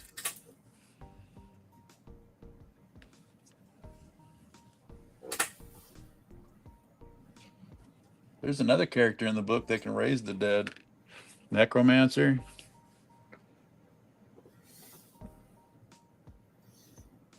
Now, who came up with this What did story? Raul You? say? Are they on the boonies? Lowered resolution using Chrome. Now back. Yeah, but do you have like internet, or are you using like birds, or what? What are you doing to get your internet? You Are you using Starlink? Or birds? what are you doing? What are you doing, Raul? Raul got the You birds. live out in the boonies? Doing internet via pigeons or what?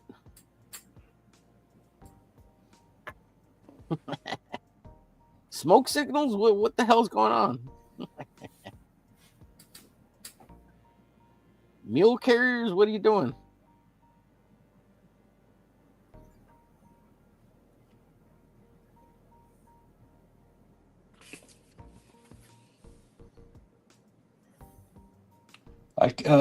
When it comes to who created it, it's I came up with the concept of it. So it's like I come down with like the beats, and then I hand it off to Jay, and Jay comes back with a finished script. Okay. Oh, excuse me. Sorry. So, but it originally started off as a concept for the Comicsmith Guild to do as a group project. Oh, all right. Your This is, Comic Smith Guild Yep, of Spokane, Washington. the fucking guild.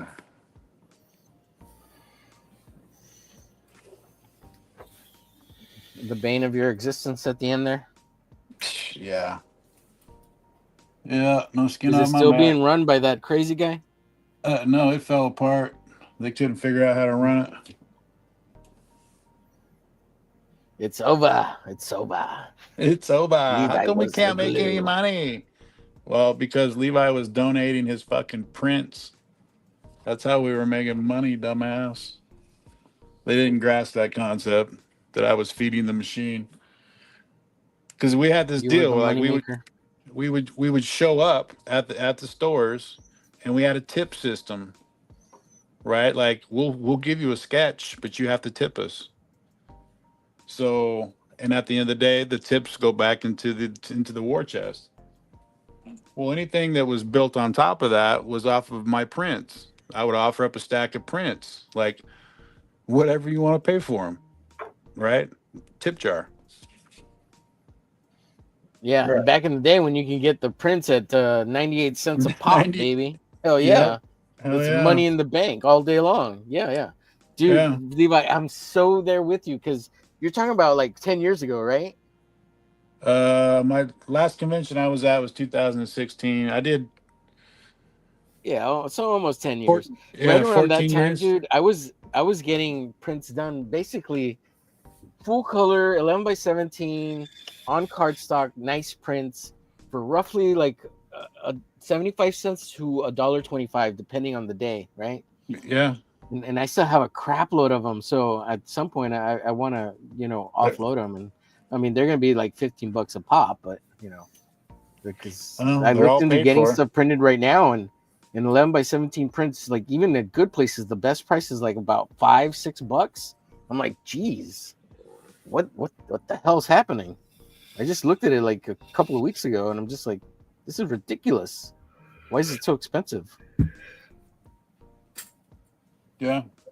And it's all paid for because I mean your print run was, whatever it was, and you sold 10 of them, and all of a sudden you sold 10 and you have 90 left over as profit. Yeah, exactly. It's like printing money sometimes. Literally, but I mean, it's your art, right? So that's the worth of your artistic endeavor, Right.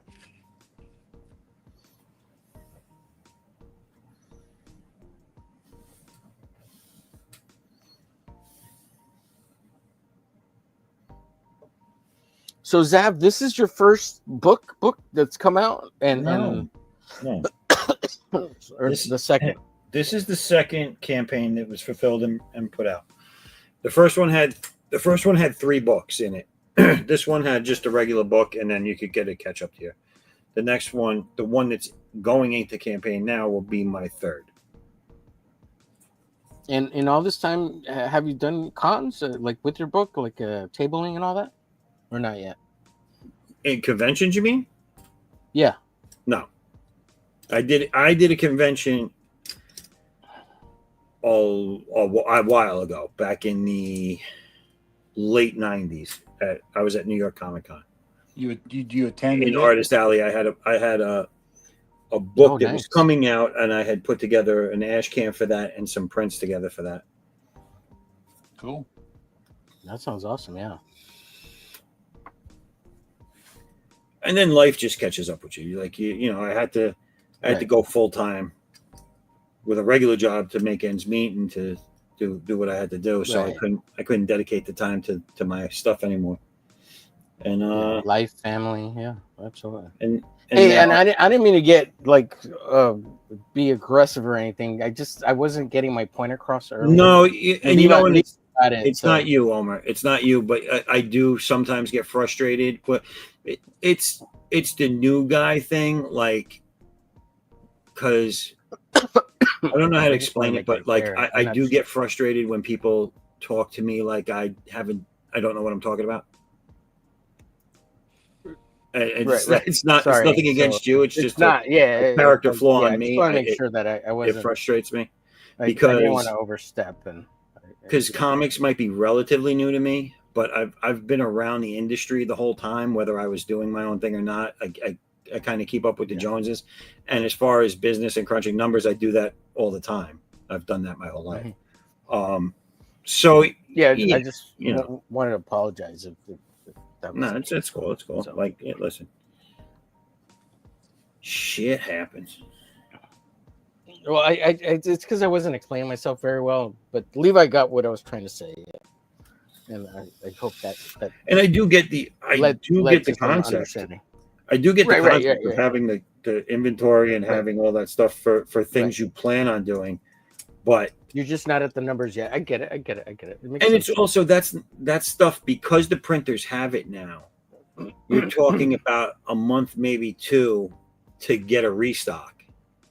And I'd rather pay for that restocking when I know that I might get a quicker return on it than to just get it now up front and sit on it potentially for a year, 2 years without getting that money recouped. Yeah, I get you. I understand both sides. I've been on both sides. I totally get it.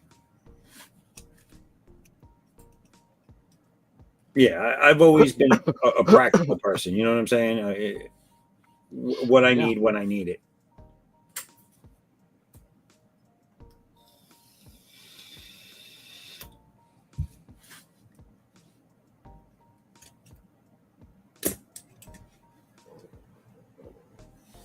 But I do. I mean, like I said,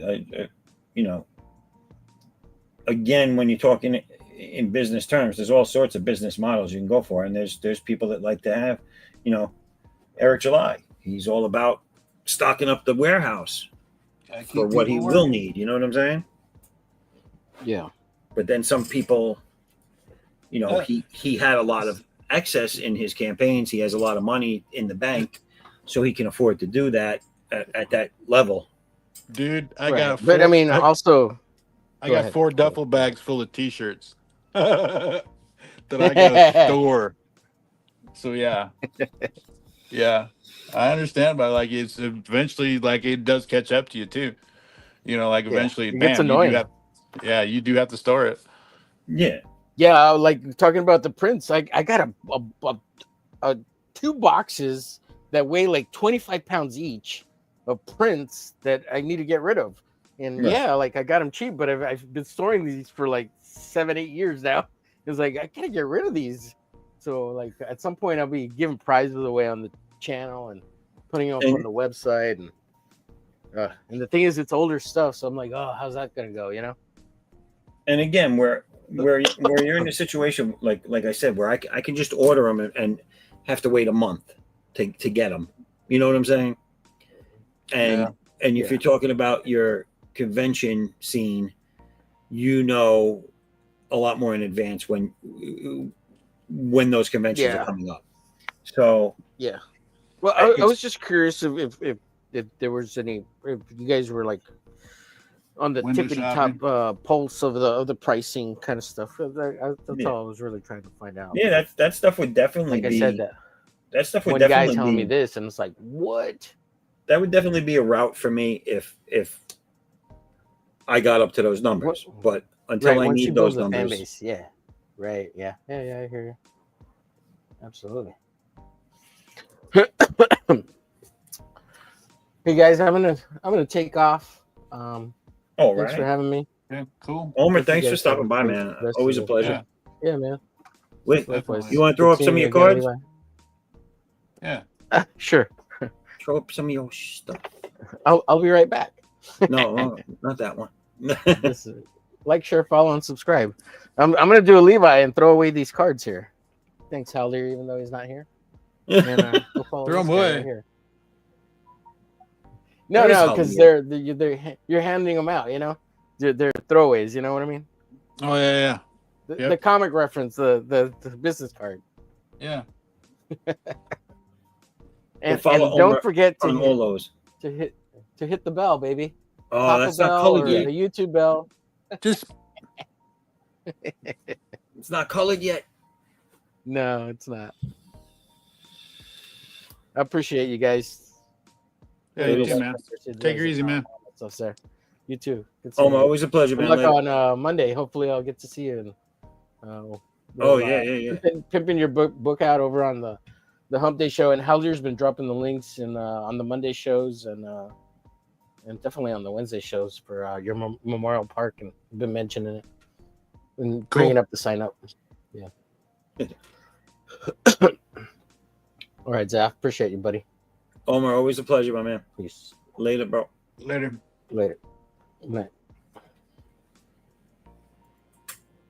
This is Rob. Yeah, print on demand is best bet for me. Load it later. Yeah, I'm with that. I agree with that personally. Again, once I start doing EVS numbers, then I'll just buy 1 million books. Right. You still have to store them though. I also, it's and I know you have a family too, but it's easier for me in my situation with my wife and kid to just get what I need and not have to explain why I put an investment into books that I will not see a return on anytime soon. Yeah. Yeah. And oh, by the way, we have to store them somewhere. You know what I'm saying? Yeah. That's just me. And we all have different lifestyles, which means we all have a different business model. Right. So I would not expect anybody to spend $800 on business cards. Basically is what I'm saying. I spent $800 on business cards, but it's not the first time I feel like I've quote unquote wasted money on business cards. That some of that used to tick me off a little bit. Like if you show up at a convention, and let's just say you just bought a new set of business cards and you bought like 200, let's just say, and you give every single person that comes by your table, every single person you talk to, a business card. So you've given out 200 of these things, but then you don't see anything on the back end as far as improvement in like your numbers on like your fan art page on Facebook or something like that. right. You're just kind of like, why exactly am I giving them, making this investment in this little tiny card if nobody's using it for anything? And it has 3 different things. I think at that time I probably had like a Deviant Art account. It probably had the Facebook account, and it probably had like my regular account, but yet none of the numbers would improve. Like I'm a firm believer in, I even tell people this. You got to spend money to make money, and I get it. So Right. I know that that's a thing. But when you're talking in this realm with Kickstarter and comics specifically, down this path, like there's other paths. Yeah, there's the make it yourself, sell it yourself out of your basement type situation. Go to a print shop, have them print it, you put it together, whatever the case may be. There's a bunch of different models that used to be used in the 90s and in the 80s that aren't really a thing anymore. So in this era where I could just call them up and say, I need another 50, I need another 25, I need another 100, whatever, it's easier that way, especially closer to the time where you're going to recoup it, than to just sit on backstock. And but you have to spend money to make money, and I do that in other ways. I do it in I might use X amount of money in promotion to do online promotion or whatever I do. I spend it on stuff for, like, now I'm spending some money on stuff for when I do go into conventions, I can show up and look semi-professional, at least. You know what I'm saying? Right. I spend it on the quality of the books. I spend it on the quality of the people that help me work on it, which is only colorists. But I try to get people that are good. You know what I'm saying? And reliable. And my costs have been obnoxiously low my entire quote unquote career. Right. Because, like I said, I've got 4 duffel bags full of t-shirts. Right. Well, fuck, man, I was working at a t-shirt shop. Like, the amount of times I go to my boss and like go like, here's some money for the ink, and he'd be like, don't worry about it. Like, literally, like, so the only thing I was paying for was the Gildan shirts, and we got those at like $2.50. So I'm selling a $20 t-shirt with my artwork on it, and it only cost me 25 cents to make, and my time, because I got to go into my place of, not my place of business, place I worked, because I had keys. I'm the shop supervisor, right? Go in there and print these things at my own time, my own leisure, using his supplies.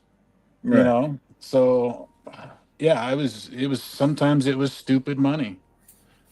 And that's good. You know what I'm saying? Yeah. Like, so my business model is not one, like everybody could go by, because it was and I think me and Omer were just coming at it from different ends of the same conversation. No, like, I know he was asking about, have you compared pricing, whatever.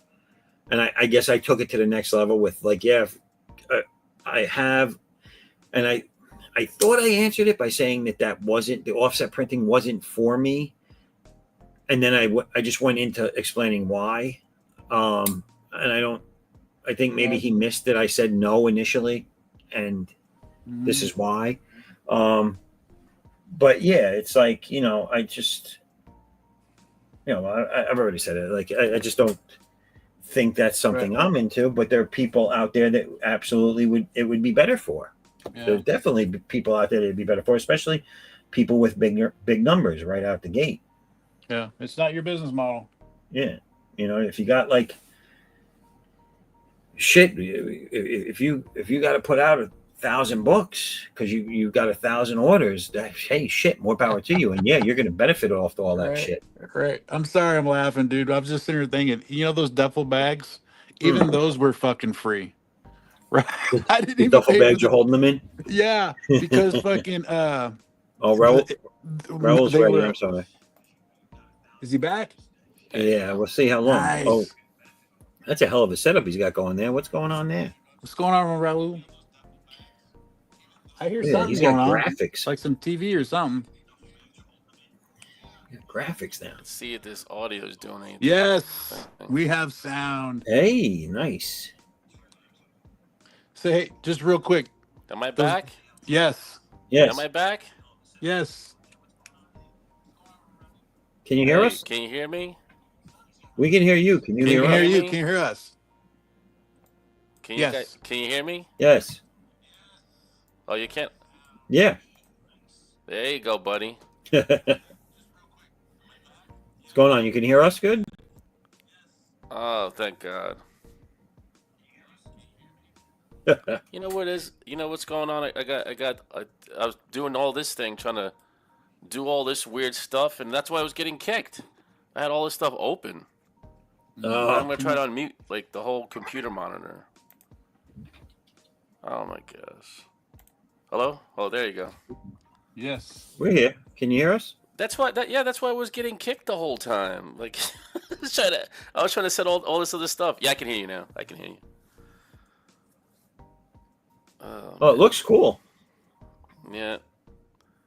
I think that's why I was getting kicked every 5 minutes. Not enough power. So this stuff is running in the back.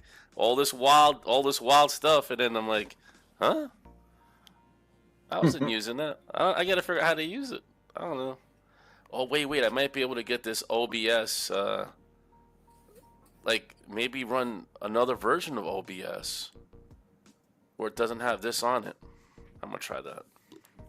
That's what you got is OBS? Yeah, I got the OBS, but I mean, I just started to do this, like put stuff on there, and then I never got kicked before. Wait a minute, I should be kicked right now. Yeah, right? You're doing good so far. Right? You're tricking the whole thing. You're tricking it. Oh man. Oh no. I should be kicked now. I hope it's not me just pressing on the screen when I draw something. Oh jeez. Oh, you think that's kicking you? I'm on the screen right now, like talking to you. I got all this other stuff running, and I haven't like painted anything. So I'm gonna try to touch the screen. Oh, you think it's the painting business? Oh, wait a minute. I used to just do black and white. Hey, wait a minute. I'll forget Could be. all. Oh. No, you did a Trump. Okay. Trump you did in color I'm last trying week, to touch dude. the screen. Like it. Oh yeah, the Trump. Thank you. Yes, Yeah. the Trump.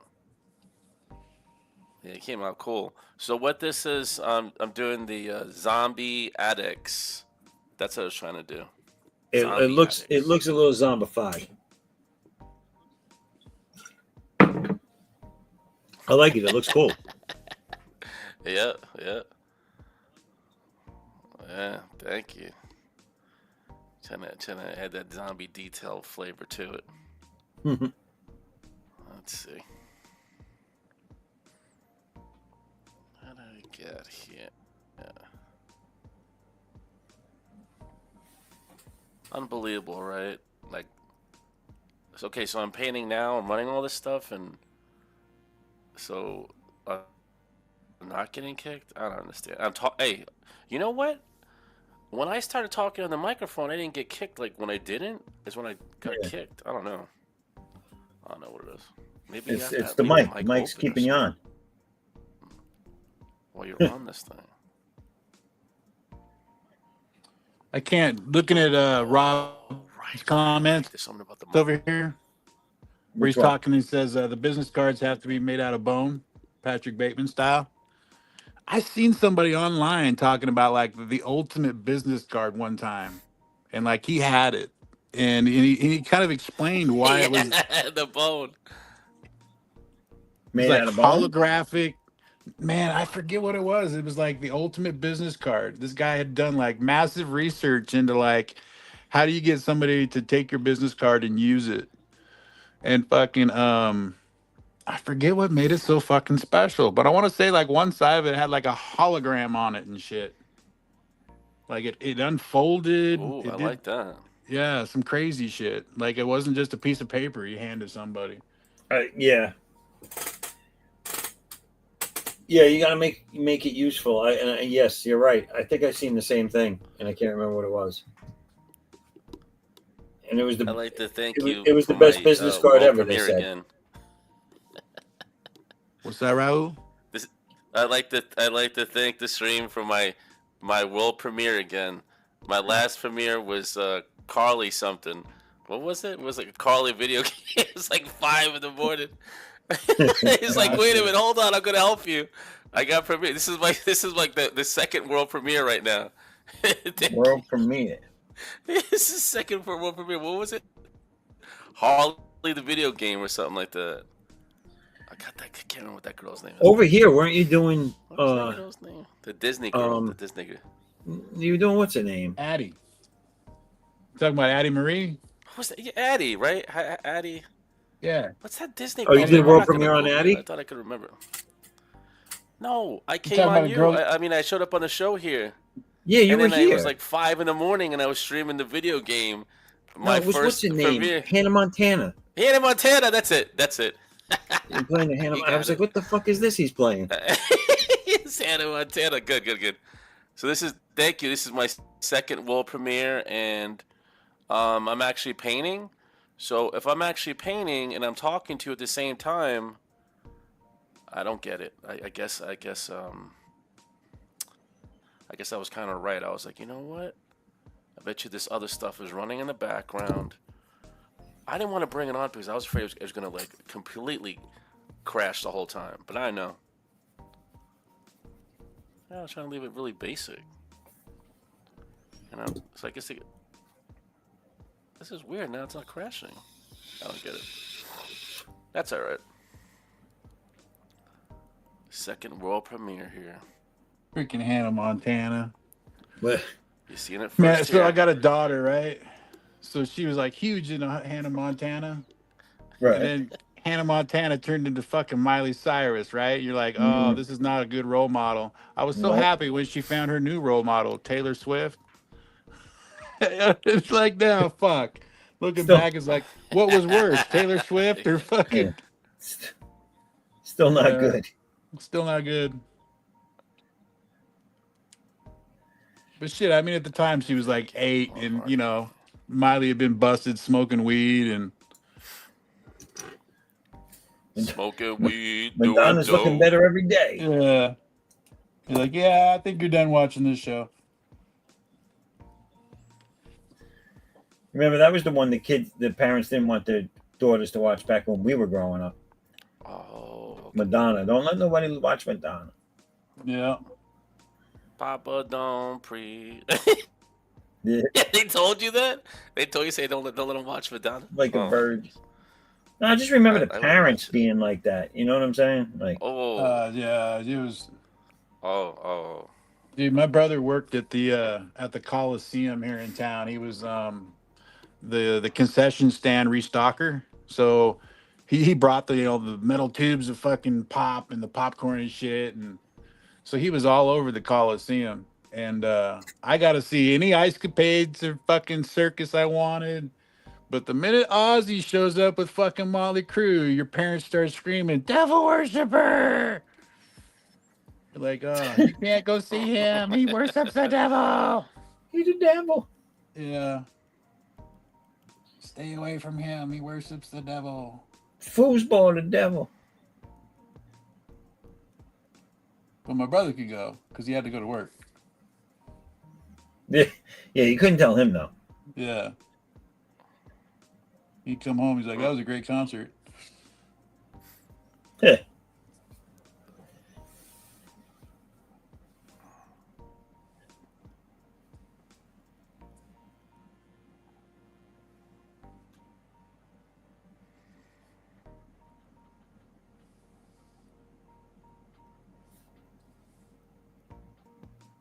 All right, let's see.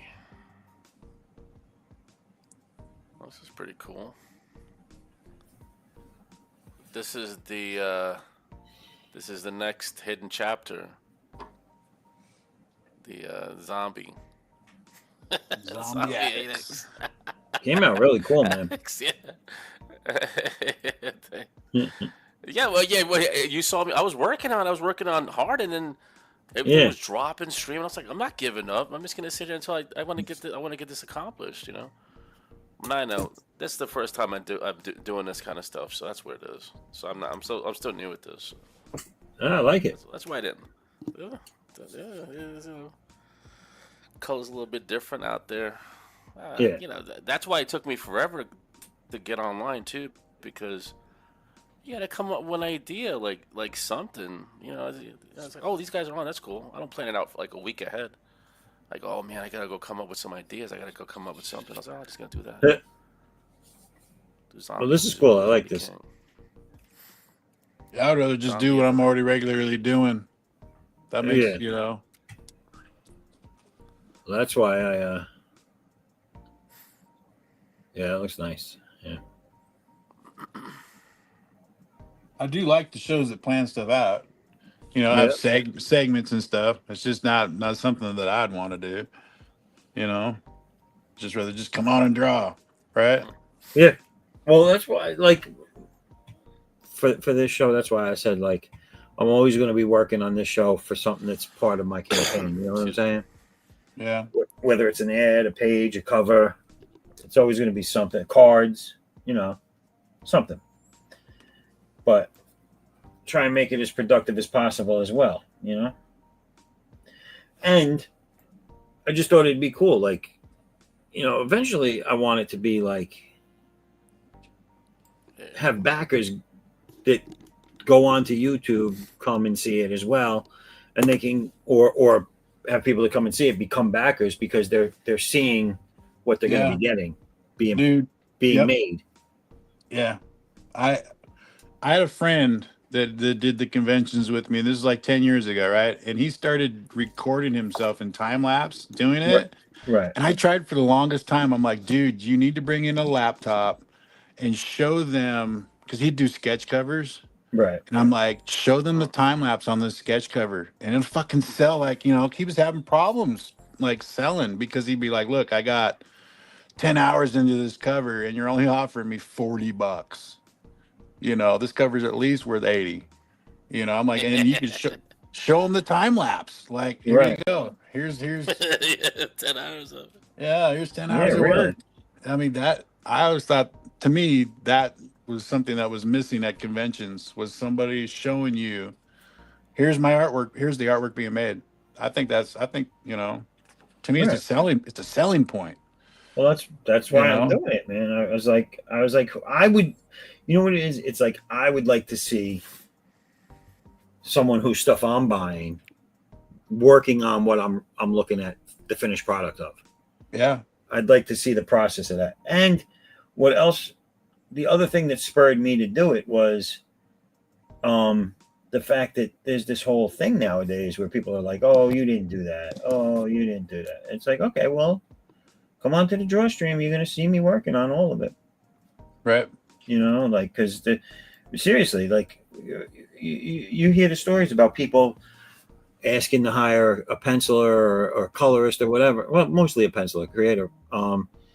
And they ask for the Patriot, but then they also want proof that you're not using assets, you're not tracing, that you're the one doing the work. Oh, man. Shit like that. And it's like, wow, it's gotten like that. Well, you're the one, and I kind of fall in between. I'm kind of half on the artist side because I am one, and I'm half on the person that's employing them side because it is easier nowadays to fake the funk than it used to be. Yeah, a little bit, because so the whole asset thing, like I said, the whole business model thing, I'm on a different thing. I don't mind the assets. So there was a teacher, seen it. It was one of those. The Cuber School used to like videotape some of their classes and courses and stuff, and he brought it up. Shit, I just blanked. Sorry, man. That's all good. What the fuck were we talking about? Assets. The Kubert School with the film. Yes, he said with the invention of digital stuff nowadays, he says it's just another tool because it's not going to be, if you're a good digital artist, it's because you're a good traditional artist. So it's not going to be just because you have assets now, it doesn't make you a good artist, or just because you learned to run that program doesn't make you a good artist. You still need the fundamentals in order to pull it off. You got to be able to draw something. You got to sketch it, and then you got to pull it out of your mind and reposition in your head everything. Yeah. And I agree with that with digital art. I agree with that. Using digital art is not cheating or no talent or anything like that. AI is. That's just my opinion. Right. Yeah. Digital assets can go either way. If you're a person that uses them to help build upon or to get the look of something in a particular angle and then again build upon it, like you said, like for this, but then you have and I'm gonna bring it up because everybody and their mothers brought it up. If you go with the ISOM stuff, right, that was not used like we're talking. Right, that was straight up copy paste, moved around, and then just color tone. Speaking of that, the copy paste thing, two different artists, Neil Adams, Todd McFarlane. Wow. Okay, Neil Adams would trace photos. Okay. Okay. Todd McFarlane flat out would take a photocopy of a city and copy and paste it behind Spider-Man swinging through. Yeah. Right. So Yeah. are they Yeah. the same Photocopy thing? It Is McFarlane guilty of a digital asset? Or is Neil Adams, like which is which? To me, it was just both tools to you get the you could job turn done. you could turn around and say that now in retrospect that like, oh yeah, that's fucking he cheated that. He He shouldn't have done cheated. that. McFarlane cheated. Yeah. What, you know what I'm I saying? I felt know. that way Yeah, as a once you kid. find out, As a It's kid, a, I it's that's a felt why that they different, way. made it. That's why these guys made it. yeah. Yes. I And never it made it. That's why. And here's the problem though, it's a different world too. Like, you don't find out when the book comes out But I'm that gonna Todd make it. McFarlane did that. You find out 10, 20 years later that Todd McFarlane did that. You know what I'm saying? Right. I don't know. Yeah. It's like, and he did it for the background. Yeah, it's a shortcut. I mean, you had Tim Right. Bradstreet that used to do all the I Oh, don't know if you remember all the World of Yeah. Darkness he artwork. had Bradstreet did the Punisher covers. Those were all flat out photo shoots that he Those traced. were all traced, and those were Yeah. all. Yeah. It was just his inking style over the tracing that made Yeah. him his. So yeah, and there was a lot of artists and people that didn't agree with that. I used to like his stuff, and when I saw how he did it, I was kind of like, shit, like put off by it. The magic was gone. So yeah, I mean, yes, if you're doing your book, because again, the assets in that book were 99.9% digital assets, colored Right. over Oh yeah. and reused, and that's wrong because your entire book is a digital asset. There is no real artwork or creativity being done. If you're putting a cityscape in the background because you don't want to do it because you've just drawn the hell out of the rest of the page or the rest of the book, it's a shortcut. It's not something that I would tell people to do. I guess I wouldn't recommend it. But I'm not going to really fault you as being you're not talented because you drew the rest of the book. Right. I'm not going to say you're not an artist. I'm not going to say you're a shyster. I'm not going to say you're full of shit.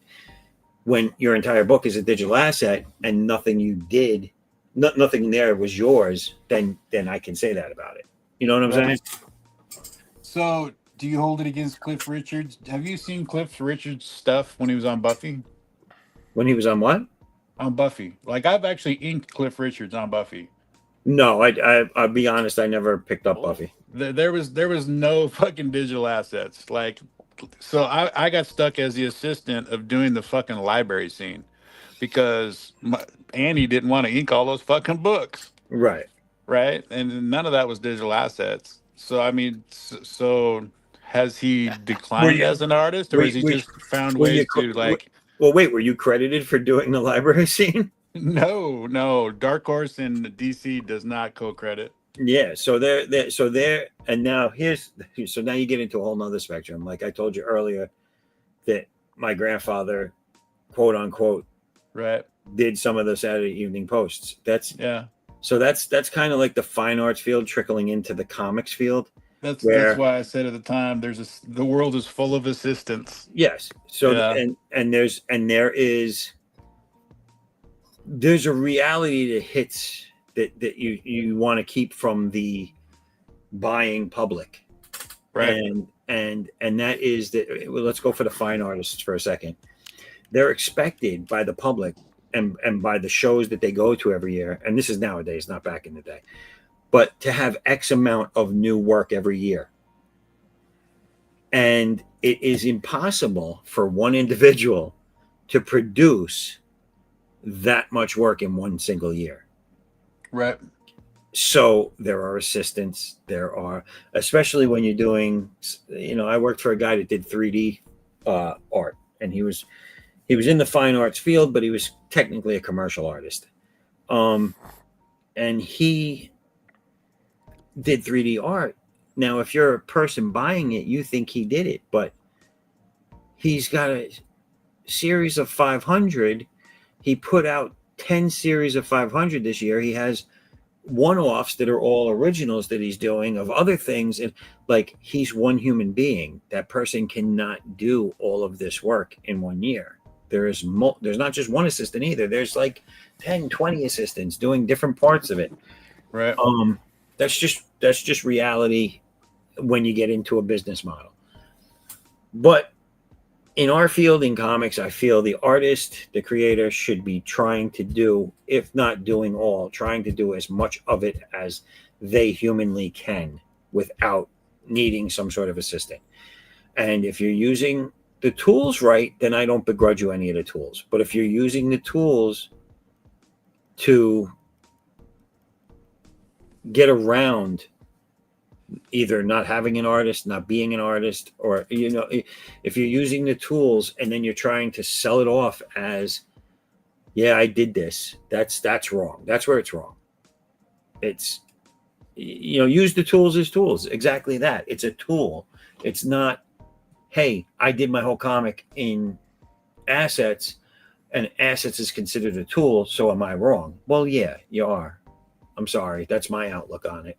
If you did your whole book in digital assets, you didn't do any original artwork, and you just colored it up and threw it out there, that's a problem. Right. Because there's a lot of artists out there that are trying to do this for a living, that do break their ass, that do have talent, and it's a lesser form of what AI is doing. AI is allowing someone that's never drawn or written or did a comic before a day in their life, and it's giving them the ability to do so. Right. Totally agree.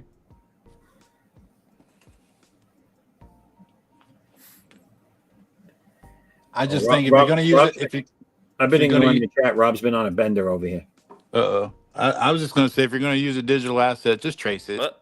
Just take a second and trace it. Like, it literally, there's no, it literally would take you 5 minutes just to trace They're it. not even. They're just using filters on it now. I know. That's what I'm saying. Like, just trace it. That's all you got to do. Man, dude, I know. At least trace it. Hang on. What was that last? Oh, man. Too many hurdles and hoops to go through. Oh, I'm sorry. That's all right. According to them. What? Read that one out. Yeah.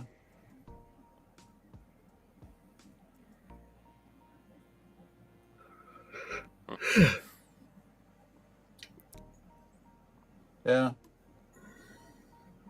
I'm sorry. I think she's asked 2 movie questions tonight, but we've been in deep discussions about.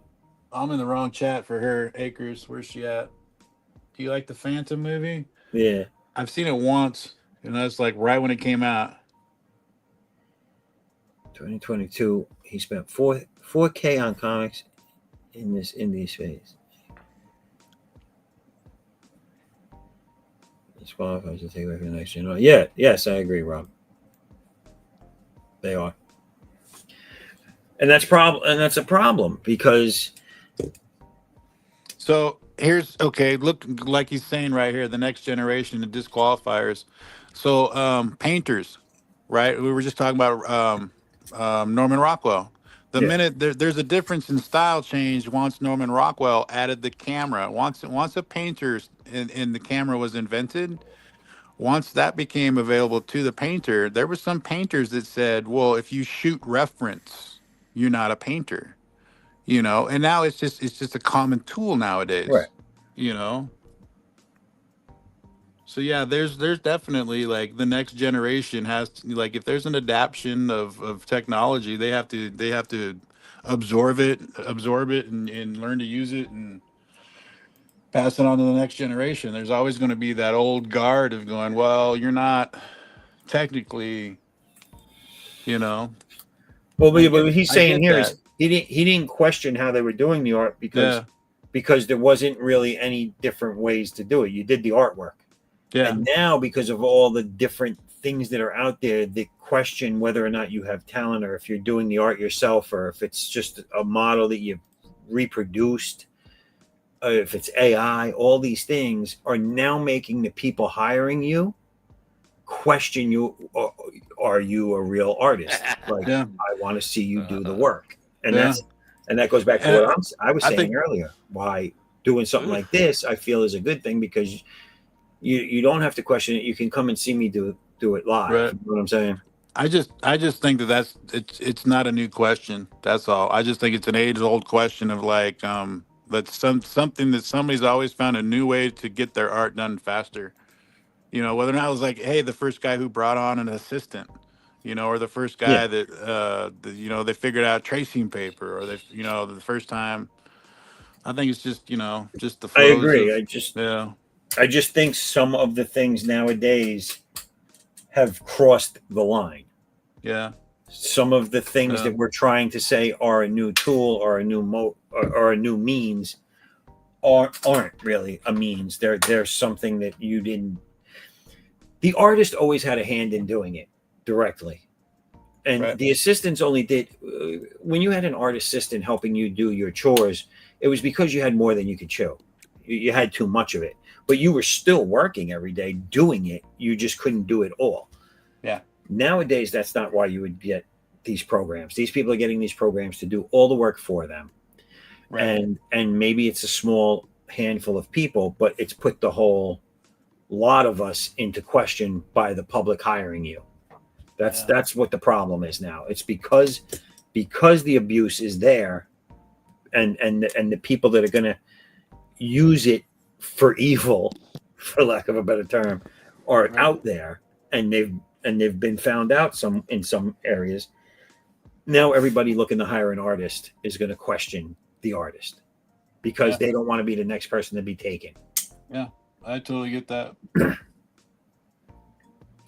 Yep. And it sucks. It sucks for the people that do the artwork, that put time to do it. Kind of, it does and it doesn't. I mean, at least the people like you, if somebody questioned you, you could at least go, bam, here you go. Right. You know, versus somebody that's been cheating the whole time, they're gonna go,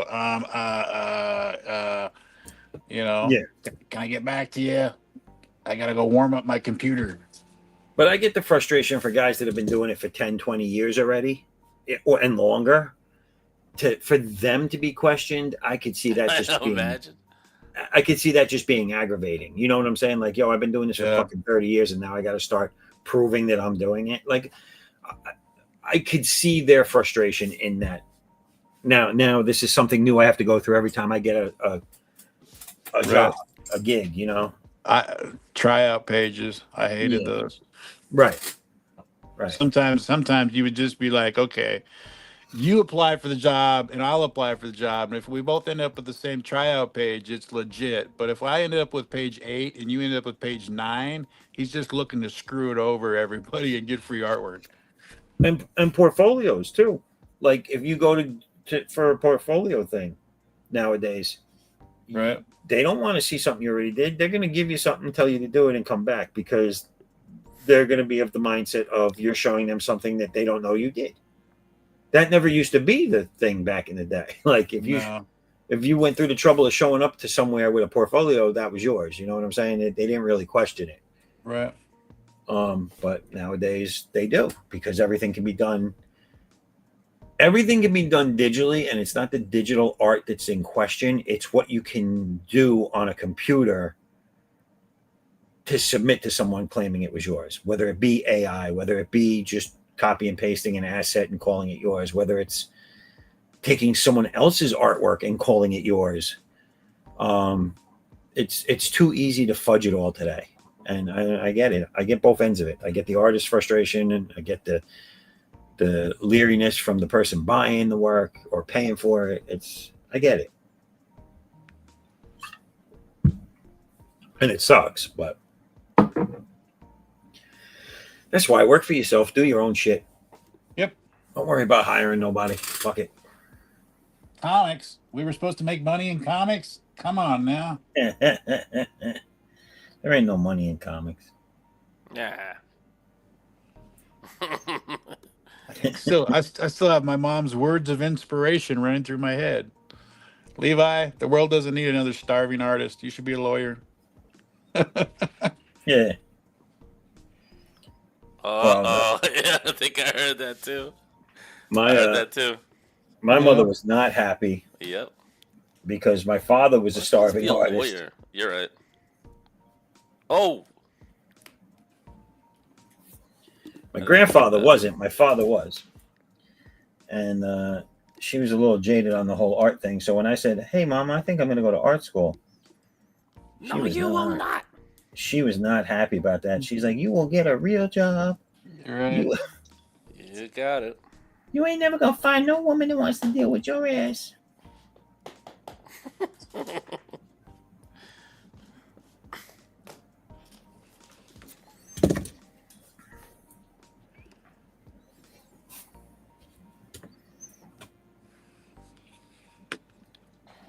Years later, I told her, I said, I found a lot of women that didn't want to deal with my ass and it had nothing to do with the artwork. It had nothing to do with them funny books. Yeah. That was the least of the problems. Yeah, my mom didn't have a problem with the funny books. I actually ended up with her collection from when she was a kid. Oh, yeah? Yeah, so I got a bunch of fucking old Roy Rogers and Lone Ranger and all that shit from the like early 50s. It's That's the cool. Lone Ranger. Yeah, except they're all fucking Yeah. moldy as hell. Oh, Yeah, they got the stank on them. When people go, I love old comic book, and they're like, no, dude, this is the old. it's fucking, like, yeah, here, try this out. Yeah, Take a whiff of this guy. this is the blue cheese of comic books. Oh, nasty.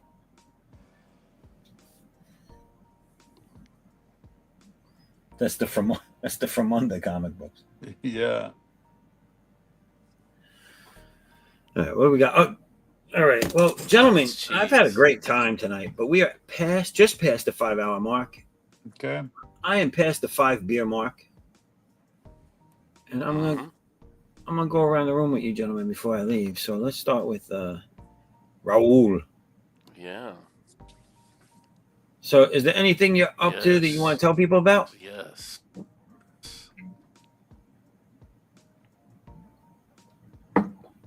Well, what is it? What is it? I always stream my video game stuff on Roll and T drawings. So if you could please subscribe and check that out. I just recently figured out how to fix the subscribe button, and then I had people join. So yeah, Roll and T drawings. That's really where it is. All That's right. where I like people to go. Yeah.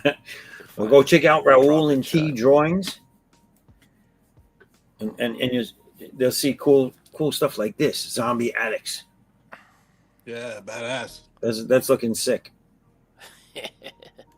Like it. Yeah. I was trying to do it. All right. Let's go over here. Levi. Big Here's what I weekend. did. Looking good, man. Shoot, I got a comic book coming out on Wednesday. Not this cover, it's a different cover. But on Monday, 2:00 on Monday Madness, my campaign launches on Fund My Comic, Galaxy Memorial Park, Volume 1. It's going to be 72 pages. It's $15 plus shipping. And yeah, the rest of the time you can find me at Levi Skeen or give my comic book follow on Twitter, GMP Comic Book, GMP Comic. All right. So everybody, keep an eye out for that Monday. Back it, buy it, love it. Mm-hmm. Great show. Thank you, Rob. Thank you for being in the chat. I want to thank everybody for being in the chat and everybody for being here. My name is Christian Zaffo. I am the owner, creator, artist, writer of the Chosen One Universe comics. Addicts Unbound Fury #2 is now in pre-launch on both Indiegogo and Kickstarter. If you look in the chat, it's pinned to the top. Go there, back it. Also, right there under my name, foresight11.com. That's my website. Go over there, subscribe. It's for free. If you subscribe, you get something exclusive if you back the campaign. And if you sign up now, you get something else exclusive when you back it. So you can get 2 things just for signing up here. and signing up there and backing the damn thing. So keep an eye out for that. That's going to be on the 31st. I'm going to be launching that campaign. All right. And with that being said, gentlemen, ladies and gentlemen, fans of all ages, it's been a great evening. I thank you all for being here. Raul, Levi, thank you so much for hanging with me. I had some good conversations with you gentlemen this evening, and I like what y'all working on. So come back here next week, everybody, and see us same time, same station. Later. Later, everybody. Laters. I dropped my link in the chat.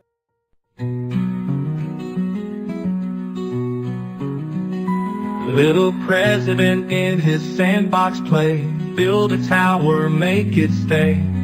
Digging deep through the golden sand, building the future with your hands. Tiny suits and shiny shoes, making plans and making news. Friends all gather to join along, in the sandbox they all belong. Little president from that play, every day a brand new day. Learning, growing your own way, in the great big sandbox that is the USA. USA.